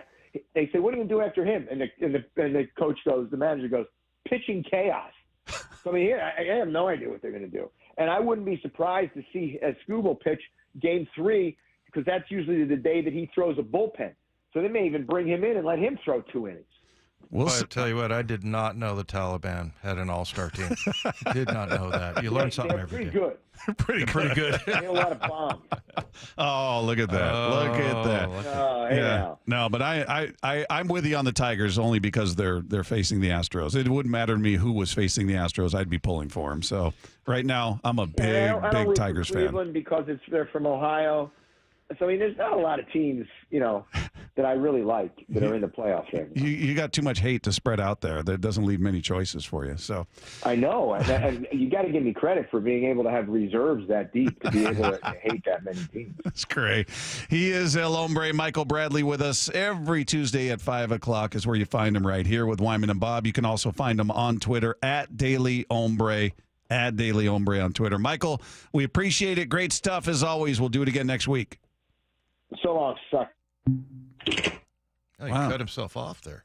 Yeah, he did. Did he cut himself off, or did you do that? No, it wasn't me. We heard the hang up. Well, the hang up comes from this side. Comes it. A little No, you can peek hear behind the his. curtain. You can hear his. I am the hang up, but he did hang up before me. That noise? Yeah. It's here. Oh, it is? Yeah. I didn't know we There's did two. that. Yeah. Just excellent timing every time. That's all. Well, he always tells us he's old school. I thought maybe he was down there on his rotary phone, and that was a. Yeah, especially when sometimes he would do it. You would hear him fumble it. That used to be fun. Yeah. All right. Now there you it's go. just beep. Yeah, just pushes that button really hard. All right, if you missed any part of El Hombre, you can find that on the podcast page after the show at seattlesports.com. Meanwhile, the Mariners have a lot of questions to answer during this offseason. We'll dig into some of those coming up with Wyman and Bob. This is Seattle Sports on 710. Seattle Sports, your home for Bump and Stacy. I gotta say, Bump, I don't really feel upset or worried or panicked after this one. Weekdays 10 to 2. This is not a game that once it came to an end, I thought, oh, I really hope they learned a lesson. No, I actually liked a lot. You have a bold statement you're ready to make. I don't know what it is. I'm going to tell you right now, the Geno that we've seen for 4 weeks, you can win a Super Bowl with Geno. You can win a Super Bowl with Geno Smith. Don't miss an hour of the show. Find the podcast at seattlesports.com. You know, after years of football and the injuries that go with it, my first thought was always go get surgery. Hey, it's Dave Wyman here, but after a consultation with Dr. Mark Wagner, MD at Seattle Sports and Regenerative Medicine, my eyes were open to an alternative to surgery, and I'm talking about stem cell therapy with Dr. Wagner. It helps with severe osteoarthritis, including bone-on-bone, loss of cartilage, even rotator cuff, labrum, and meniscus tears. It's about getting people back to doing all the activities they love without pain and without surgery. Dr. Wagner's 60-minute outpatient procedure uses your own stem cells, which can regenerate your own cartilage in your own joints. Dr. Mark Wagner, MD, is a board-certified Seattle physician with over 30 years of experience. And get this, he's performed over 20,000 stem cell procedures. And he's one of the few doing it the right way. So whether it's a shoulder, hip, elbow, ankle, wrist, or knee, before choosing surgery, see Dr. Mark Wagner first. Get the facts, then get back in the game at drmarkwagnermd.com. Texting enrolls you into recurring automated text messages. Consent not required to purchase. Message and data rates may apply. Hey, Dan, how you doing? Haven't seen you around the gym for a while. Yeah, I've really fallen off. Since I turned 40, I just don't get the results I used to get. Could be lower testosterone. Lower T? Yeah, I went through it a while back. Once you hit 40, your body has less free testosterone. I got Nugenix Total T, and it's made a huge difference for me. I've seen that ad on TV. Is it for real? Oh, yeah. The key ingredient is something called Tesnor, which helps boost free and total testosterone levels to help you trim up and stay lean. And it's made a difference for you? Man, I feel like I'm in my 20s again. At work, in the gym, and in the bedroom. Are they still giving out complimentary bottles for people to try it for themselves? Yeah, you just need to send them a text. Text STAPLE to 321-321 right now for your complimentary bottle of Nugenix Total T, the #1 selling testosterone booster at GNC. Plus, text now and we'll include a bottle of Nugenix Thermo, our most powerful fat incinerator ever, to help you get back into shape fast. Absolutely free. Text STAPLE to 321-321. That's STAPLE to 321-321. You know, someone asked me the other day, do you know how many devices the average home has connected to their Wi-Fi network? It's way more than I thought. So I actually went home and counted how many connected devices in my home. It is more than a dozen, all to keep us connected to the good stuff, our streaming, gaming, all the internet, and you name it. Well, Xfinity knows that the number of devices we have connected to our internet is growing by the year. And that's why they engineered their gateways to handle hundreds of connected devices, hundreds for real. And now through October 10th, get $150 750 megabit Xfinity internet for just $19.99 a month for 12 months with a 1-year contract. And ask how to get an eligible free 5G phone with Xfinity Mobile. Make sure your home Wi-Fi can handle everything you throw at it and then some. Visit Xfinity.com, call 1-800-XFINITY, or visit a store to switch today. Xfinity, bring on the good stuff. Requires paperless billing and auto pay with store bank account. Equipment taxes and fees extra after promo. Regular rates apply. Xfinity Mobile requires Xfinity Internet. Actual speeds vary. 1-800-XFINITY. Paid political announcement. A Bob for Bob update. In 2021, Bob pushed decriminalizing fentanyl just like Oregon. In 2023, more than 1,000 citizens in King County died from fentanyl overdose in a single year. While other states enforce and arrest fentanyl dealers, Washington, under 12 years of Bob, has become a leader in fentanyl deaths and last in law enforcement officers per citizen. It's simple. Vote Bob if you want more crime and less safety. Paid for by the Bob for Bob Committee, 1283 Puyallup, Washington, 98371. Top 4 donors: Steve Gordon, Fremont Dock Company, Brian Haywood, and Susie Burke. Seahawks Player Spotlight. Man, it felt good to go out there and be able to contribute. Exclusive interviews with your favorite Seahawks. You know, we got a genius as the head coach. Every day with Wyman and Bob. Seahawks Insider. Brought to you by Pacific Lamp and Supply. Now here's Maura Dooley. The Seahawks offense was impressive in the losing effort Monday night, putting up 516 total yards with 38 first downs. But the defense struggled with so many of the starters out injured. Mike McDonald acknowledged the lopsided performance on each side of the ball post-game, but he was happy with the overall resolve and effort of his team. Offense was responding. Defense, we weren't able to get stops, especially in the second half. And there's a feeling that you see in the guys' eyes where, no one's hanging their heads. Everyone's just like laser focused, poised, just like we've talked about throughout the Denver game. And that's a characteristic of our team that we've had throughout the season. So proud of that. It's easy to start, looking around and what was me type of idea, but that's not our guys. The Seahawks Insider is brought to you by Pacific Lamp and Supply. For the latest on the Seahawks anytime, go to seattlesports.com. Hey, Brock Heward here, and I have had my share of sports injuries, and I know a little bit about pain. Well, that's what football will do to you from head to toe. But you don't have to play professional sports to know what I'm talking about. Painful joints from arthritis can affect anyone and make it hard to do pretty much anything. Well, that's where my friend, Dr. Daniel Nelson from Eastside Pain and Regenerative Medicine comes into play. He has seen so many patients through the years suffering from chronic joint pain caused by arthritis. So don't let pain stop you from your quality of life. Don't let pain stop you from enjoying life. Consider Dr. Nelson the only doctor with over 30 years of experience in pain medicine techniques, including stem cell therapy. It's a non-surgical solution to pain using your own stem cells. That's right, your own stem cells and platelet-rich plasma to harness your own body's healing potential. Consider stem cell therapy with Dr. Daniel Nelson, MD at 425-823-4000 or visit danielnelsonmd.com. That's danielnelsonmd.com.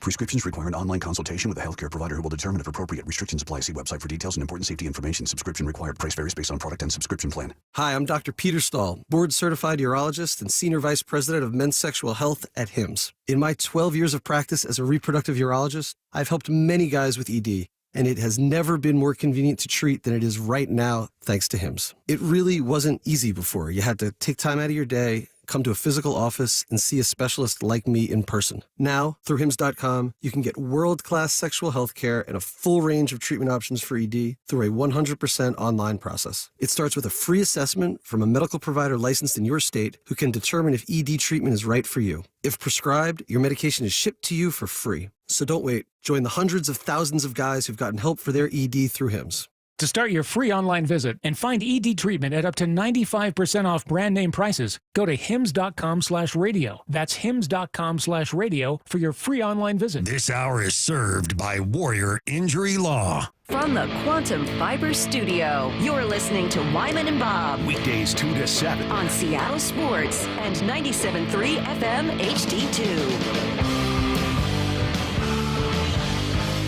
Thanks once again to El Hombre Michael Bradley, who joined us in the previous segment. In case you guys are just tuning in and missed that conversation, you'll be able to find that on the podcast page after the show at seattlesports.com. Meanwhile, taking a look at this Mariner team, their season, unfortunately, has officially come to an end, Dave. So we start looking ahead. We start going, all right, let's make our wish list. Let's talk about what needs to be done, where we're good, where we're not good. And we said this to open the show, or earlier in the show, I should say. We talked Seahawks to open. But earlier in the show, as I see it, you need a first baseman, a second baseman, and a third baseman. Do you disagree with any of that? Tell me how it is that Rayleigh is that bad defensively, because he is one of the guys I think that you can point to that for Jerry and Justin, they can lean their hat on. Lean their hat on. He panned out. He was an off-season acquisition. They acquired him for Caballero, right? Wasn't that the transaction? Yeah, Caballero. Yeah. And he lived up to and exceeded his previous career highs. He's not been a full-time player. He wasn't with Tampa Bay. No, but I think he should be celebrated. Yeah, because he was a success. I would be okay with him at first base, but I know you're a little pickier than me as far as that goes. And you're probably right. But I don't know. I feel like if you start him off and he plays more games, it'll give him more confidence and he'll get better. But yeah, I mean, other than that, I think JP didn't have a good year. Bad year. At shortstop, you don't really have your full-time guy, as much as I would love to say, is Rojas. Who was saying that? I don't remember. Somebody was calling him that. Rojas. Yeah. I mean, I think Rojas is kind of like Dylan Moore, basically. Yeah. Good player. And then second base. Yeah. Yeah. You got a $12 million option on Jorge Polanco, which I cannot imagine them considering picking up. I mean, it was not a good year. I know he started to turn around when it was very late in the season, but overall, very disappointing year for him. Very disappointing year for Garver, for Haniger.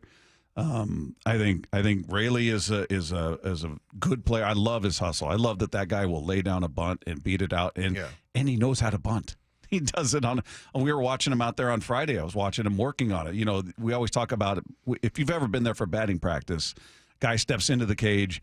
Usually the first, I don't know, I think 2 pitches. 2 or 3.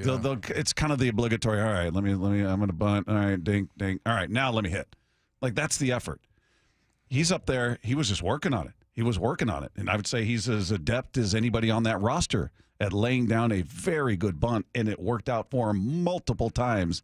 A guy that size. He can run. Yeah. I mean, he's listed at 6'4", 235. I feel like he's bigger than that. But yeah. He's a big dude who's just a scrappy, all-out kind of player. I love Luke Rayleigh. I think he worked out really well. That's a win for Jerry and Justin. So would you go into?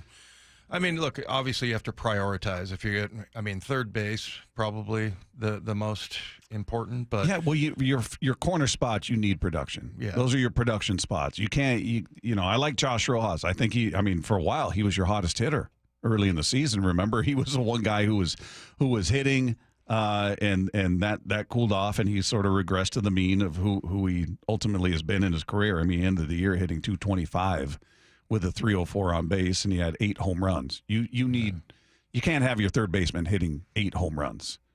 So I understand he didn't play 162 games either. So there's that part of it, but you need production out of those corner spots. Those are your power areas, if you will, and you weren't getting it with Ty France there. You were getting a very good defensive first baseman, but you weren't getting that pop that you needed, and you're not getting it out of third base. So to me, Rayleigh's your fourth outfielder. You're sometimes first baseman. You want to give your first baseman a break. Your DH. Yeah, I could see him playing more games. He played a career high this year. Most games he's played in his career. Yeah. So I could see him playing even more, but it's not going to be at one spot. Some will be outfield, some will be DH, some will be first base, just wherever he's needed. Well, you got to love that when it was kind of like Julian Love in the NFL. That the more you play him, the better he becomes. Yeah. And that's part of it, just getting reps and getting consistent reps. Yeah. And being an everyday player. Yeah. So I wouldn't defensively. I don't think he's awesome at first base. I think he's a guy. I don't know what the defensive metrics. I don't care. I don't put anything into it. Do you hate their guts? Me and Mark Schlereth hate it. Yeah, well, defensive metrics I think are just so flawed. I don't just use the eye test. Yeah. And he's not awesome defensively there. And he's not a guy who's, a superstar. He hit 243 this year. He's not a guy who hits for areas. There's a lot of swing and miss with him too. But he did produce at 22 home runs, 58 runs driven in, which was both career highs for him. Played 137 games. His previous high was the year before, 118 with Tampa Bay. Mm-hmm. So he's a guy I like him on the team. I think he serves a great purpose. He's a guy who can be used in a lot of different areas, but he's not your answer at first base. So I think you got 3 definite spots. And then I don't know what you do with Haniger and Garver. I guess Garver, you're at sunk cost. He's your backup catcher. Kirby seems to like throwing to him, so I guess. I mean, he's going to get paid either way. I guess you make use of him. If he's in the lineup, maybe you don't play him as much as you did this year, and he ultimately didn't end up playing a ton because he was so ice cold. But he got more of an opportunity when they got rid of Sebi Zavala and made him the backup because they were just trying to figure out a way to get him going. That didn't really work. But I don't know how do they pull an Astros with Abreu and just said, nope, it's not working. He's gone. We're just going to eat the contract. I can't imagine the Mariners doing anything like that. You mentioned Mitch Haniger. He just, for whatever reason, I guess I know why, he missed a year, obviously. Yeah. But 8 years in Major League Baseball, it feels like longer than that. It feels like, and I guess just because of, his injuries and everything that he's had going on. But what do you think? You think he's got a player option for next year that's Spotrac says 17.5. I've seen others said 15.5. I don't know. Somewhere in there. $15 to $17 million is what he's got coming with a player option, which I would assume he's going to exercise. Yeah. I don't know if the Mariners try to work out a settlement of some sort and move on. I don't know how that's going to work. I don't know what's entailed with that. I rooted for him. I was excited when they brought him back. I didn't look at that as, what a mistake by Jerry. Because if he's healthy, his last healthy year, look what he did. Yeah. 39 home runs, drove in 100 for the Mariners. Then he leaves. He's unhealthy again with the Giants, bad luck, gets hit in the forearm, breaks his arm, all of that. So you think, okay, if he can be here and be healthy, he's going to be such an asset. And he got off to a hot start. He was great in spring training. He was great at the beginning of the year, and then it just never took. Yeah, because he played in 121 games. Yeah. But the home run total, you mentioned the 157 in 2021 with the 39 home runs and 100 RBIs. He wasn't even close to on pace with that this year. 12 home runs and 44 RBIs in 121 games. You're not going to get there in the extra 36 that it would take to get up to 157. So, yeah, I mean, I don't know if he's on his way out. He's gone through a lot in his career, that's for sure. Yeah. A lot of adversity. He's got a lot of money coming to him. We'll see how they work that out. I don't know how he fits. If he and Garver are both back, I'm not sure how that works out. So we'll find out, but you need an infield because right now I think you got one guy in J.P. Crawford who he himself needs to take a very big step forward because this was a really big step back for him this year. Yep. All right, coming up, there are some apologies that had to be handed out after this weekend. That's in What We Learn. Coming up with Wyman and Bob, this is Seattle Sports on 710. The Mike McDonald Show. The first word from the head coach after every Seahawks game. What'd you see from Gino? They play a really good game. They gave him some hard things. The way they rush and like with Aiden there, you don't have forever back there. And so he's making fast decisions. I think our guys are getting their spots well. In the way the game played out, we needed them to do that. But the guys did what they needed to do to keep us, alive, keep us in the game. And there was a path to win the game. You've got to give our guys credit for fighting it out the whole time. Don't miss the Mike McDonald Show the morning after the Hawks game at 9:30 on Seattle Sports. This might be the most surprising statistic I've shared in decades of doing local news. More than 75% of commuters will be involved in a car accident at some point. JP Pendergast of Pendergast Law with more. What makes it more surprising? The average person will be involved in 3 to 4 collisions in their lifetime. With accidents unbelievably prevalent, what are some safety tips if it happens to you? Safety first. Secondary collisions are not uncommon while awaiting help. Turn on those hazards and remain in a safe place.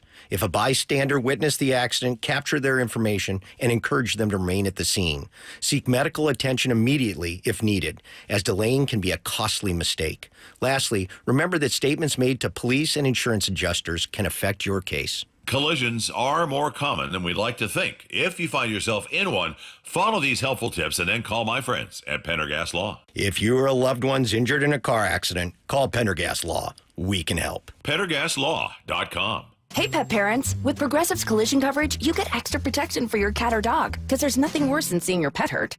Like when you see their face after accidentally stepping on their tail, and you say, "I'm so sorry, Mr. Pickles." But as you kiss his nose and rub his little belly welly, you know Mr. Pickles is thinking, "You betrayed me." Anywho, Progressive pays up to $1,000 in vet bills if your pet is injured in an auto accident. Learn more at Progressive.com and watch where you step. Progressive Casualty Insurance Company and Affiliates. Collision coverage subject to policy terms. Not available in all states. Buying a home is one of the biggest financial decisions you'll ever make. Before you tour a home, the real estate professional you're working with may ask you to sign a buyer's agreement, which describes the services you'll receive, each party's role and responsibilities, and how your agent will be compensated, all of which you'll want to discuss with them up front. So work with an agent who's a Realtor. Realtors are members of the National Association of Realtors with a duty to honestly represent you and put your interests above their own, because that's who we are. Progressive presents Renters MVP's Most Valuable Possessions. Today's MVP, Tom Kelly's carbon fiber mountain bike. Because more than riding his carbon fiber mountain bike, Tom loves telling people about his carbon fiber mountain bike. Friends, family, even a local barista knows about his carbon fiber mountain bike. And that's why Tom's carbon fiber mountain bike, if you haven't heard about it, is today's MVP. Keep your most valuable possessions protected by bundling your renters and auto insurance with Progressive. Progressive Casualty Insurance Company affiliates and other insurers not available in all states. Everywhere you look, things are getting more expensive. So at Consumer Cellular, we're lowering the price for those 50 and up. Now you can get unlimited talk, text, and data for $30 a line when you buy two. That's just $60 a month for 2 unlimited lines. So if you're 50 and up, make the switch and save. Come on, you've earned this. Call 1-888-FREEDOM or visit consumercellular.com today. Requires 2 lines of service, age validation, and credit approval, subject to system and area limits, taxes, and other fees apply. Hey, everybody, Bob Stelton here for Johnson Fitness and Wellness, where I got my home gym. Now, the difference? Their expert staff. They ask great questions like, what are your fitness goals? What kind of space are you working with at home? And what's your budget? Johnson Fitness and Wellness experts get you the right machine for your home gym dream setup. And right now, in-store only, while supplies last, mention this ad and our listeners get an indoor cycle for free with Select Force USA Home Gyms. Shop stores in Bellevue, Tacoma, Linwood, or visit johnsonfitness.com. We are Seattle Sports, the home of the Seahawks, Mariners, and everything Seattle sports. Watch your favorite show live at seattlesports.com. This is the day of the big sale at your gift shop. Welcome in. So this isn't just a big day for your business. It's a big day for the network keeping it all connected. That is, if it can handle the pressure. Next in line, please. So is it possible to get business internet you can really count on? It is. With 99.9% network reliability from Comcast Business. It's like this neat little bow. Do you like that gift wrap? Really ties it all together. Reliable internet for your business. It's not just possible. It's happening. Comcast Business. Powering possibilities. Switch to Comcast Business and get started with reliable internet and advanced security for $49.99 a month for 12 months with a 2-year agreement. Plus, ask how to get up to a $500 prepaid card with a qualifying internet package. Don't wait. Call or go online to switch today. Offer ends 10/13/24. Restrictions apply. New customers only with 150 megabit per second internet. Eco bill and auto pay required. Equipment, taxes, and fees extra. After 12 months, regular rates apply.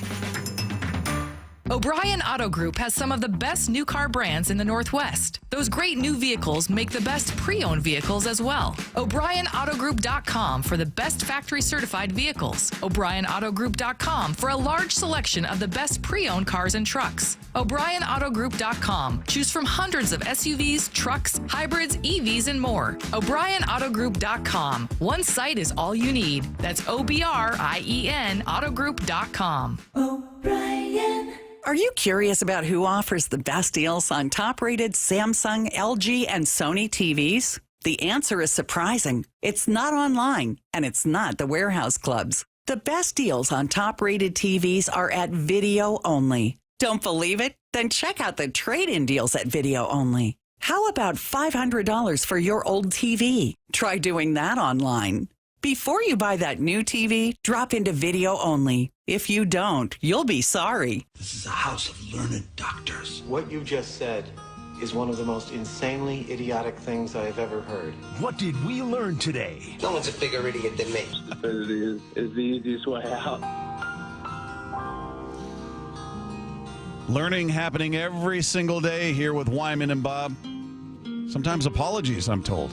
Sometimes apologies are made, Dave. Is that right? That's what I've been told here, that there were some apologies that had to be handed out after this weekend. What were we talking about here, Lefko? I think you know where we're headed. Yeah. I think you know that last night and then today we learned that it was a pretty humbling night for Dave Wyman. By the way, do I owe Jared Goff an apology? Yeah, I think you probably do, sir. I would hope Jared Goff checks in, as he is wont to do on the text line every now and again, at 866-979-3776, powered by Mac and Jack's Brewing Company. But it's a good time to bring up that. Well, I asked a question on the notes last night for him. How did that happen, Dave? Yeah, I know. You singled me out. Yeah, I did. I deserved it.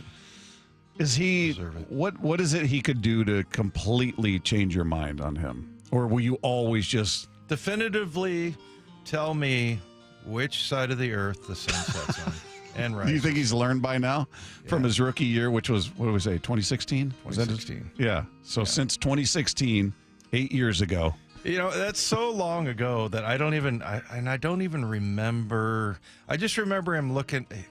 He had a Brook Trout look. That was a Chuck Knox saying. You know, it was, for you on the stream, it was like, oh, like what? What just happened? He always had a Brook Trout look on his face. And then that happened. And yeah, who was the other guy? Who was the other guy that got drafted? Was it Wentz? Was it him, Goff and Wentz? Mm-hmm. And Jared Goff looked like he was down and out, man. I'll tell the story. I remember watching the playoff game against Green Bay where Sean McVay just like entirely shunned him. Like, shun. Put his hand up. Like, I don't even want to look at you. I'm tired of looking at you. And he's resurrected his career, and now here we are, 18 for 18. Game-winning drives, all kinds of good stuff for Jared Goff. Catching touchdown passes, by God. How about that? Unbelievable. It's really a good throw. What else did we learn? Well, actually, speaking of that Jared Goff touchdown reception, Mark Schlereth, he had a lot of praise for the Seahawks, but then we learned that he had one harsh truth for them. If you're in the Seattle locker room and he beats you on that, that little flip play, quarterback, almost that Philly special where he's running like, Forrest Gump, or he looks like Bobby Boucher, just like total spaz out there. Spaz. That's embarrassing. Could you imagine if I'm in the locker room and you're the guy that had coverage responsibility on that and you got beat to the corner by Jared Goff? The amount of crap I would flip you, like Dave, if that was you, oh my God. You would just want to retire and quit and go live in the mountains. How bad would he be? I can attest to that. He gives out a tremendous amount of heat. Mark does. I feel like he'd almost want one of his favorite teammates to make a mistake somewhere just so he would have that opportunity. So he'd have, I got material. Oh, yeah, boy. he relished in that. That was one of his favorite things to do. And I told you about the Hostetler throat protector that he did on the little skeleton with a little Raider helmet. Yeah, he loved that kind of stuff. Yeah, it's a gift for him. It really is. But do you think, in watching that film, if you're Gibson, are you just like, oh boy, are you slinking down in your chair? And it would be much, much better if they had won. The fact that they lost, it's not quite as jovial. But because remember, who was it that somebody dropped I think it was Dodson, had a chance to get a pick in the very first game against Denver. And remember, we were talking right. Was it Rayshawn Jenkins or Kayvon Wallace? I think it was Kayvon. And he was like, oh, we gave him so much heat for that. He seemed excited about it. I was like, you should go take the jugs gun and put it in front of his locker. Yeah. Just go set it there. Yeah, I mean, it's so much more fun when you win, but when you lose, and especially you get scored on, probably, I don't know. They're probably going to give him some heat, but it's not going to be like some big happy celebration because usually it is. Yeah. Yeah, that's a rough one. That's a rough one to watch back on film. What else did we learn? Well, this one's pretty simple. Today we learned that Ken Walker's fast. Big score for the Hawks. Again, getting back in the game. And again, Dave, great blocking at the point of attack. I've got to commend you, Dave, on your restraint. Oh, yeah. I'm sure there was probably a part of you in that moment going, yeah. You were probably bursting at the seams to make a noise of some sort that everybody in the listening audience would then cap on you for, and you held back. You were very disciplined. Well, thank you, Bob. I appreciate that. Yeah, you know what? He's a lot faster than I feel like I've given him credit for. He's different this year. I don't think he was that fast. I didn't. Yeah, I said that about Gino too when he scored his 34-yard touchdown. I think it was 34 yards. I guess I'm underestimating people in there. Schlereth says the same thing today. He's talking about Walker. Oh, I didn't realize he was that fast. It's like last night, for whatever reason, caught the eye speed-wise of more than just us. Well, and I think it's not that he's necessarily. I don't think he took his 40 down by a tenth. I just think he's playing faster. You know, and when you watched him at Michigan State, where did he start off? Like Wake Forest, I think. Yeah, and he transferred to Michigan State. This is before he got drafted, obviously. And then the very first play from scrimmage, he scored like a 75-yard touchdown. So, and he looked like he was playing fast. And I don't know, in the last couple of years, he's not been as decisive. And, I think he wants to cut it back, but I don't think he trusted himself. And now he trusts himself because, he just looks like a different player, man. He looked great. He really, he only had 12 carries last night. Yeah. He had 3 of them resulted in touchdowns. But that little flip thing he did on the ground, I was trying to describe that on the radio because I don't think Rabes saw it, and he was doing his job and everything, and I'm like, I can't believe what we just saw, And then I was like, look at him. Look at that. And I'm like, oh, that's right. We're on radio. Everybody in their car is going, I can't, Dave. No, O'Connell trained me on that. Don't ever say, look at that. Yeah. On the radio. Doesn't translate. Not work. No, but it was pretty awesome watching him do that, man. I've never seen anybody. It's one thing you roll over and you don't touch the ground, and you see that every once in a while, but this was like a double flip. He got flipped. The guy flipped him on top of his own body, the defender, and then he sort of flipped off of the defender's body and kept running. It's amazing.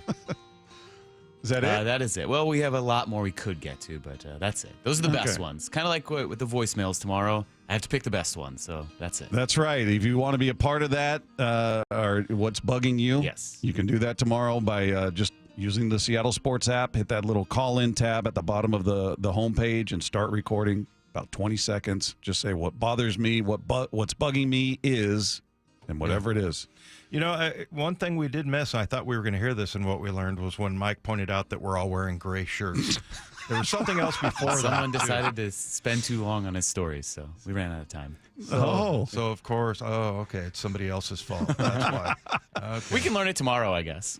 We'll save it. Some delayed learning. Lefko pinballing from one topic to the other. No transition. I thought it was a clever, hey, we're all wearing gray. Just a stream of consciousness from the booth there. All right, that does it for us. I want to thank our guests today, Mark Schlereth and El Hombre, Michael Bradley. If you missed any part of today's show, you can find it on the podcast page, seattlesports.com. Click the podcast tab and click on our picture, and it's right there waiting for you. Don't forget to click subscribe because then you never have to worry about it again. It just shows up for you right there. We're going to turn you over to Game 1 of the NLDS between the Padres and the Braves in progress. Coming your way next. We'll talk to you tomorrow with Wyman and Bob, Seattle Sports on 710.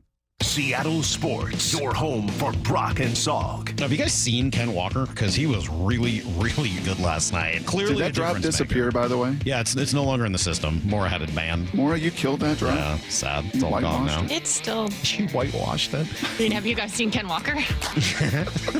That's good. Every time. He was difference maker. Enough so, Brock, and not just him, but I am starting to wonder if the worm is turning on running backs all being replaceable. On Seattle Sports and 97.3 FM HD2.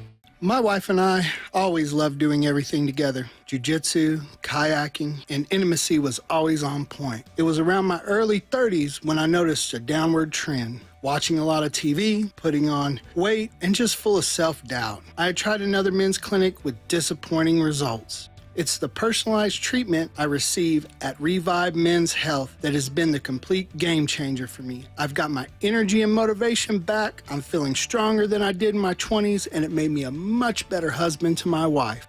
This is Dr. Andrew Allshouse of Revive Men's Health. If you're always feeling tired or moody, or your sleep is poor, you have low libido, you may be suffering from low testosterone. Book your free T-check and exam. Call Revive Men's Health Seattle at 206-529-1111. That's 206-529-1111. Or visit ReviveMen'sHealth.com. Have you tried the dining district at the Bellevue Collection? Grab lunch with friends, meet up for happy hour, and stay for dinner and beyond. You can sample international flavors and local favorites from talented chefs. Try a new cocktail on a rooftop bar or watch the game with friends. And explore the lively nightlife scene. The Dining District at the Bellevue Collection, where your taste adventure begins.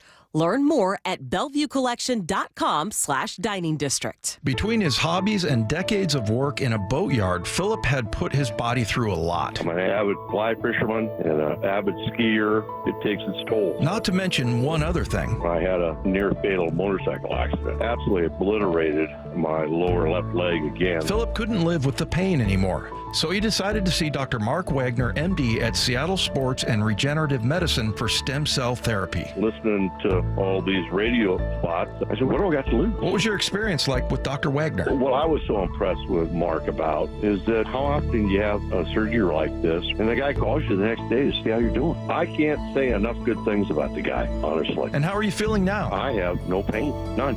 Zero. Wow. So would you recommend stem cell therapy to others? I'm a fan, believe me.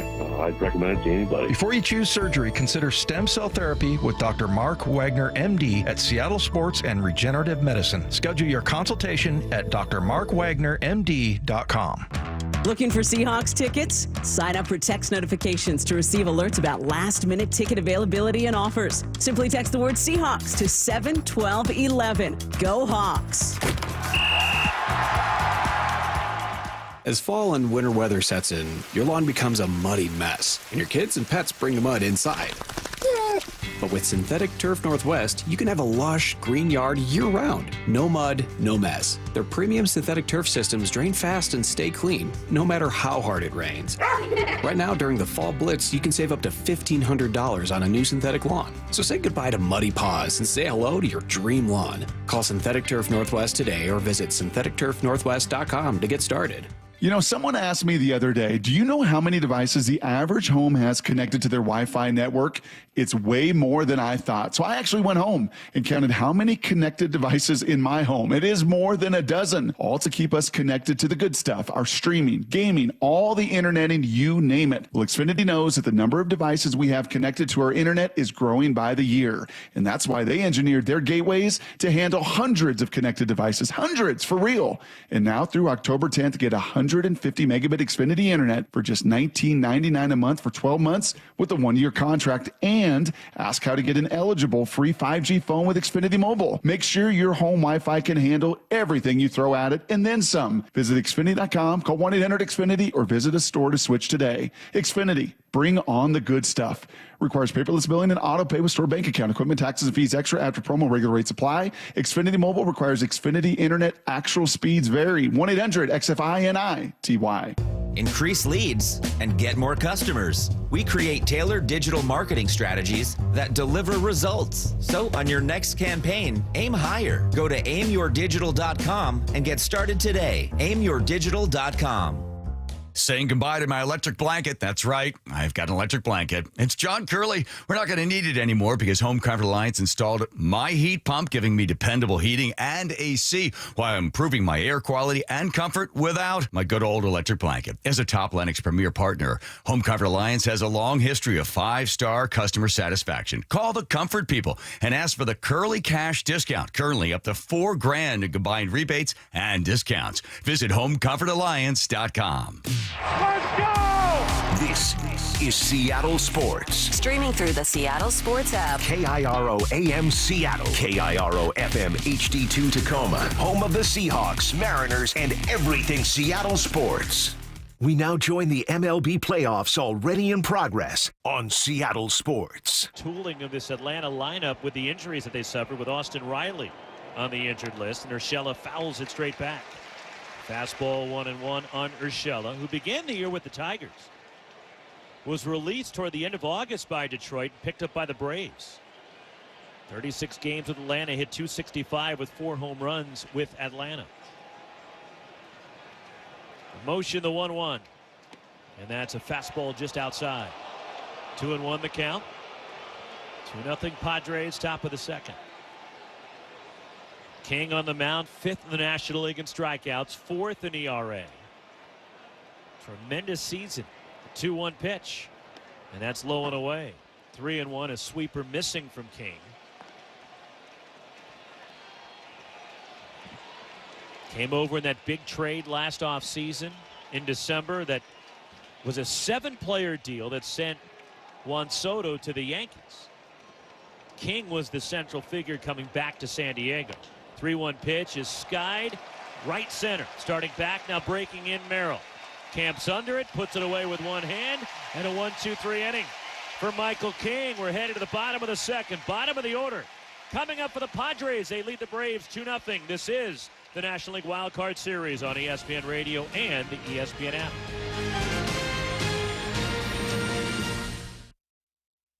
Whether you own a local business or a global one, you're always looking for ways to position your operation to create opportunities and move on them faster. With Bank of America, you get access to experts, award-winning insights, and business solutions so powerful, you'll make every move matter, locally and globally. Visit bankofamerica.com/banking for business to learn more. What would you like the power to do? Copyright 2024 Bank of America N.A. Imagine your team always looking and feeling their best in high-performance technical workwear. Cintas can make it happen. They have garments for almost every job imaginable. And with the Cintas Workwear program, you get freshly laundered garments delivered every week for everyone on your team. Great garments without the bother of laundry. That's a real perk for employees. Find out how Cintas can boost team image and morale. Visit Cintas.com. Oh, I'm ready! And get ready for the workday. At the Home Depot, we know you can't control everything, like when your guests arrive too early for Saturday college football. But you can control your grill. With the Traeger Timberline XL, you can watch the game, not the grill. Monitor your football feast from anywhere using the Traeger app. With the Timberline XL, you can bake, smoke, sear, fry, and saute.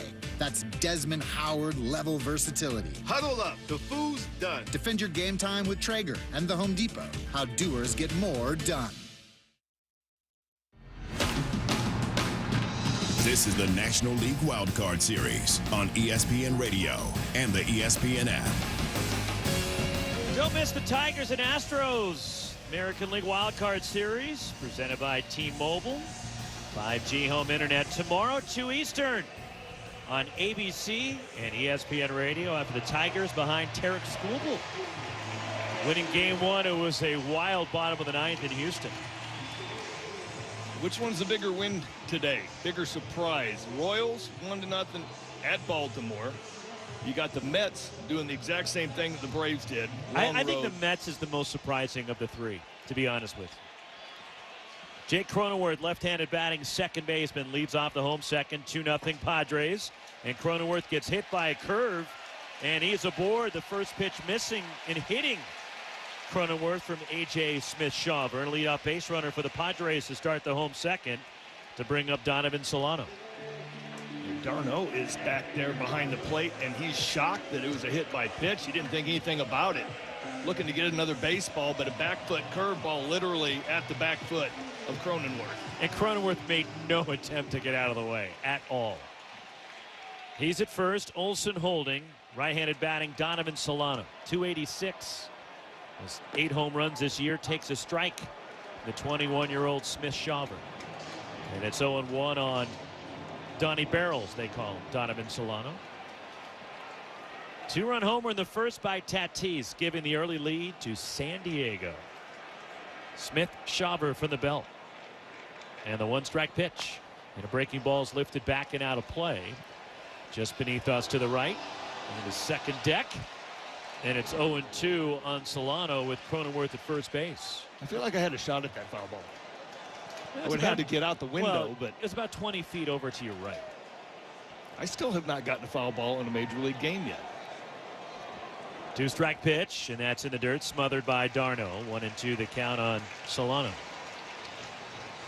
I mean, just for the other three games today, Skubal's been maybe the best pitcher in baseball this year, so that's not a surprise the Tigers won. The Orioles have been struggling for a little bit, and the Royals are playing good baseball. That doesn't surprise me. They won game one. Low and away. Solano lays off a changeup, 2-2. The Mets, considering their marathon yesterday with the Braves, then had to fly to Milwaukee, play a mid-afternoon to late afternoon game against the Brewers, who were waiting. Freddie Peralta is a good pitcher. Moved to first, and diving back is Cronenworth. That's why, of the three, the Mets win is, I don't want to say the most surprising, but the least expected. How's that? What about for you? I don't know. I mean, I asked you the question. I really don't have the answer. I mean, Detroit going into Houston. 2-2 pitch is lined to right, and a hit for Solano over toward the line. Cut off by Soler, shy of the warning track. A turn staying at first is Solano. Around to third goes Cronenworth. Line drive the other way, and bullpen activity beginning for Atlanta. Lefty is up. Yeah, you don't want the young guy to just get buried here in his first postseason moment. And now Kranitz, the pitching coach, is going to come out and have a conversation, call timeout, and whoever they got warming up the bullpen is going to get a little bit more time. And so I was kind of curious. I mean, the Tatis home run was blasted. And so I'm going, I don't want this young guy. He's 21 years old, huge moment, probably the biggest moment he's ever been on a mound. You don't want him to get buried because of the damage mentally, psychologically is just difficult. But what he's learning right now is that if you don't show a major league hitter something other than a fastball, they are going to time it up and they're going to be on time. Every one of his hits has been on his fastball. He just is not landing the changeup, the off speed enough to keep these hitters off of it. The lefty Aaron Bummer begins to get loose for Atlanta in the bullpen. Runners at the corners, nobody out. Kyle Higashioka, right-handed batting catcher, takes a strike at the knees. A fastball from Smith-Shawver, and it's 0-1. Two-run homer in the first by Tatis, and here in the second, leadoff hit by pitch. Cronenworth at third after the single by Solano. Runners at the corners, nobody out. Infield a double play depth. One strike pitch as Higashioka hits it in the air right center. This should score the run. Over to the alleyway. Harris makes the catch. Tagging, breaking for the play. Cronenworth. Harris will not throw it home. He'll throw it to second base. Staying at first base is Solano, and a sac fly to right center off the bat of Kyle Higashioka. And it's 3-0 Padres, one out, bottom two. And here comes Brian Snitker. It's kind of a curious sequence right there. And as I said, Smith-Shawver's changeup is really good. He showed a couple good breaking balls. Didn't land any of them. And that sequence right there goes fastball, fastball to Higashioka, where you got to try to keep it in the infield, get soft contact. Early pitching change for Atlanta. The rookie Smith-Shawver in just his 7th major league start and second this season does not survive the second inning. He has lifted the lefty Aaron Bummer coming out of the bullpen. The veteran for Atlanta with the Padres up 3-0. Here in the bottom of the second, Solano at first, one out. And the National League batting champion, Luis Arraez, coming up. Bottom two, 3-0 Padres. This is the National League Wild Card Series on ESPN Radio and at ESPN.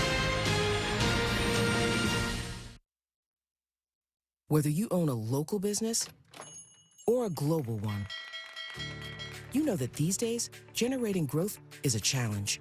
By teaming with Bank of America, you'll not just stay ahead of the curve, you'll move it. With access to experts, award-winning insights, and business solutions so powerful, you'll make every move matter, locally and globally. Visit bankofamerica.com/banking for business to learn more. What would you like the power to do? Copyright 2024 Bank of America N.A. At the Home Depot, we know Saturdays are for college football. That's why we have everything you need to never miss a play. Like North America's #1 home fire safety brand, Kidda. Because on a day full of football sounds you love, like fight songs, roaring crowds, and your favorite commentators. Like me, Kirk Herbstreit. The last sound you want to hear is... Defend your game time with Kidda and the Home Depot. How doers get more done. Based on total household installations as of December 2023. Jim Baskell in our Baseball Tonight studio. With 2 out, the base is clear. The 1-2 to Terang. Swing and a miss, strike 3. And the ball game is over. 17 in a row retired by Mets pitching to end the game.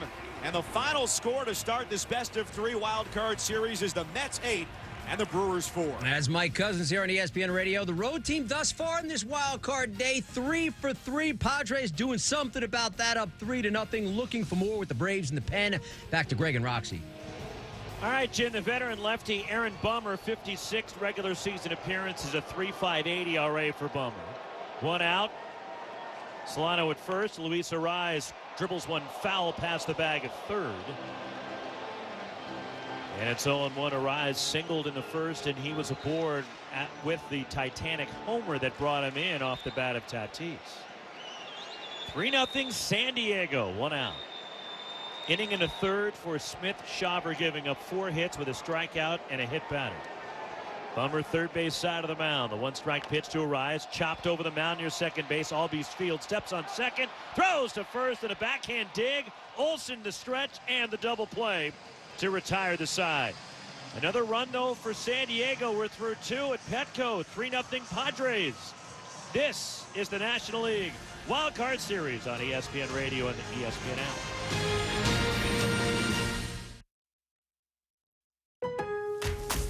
Lowe's knows that to win the job, pros need the best prices. That's why only at Lowe's, MVP's Pro Rewards members can get a volume discount on eligible orders as low as $1,500 at the Pro Desk. That means you get the prices you need to start any job, small or large. Because Lowe's knows pros. Valid in-store only. More terms and restrictions apply. Visit Lowe's.com/terms or Pro Desk for details. Whoa, it's you, the Capital One Bank guy. That's what they call me. Mind if I get a selfie? Yeah, sure thing. Say no fees or minimums on your Capital One checking account. Wow, that's a keeper. So, where are you heading? I'm off to spread the good news that Capital One helps people keep more money in their wallet with no overdraft fees. Oh, you're the best Capital One Bank guy. Hey, mind if I get a selfie? Sure. Say, Capital One, what's in your wallet? Terms apply. See CapitalOne.com/bank for details. Capital One N.A. member FDIC. Tommy! I can't wait for golf this weekend, huh, buddy? Time flies. Love you, man. Oh, don't forget your knee brace again. We aren't in college anymore. Moments together matter, so help protect yourself from RSV. If you're 75 or older or 60 plus with a chronic condition like asthma, COPD, heart disease, or severe diabetes, you're at higher risk of landing in the hospital from RSV, and there are no prescription RSV treatments. Check eligibility and schedule your RSV vaccine at vaxassist.com. Sponsored by Pfizer. You're listening to the National League Wild Card Series on ESPN Radio and the ESPN app. With Greg Olson and our ESPN Radio crew, Jim Baskell, the studios. Roxy Bernstein with you, Petco Park, on a beautiful Tuesday night in San Diego, wrapping up day 1 of the Major League Baseball postseason. And a 3-0 lead for the Padres over the Braves. 9-1-2 for Atlanta in the third against Michael King. Orlando Arcia, Michael Harris, Ozzie Albies coming up against the Padres right-hander. 3 runs, 4 hits, no errors for San Diego. No runs, 2 hits, no errors for the Braves so far. Arcia, right-handed batter, the shortstop, .218 with 17 homers this year. Michael King winds and delivers a fastball for a strike. And a rough offensive season for Arcia. He had the second lowest OPS among all qualifiers in Major League Baseball this season. 1-strike pitch way inside to Arcia, backed out of the way of a 93-mile-per-hour sinker. It's 1-1. It tied his career high in home runs with 17. But other than that, hitting .218 on the year, only 46 RBI. Just 176 in September. Was 0 for 5 in the doubleheader yesterday, and the 1-1 from King. Swing and a miss, fooled by the slider. Flailing at a pitch down and away, 1-2, the count on Arce.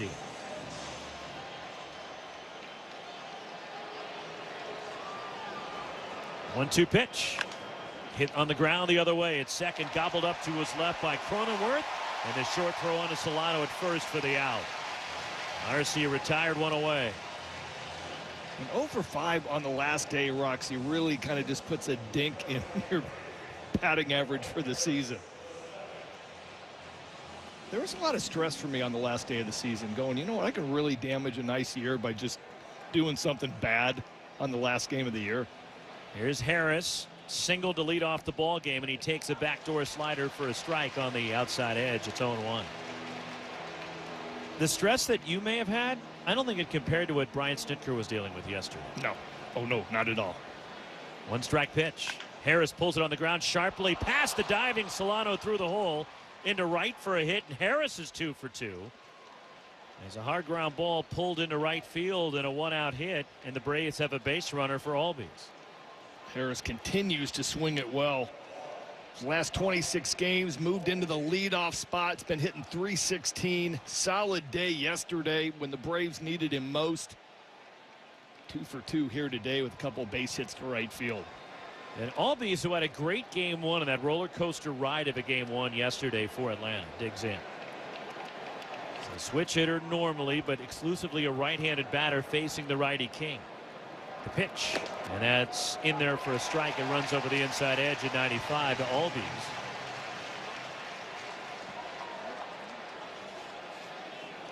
Who throughout his career has destroyed left-handed pitching from this side of the plate, but now getting used to hitting right-handed against right-handed pitching because of the injury. One strike pitch to Albies, who pulls it over third but foul. Out in front of a sweeper, and it's 0-2. And the adjustment, Greg, that he's making, how difficult is it for Albies to do this? I mean, I don't think he's hit right-handed versus right-handed pitching. So in talking to a couple of the Braves coaches, and he hasn't done it at least high school, I think. But talking to the Atlanta coaches, he's really been struggling with the breaking ball moving away from him. Pitch, Albies sprays it foul off to the right, reaches the top deck up above the first base dugout. So then your natural human reaction is to try to stay out of those situations. So he's trying to jump fastballs early in the count, not making the best choices. Batting average is plummeting from the right side. 0-2. Harris a short lead at first.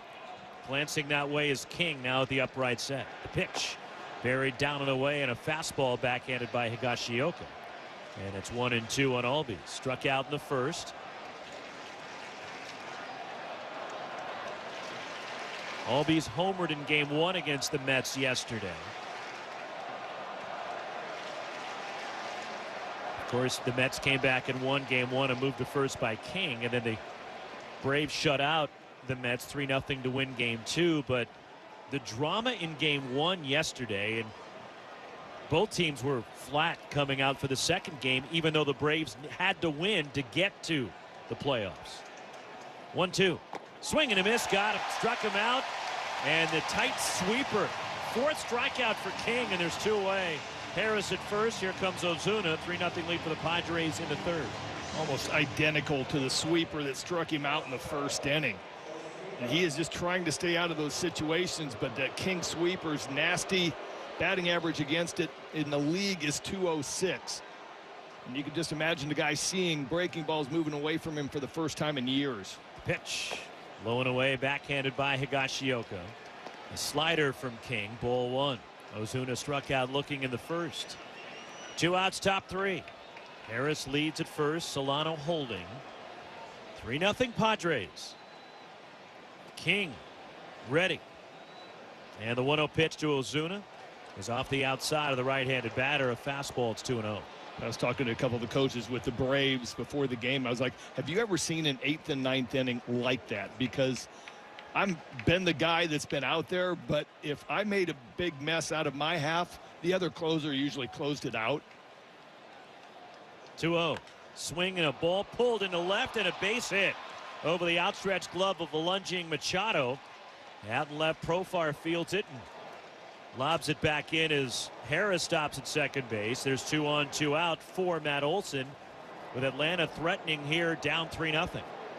Olson had some good passes in his single in the first inning.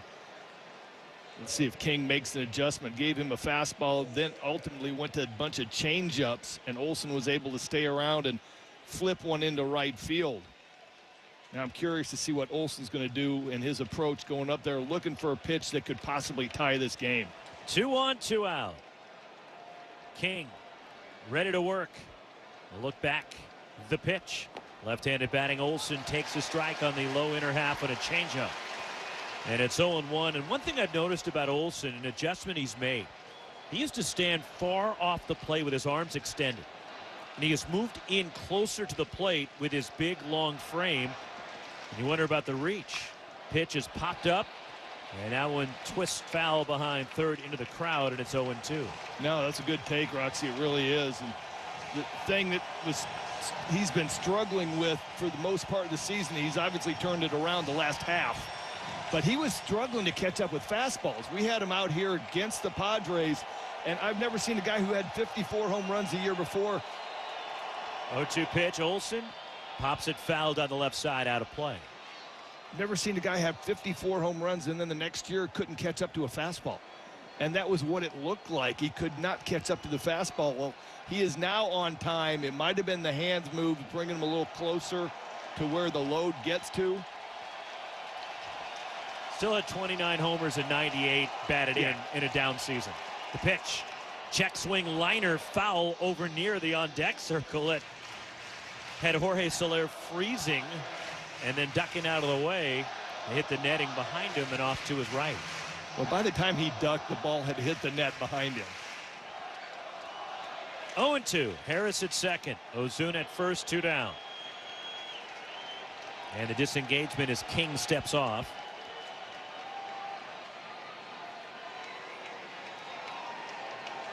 Now he resets himself on the first base side of the hill.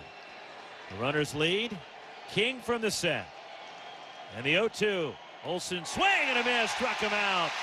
Got him with the slider. 5 strikeouts for King. The Braves strand 2. We're going to the bottom of the third. Tatis, Profar, Machado coming up for San Diego. The Padres lead at 3-0. You're listening to the National League Wild Card Series on ESPN Radio and the ESPN app. This is Seattle Sports. Hey, Brock Heward here, and I have had my share of sports injuries, and I know a little bit about pain. Well, that's what football will do to you from head to toe. But you don't have to play professional sports to know what I'm talking about. Painful joints from arthritis can affect anyone and make it hard to do pretty much anything. Well, that's where my friend, Dr. Daniel Nelson from Eastside Pain and Regenerative Medicine comes into play. He has seen so many patients through the years suffering from chronic joint pain caused by arthritis. So don't let pain stop you from your quality of life. Don't let pain stop you from enjoying life. Consider Dr. Nelson the only doctor with over 30 years of experience in pain medicine techniques, including stem cell therapy. It's a non-surgical solution to pain using your own stem cells. That's right, your own stem cells and platelet-rich plasma to harness your own body's healing potential. Consider stem cell therapy with Dr. Daniel Nelson, MD at 425-823-4000 or visit DanielNelsonMD.com. That's DanielNelsonMD.com. When an 18-wheeler ran a red light and took the life of a Tacoma man in 2021, his family trusted Davis Law Group to fight for them. And we recovered a $3.5 million settlement and held the trucking company accountable for his death. Accident victims have trusted Davis Law Group to win their case for the past 30 years. And hundreds of 5-star reviews from real clients are proof that we've earned that trust. Call Davis Law Group today for a free consultation or get my free book on trucking accident law at WashingtonAccidentBooks.com. This is the National League Wildcard Series on ESPN Radio and the ESPN app. Here come the Padres in the home half of the third. They lead the Braves 3-0 in Game 1 at Petco Park of this Wildcard Series, the best of 3. We'll be here for Game 2 tomorrow night. First pitch, 8:30 Eastern, 5:30 Pacific. Max Fried against Joe Musgrove, our pitching matchup for Game 2 here tomorrow night. Fernando Tatis Jr. clobbered a long homer in the first, digs in, and he takes the sweeper from Bummer that runs in there for a strike to the right-handed batter, the lefty Bummer on the mound. So the long homer by Tatis in the first, part of a 3-0 lead. Bummer the pitch, and that one's down and in on the sweeper to Tatis, 1-1. Tatis, who missed about 2.5 months with a leg injury this year. 1-1 pitch is outside to Tatis, missing with a sinker is Bummer, and it's 2-1.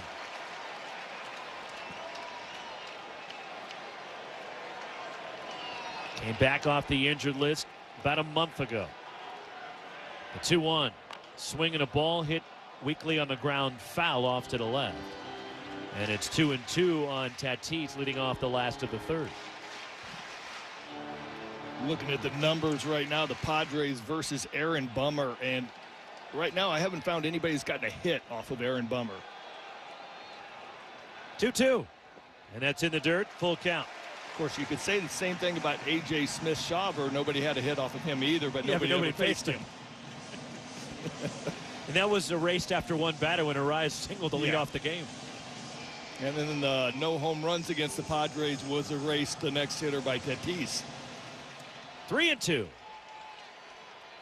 Leading off the bottom of the third, Bummer only from the stretch.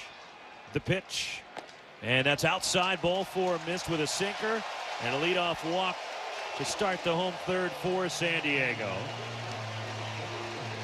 And that will bring up Profar for the Padres. Well, recipe for disaster is getting the leadoff man on. Third inning in a row, the Padres have gotten the leadoff man on. And so far, both times they've come around to score. Profar struck out in the first, batting from the right against the lefty. He rips it foul out in front of a sweeper. And that ball's driven into the second deck deep down the left field line. 0-1 on Profar. Career highs all across the board for Jurickson Profar this year, a free agent to be. Do they keep track of foul ball exit velocities? They keep track of everything. One strike pitch. And Profar lifts this one out towards shallow right center. Harris taking charge. No, now he gives way to Soler drifting over. And the right fielder makes a one-handed catch into the alleyway, back to first. Tatis, one away. Profar's foul ball had to have been about 115 exit velocity, that first swing. Next one, Bummer goes with another nasty sweeper from a really low left-handed arm angle and gets him on an easy routine pop-up. One out. Tatis at first. Here is Machado climbing in. Right-handed batter, the lefty Bummer delivers. And that's outside. Missing with a sweeper, ball one. Ground out for Machado in the first inning against Smith-Shawver. The 21-year-old who made the start for Brian Stitker and the Braves tonight.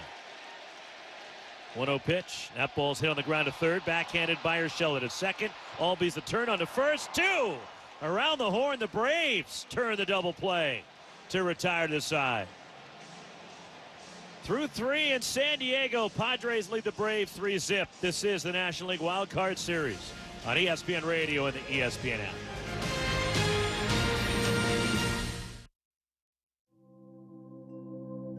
Hear that? The relaxing sound of ambient music in a yoga class. And if you were here, you'd listen to 15 people taking a deep breath in sync. But you're not here.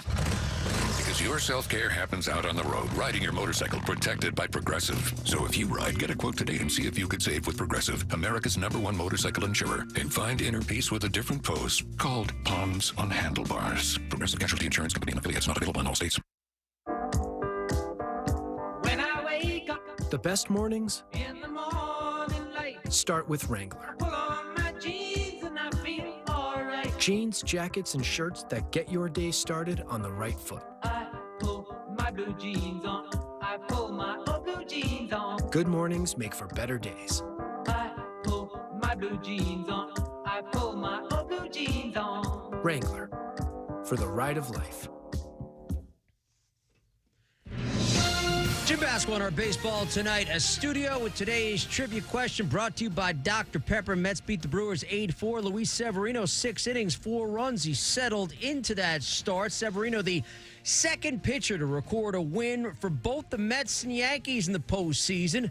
Question is, can you name the other? Again, trivia brought to you by Dr. Pepper. It's not college football season without the delicious taste of an ice-cold Dr. Pepper. College football, it's a pepper thing. That answer coming up after the 6th inning. Again, Mets get a win on the road in Milwaukee. Their skipper, Carlos Mendoza. I thought today the at-bats were pretty incredible. You know, that inning with Vientos lead off, and then the walk to Pete, you know, Winker coming through, and then you just continue to add on. But, yeah, you're right, because they punch.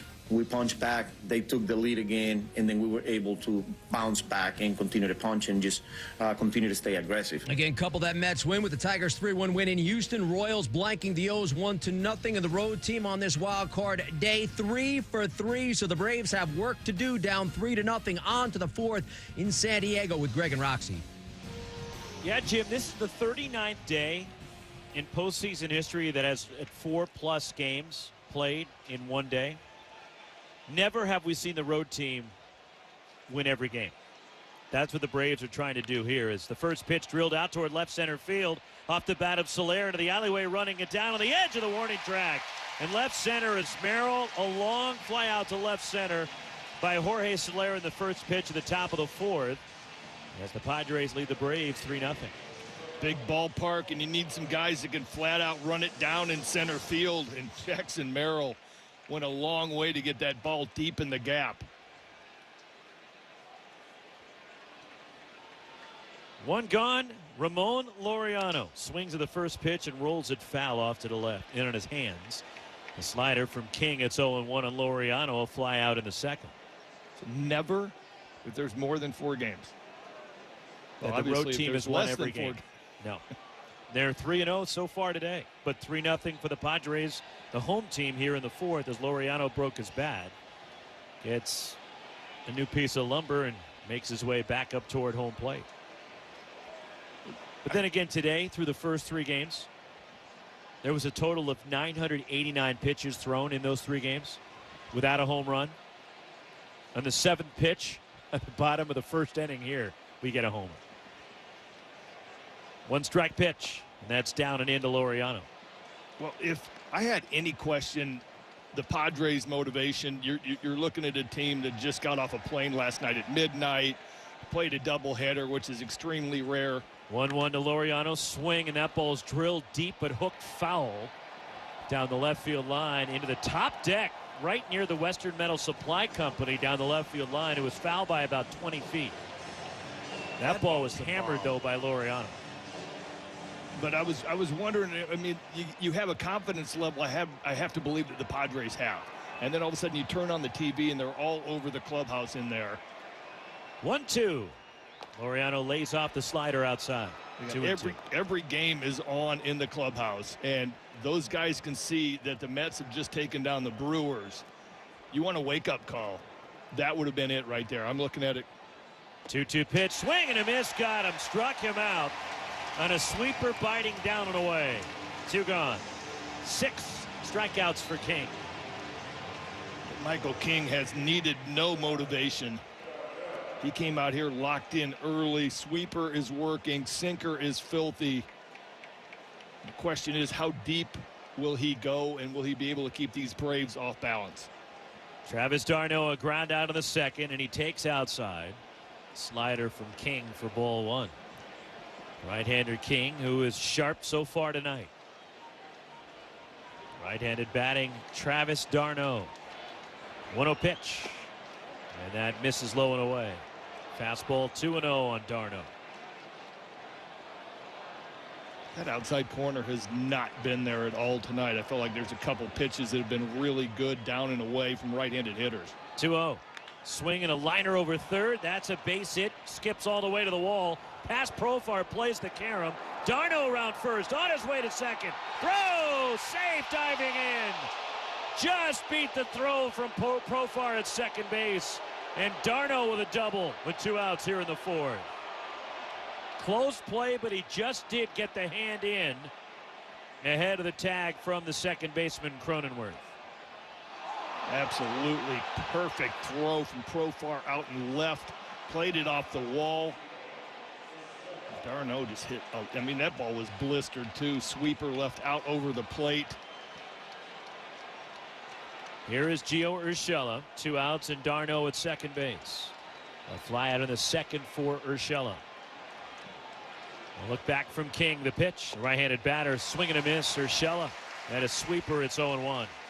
As good as King has been, he's had traffic in 3 out of the 4 innings so far. First inning, third inning, had runners on first and second. Been able to navigate out of it. Look back, 1-strike pitch. In there and a fastball. Low outside corner at the knees, 0-2. And the next pitch will be number 60 for King. Padre fans waving those yellow rally towels around Petco Park. Crowd in excess of 40,000. An overflow crowd here in San Diego. Swing and a miss, got him. Chase the sweeper. 7 strikeouts for King. 1 hit, 1 left for Atlanta. We're going to the bottom of the 4th in San Diego. Merrill Bogarts, Cronenworth coming up for the Padres. They lead the Braves 3-0. This is the National League Wild Card Series on ESPN Radio and the ESPN app.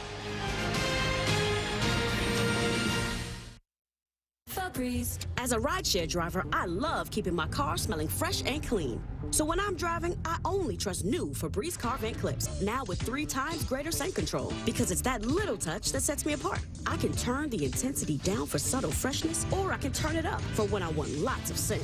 So whether it's set to low, medium, or high, with new Febreze car, I know my car's going to smell amazing. Which keeps my driver rating right where it belongs. Picking up, Oscar!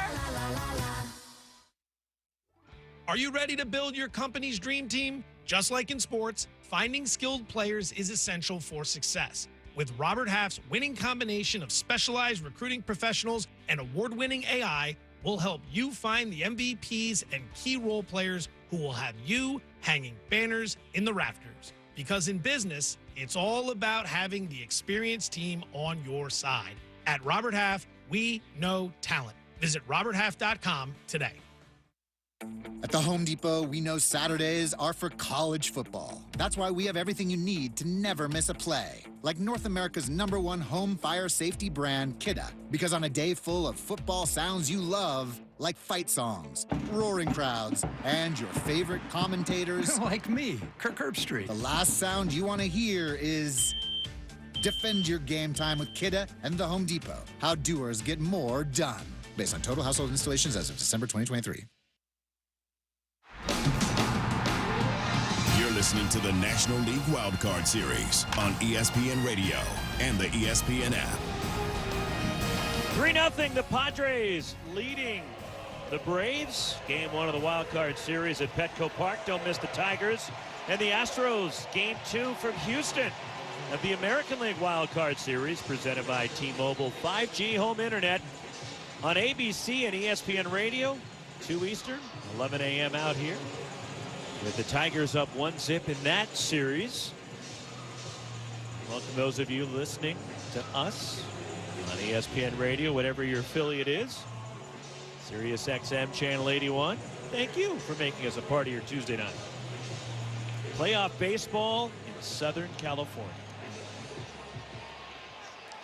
How did we win the lottery of the draft? No kidding. I was wondering that myself. Jackson Merrill leads off the home 4th. The lefty Bummer continues on the mound for Atlanta. The rookie left-handed batter takes low and away, ball 1, a sweeper. A single in the 1st for Merrill. Bummer only from the stretch. Here comes the 1-0. Swinging a ball, bounced foul off to the right. And it's 1-1 on Merrill. And Mike Schilt, we were in his office pregame, and he was stating his case on why Merrill should be the National League Rookie of the Year. I agree with him, although there's going to be a lot of consideration and votes for Paul Skeens. 1-1 pitch lifted foul up above the third base dugout, out of play. Where do you sit on the National League Rookie of the Year? I mean, the numbers Merrill put up, I know what Skeens has done. I got to go with Merrill. I mean, the whole season. 1-2. And that ball is punched foul up above third into the crowd. Whole season, whole body of work, defense, offense, the whole package. I got to go with Merrill. The amazing thing for me with Merrill is the way he's played center field this year. 1-2 from Bummer, and Merrill takes it low. He has learned to play center field at the major league level. He'd never played the outfield before. Yeah. He was a shortstop. And to do it at the major league level and to excel defensively like he has, it's incredible. It is. What he's done. It is remarkable. 2-2. Swinging a ball, pop foul, back out of play. I mean, not even in the minor leagues. It's welcome to the big leagues. Here, we want you to go play in the outfield. It was spring training. Yeah. Go get him, kid. Get your work in. Track some fly balls during BP. Bummer's 2-2. Swinging a foul straight back in on the hands of Jackson Merrill. And the count holds 2-2, and it's just blown away some of the Padre players, their staff, about the way he's been able to embrace the role in center field this year. Bummer, the 2-2 pitch. Bouncer right side, backhanded to his right, scooped up Olson, underhands leads Bummer. Close play out by a half a step at first is Jackson Merrill on a close play, but the range of Olson ranging far to his right, then the perfect lead to get Bummer to first base. Yeah, you know, as a pitcher getting off the mound, ground ball to the right side that you got to go. Jackson Merrill can fly.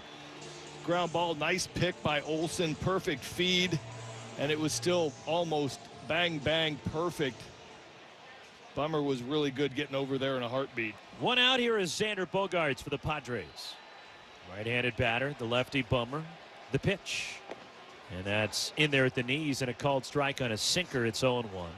Activity in the Atlanta bullpen. The veteran righty Jesse Chavez beginning to get loose. One strike pitch. Bogaerts takes it low and in.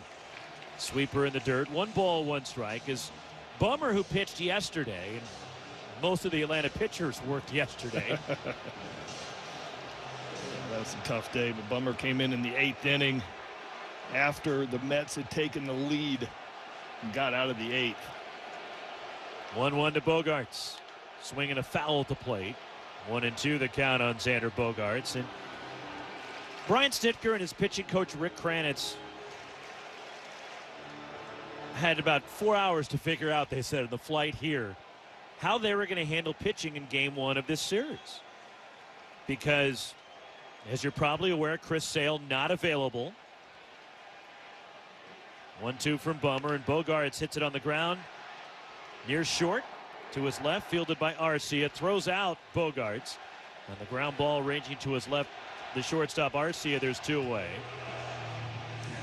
And that'll bring up Jake Cronenworth, who was hit by a pitch and scored a run in the 2nd. But Chris Sale left off the wild card roster by Atlanta, has been dealing with back spasms. And so they were hoping he could go yesterday. He couldn't. And not available in this series now by being left off the roster as Cronenworth takes a strike at the knees. Left on left matchup. 3-0 Padres, 2 outs, bottom 4. So that's obviously a big void because Chris Sale arguably will be the Cy Young Award winner in the National League this year. Swing and a miss by Cronenworth. And it's 0-2 with Sale going 18-3 and a 2.38 ERA. But hadn't pitched in a couple weeks. His last outing against Cincinnati late in the year, the velocity was down. He labored through 5 innings. Something appeared off, and back spasms the reason. 0-2. That's in the dirt. Right-handed batter's box, left-handed batter. 1-2 the count on Cronenworth. Well, the Braves were talking, and they, nobody was saying back spasms. The game against the Reds, the velo was there for 2 innings, and then they got an 8-run lead, so they were playing it off like he just settled in, was throwing strikes, getting ahead with less than stuff. 1-2 pitch, swing and a miss. Bummer strikes him out in a sweeper. And in 1-2-3 inning for Aaron Bummers, we're through 4 at Petco. 3-0 Padres. This is the National League Wild Card Series on ESPN Radio and the ESPN app.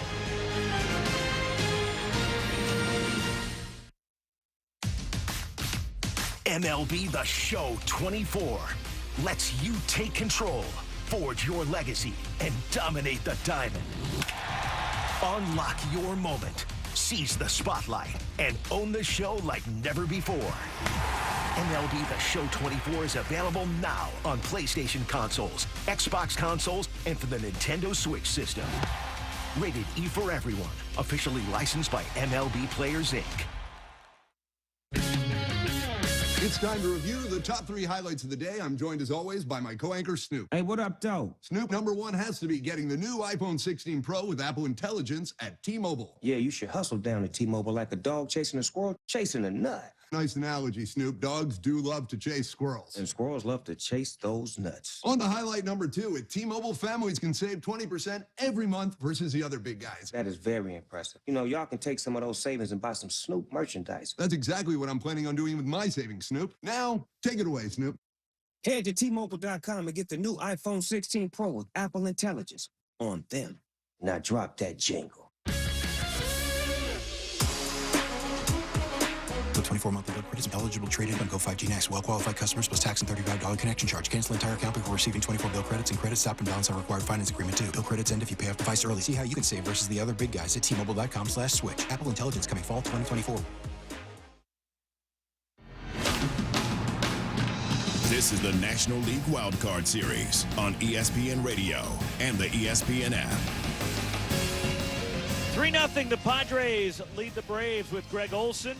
Jim Basco of the studios, our ESPN Radio crew. Roxy Bernstein with you from Petco Park in beautiful San Diego.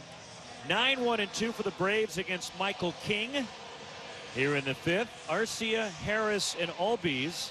They're trying to get something going for Atlanta as the night sky starting to hover over San Diego and the lights taking effect here at Petco Park. The finale of day 1 of the 4 wild card series that started today around Major League Baseball. 3 visiting teams have won so far, and the Padres trying to be the first home team to come away with a W. In your expert opinion, is this the best view from a ballpark press box? It's among the best. I would not say it is the best. As Arcia grounds a foul ball off to the left, it's 0-1. I mean, it's hard to beat Oracle Park in San Francisco. PNC Park in Pittsburgh. I'll agree with that. Here's the 1-strike pitch to Arcia. Swinging a high fly ball. Playable shallow left. Going out. Bogarts backpedaling and makes the play on it in shallow left field about 40 feet into the outfield grass as Profar stopped about 20 feet behind him coming in from left. And there's one gone here in the 5th. But to be able to look into downtown, yeah, and how wide open it is and all the buildings and the skyline, it is really cool. Petco Park. Michael Harris 2 for 2 takes a strike on the outside edge, a changeup. Couple of singles for Harris. One gone, top of the 5th. 3-0 Padres. The 1-strike pitch to Harris is looped in back of third, foul. And it's 0-2. Well, let's see if King mixes it up. As my partner said, Harris is 2 for 2. Hit 2 balls hard to right field, on one on a sinker, one on a 4-seam fastball, left middle half in. The windup from King, and the 0-2 to Harris is just down and in. On a sinker, King started to twirl around the hill, thought he had strike 3. It's ball 1. 1-2. Little version of Greg Maddux started that ball in off of Harris's hip. Brought that sinker back, almost caught the backside of the plate. The 1-2. Swinging a ground ball to first. To his right, scooped up by Solano. Leads King to the bag for the out. And 2 quick outs here in the 5th. And that'll bring up Albies for Atlanta, who struck out twice tonight against King. Some of the other ones, you know, it's I think an underrated view from the booth. St. Louis. Because you can get a look into the city and you can see the arch. Yeah. That's an underrated view is Busch Stadium in St. Louis. I haven't done that booth. Albies takes outside, ball 1.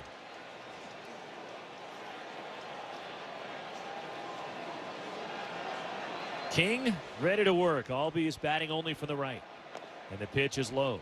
2-0 the count of the Braves second baseman. You know what used to be good? Then it got ruined? Oakland.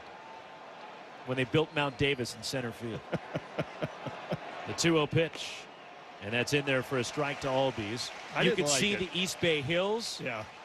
Yeah, but you had to contend with McGuire, Ricky, Canseco, Hendu. That's why you didn't like it. Yeah, they put that up, but they lost my wind. I had a nice wind blowing in. The 2-1 pitch. And that's in there on the inner half to Albies, 2-2. Plus, you had to watch out, and you could see the hills in the distance as you were serving it up to McGuire. The only home run I gave up to him was in Baltimore. Thank you. 2-2. Swing and a miss, struck him out. King with a 95-mile-per-hour sinker. 8 strikeouts for Michael King. We're ahead of the bottom of the 5th in San Diego. 3-0 Padres. This is the National League Wild Card Series on ESPN Radio and the ESPN app.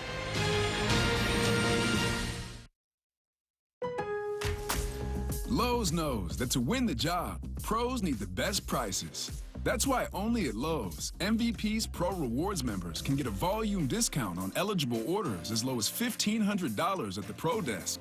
That means you get the prices you need to start any job, small or large. Because Lowe's knows pros. Valid in-store only. More terms and restrictions apply. Visit Lowe's.com/terms or Pro Desk for details. Mom, meet Sarah. From first-time Nana moments. Yeah, welcome to Flight 101. To annual girls trip moments. Your can't-miss moments are worth protecting against RSV. If you're 75 or older or 60 plus with a chronic condition like asthma, COPD, heart disease, or severe diabetes, you're at higher risk of landing in the hospital from RSV. And there are no prescription RSV treatments. Check eligibility and schedule your RSV vaccine at vaxassist.com. So where should we go next? Sponsored by Pfizer. Now, with the MLB app, you can get baseball your way. Pick your favorite team, your favorite players, and get customized highlights, stories, and breaking news right on your home feed. Follow the action with Game 10, where 3D replays add another dimension. Plus, notifications can keep you connected to every pitch, every hit, every game. The MLB app. Baseball your way. Download it now for free from the App Store or Google Play. Blackout and other restrictions apply. Major League Baseball trademarks used with permission. You're listening to the National League Wild Card Series on ESPN Radio and the ESPN app. 3-0. Padres leading the Braves on to the bottom of the 5th. Solano, Higashioka, Arise coming up. And a new pitcher for Atlanta. The veteran righty Jesse Chavez takes over on the mound. After 2 2/3 hitless innings from Aaron Bummer, who was really good out of the bullpen with a strikeout. And now turns it over to the righty Chavez. The 40-year-old Jesse Chavez, who is well-traveled to say the least. Yeah, if you play Immaculate Grid, you just need to have Jesse Chavez somewhere in your zones. He could probably be in every grid they put up. 47th appearance, a 3.13 ERA for the veteran righty who delivers strike 1 to Donovan Solano. Solano singled in the second. 3-0 San Diego, bottom 5. The 41-year-old Chavez. Fly ball right center to the alleyway. Going back, Soler, same with Harris. And Soler halfway onto the track into the alleyway. Makes the catch in deep right center for out number 1. A long run for Soler, is able to track it down. This place is hard to hit balls out at night. Cools down a little bit. Ball does not fly, but that ball was hit about as deep as you can without it going out of the ballpark. 1 gone. Here is Kyle Higashioka. Sac fly in the second. Chavez winds, and he delivers low and away, ball 1. Sinker from the righty.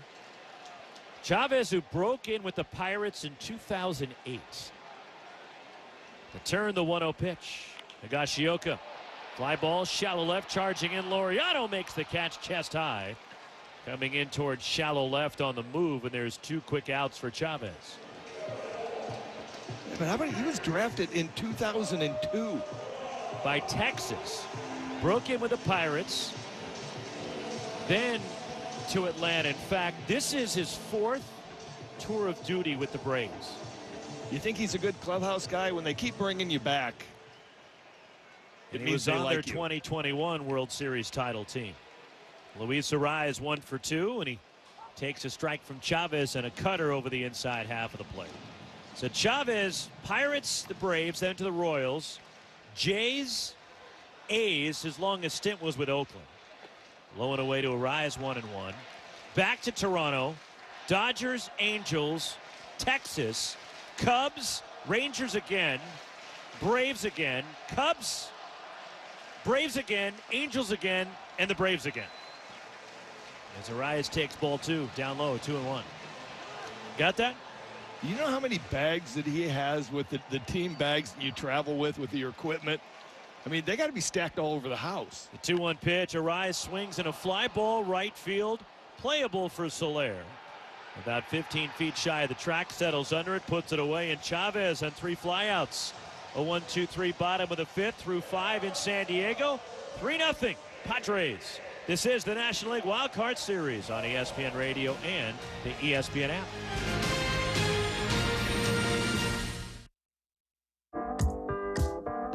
When I wake up The best mornings in the morning light, start with Wrangler. pull on my jeans and I feel alright. Jeans, jackets, and shirts that get your day started on the right foot. I pull my blue jeans on. I pull my old blue jeans on. Good mornings make for better days. I pull my blue jeans on. I pull my old blue jeans on. Wrangler, for the ride of life. That's the ease at which you get information. You want it, you get it, like that. Ask your phone, group chat, smartphone. You're always connected and informed in real time, no waiting. So if you're diabetic and still using finger sticks to read your blood sugar, what are you waiting for? Knowing your blood sugar levels instantly is important for managing diabetes. Call US Med at 888-665-0696. To learn more about continuous glucose monitors, a real-time instant method to track your blood glucose, US Med is an approved provider for Medicare and over 1,000 private insurers. And the best part? Call 888-665-0696 and we'll give you a free insurance benefits check today. So call 888-665-0696 today. That's 888-665-0696 and manage your diabetes as easy as... This is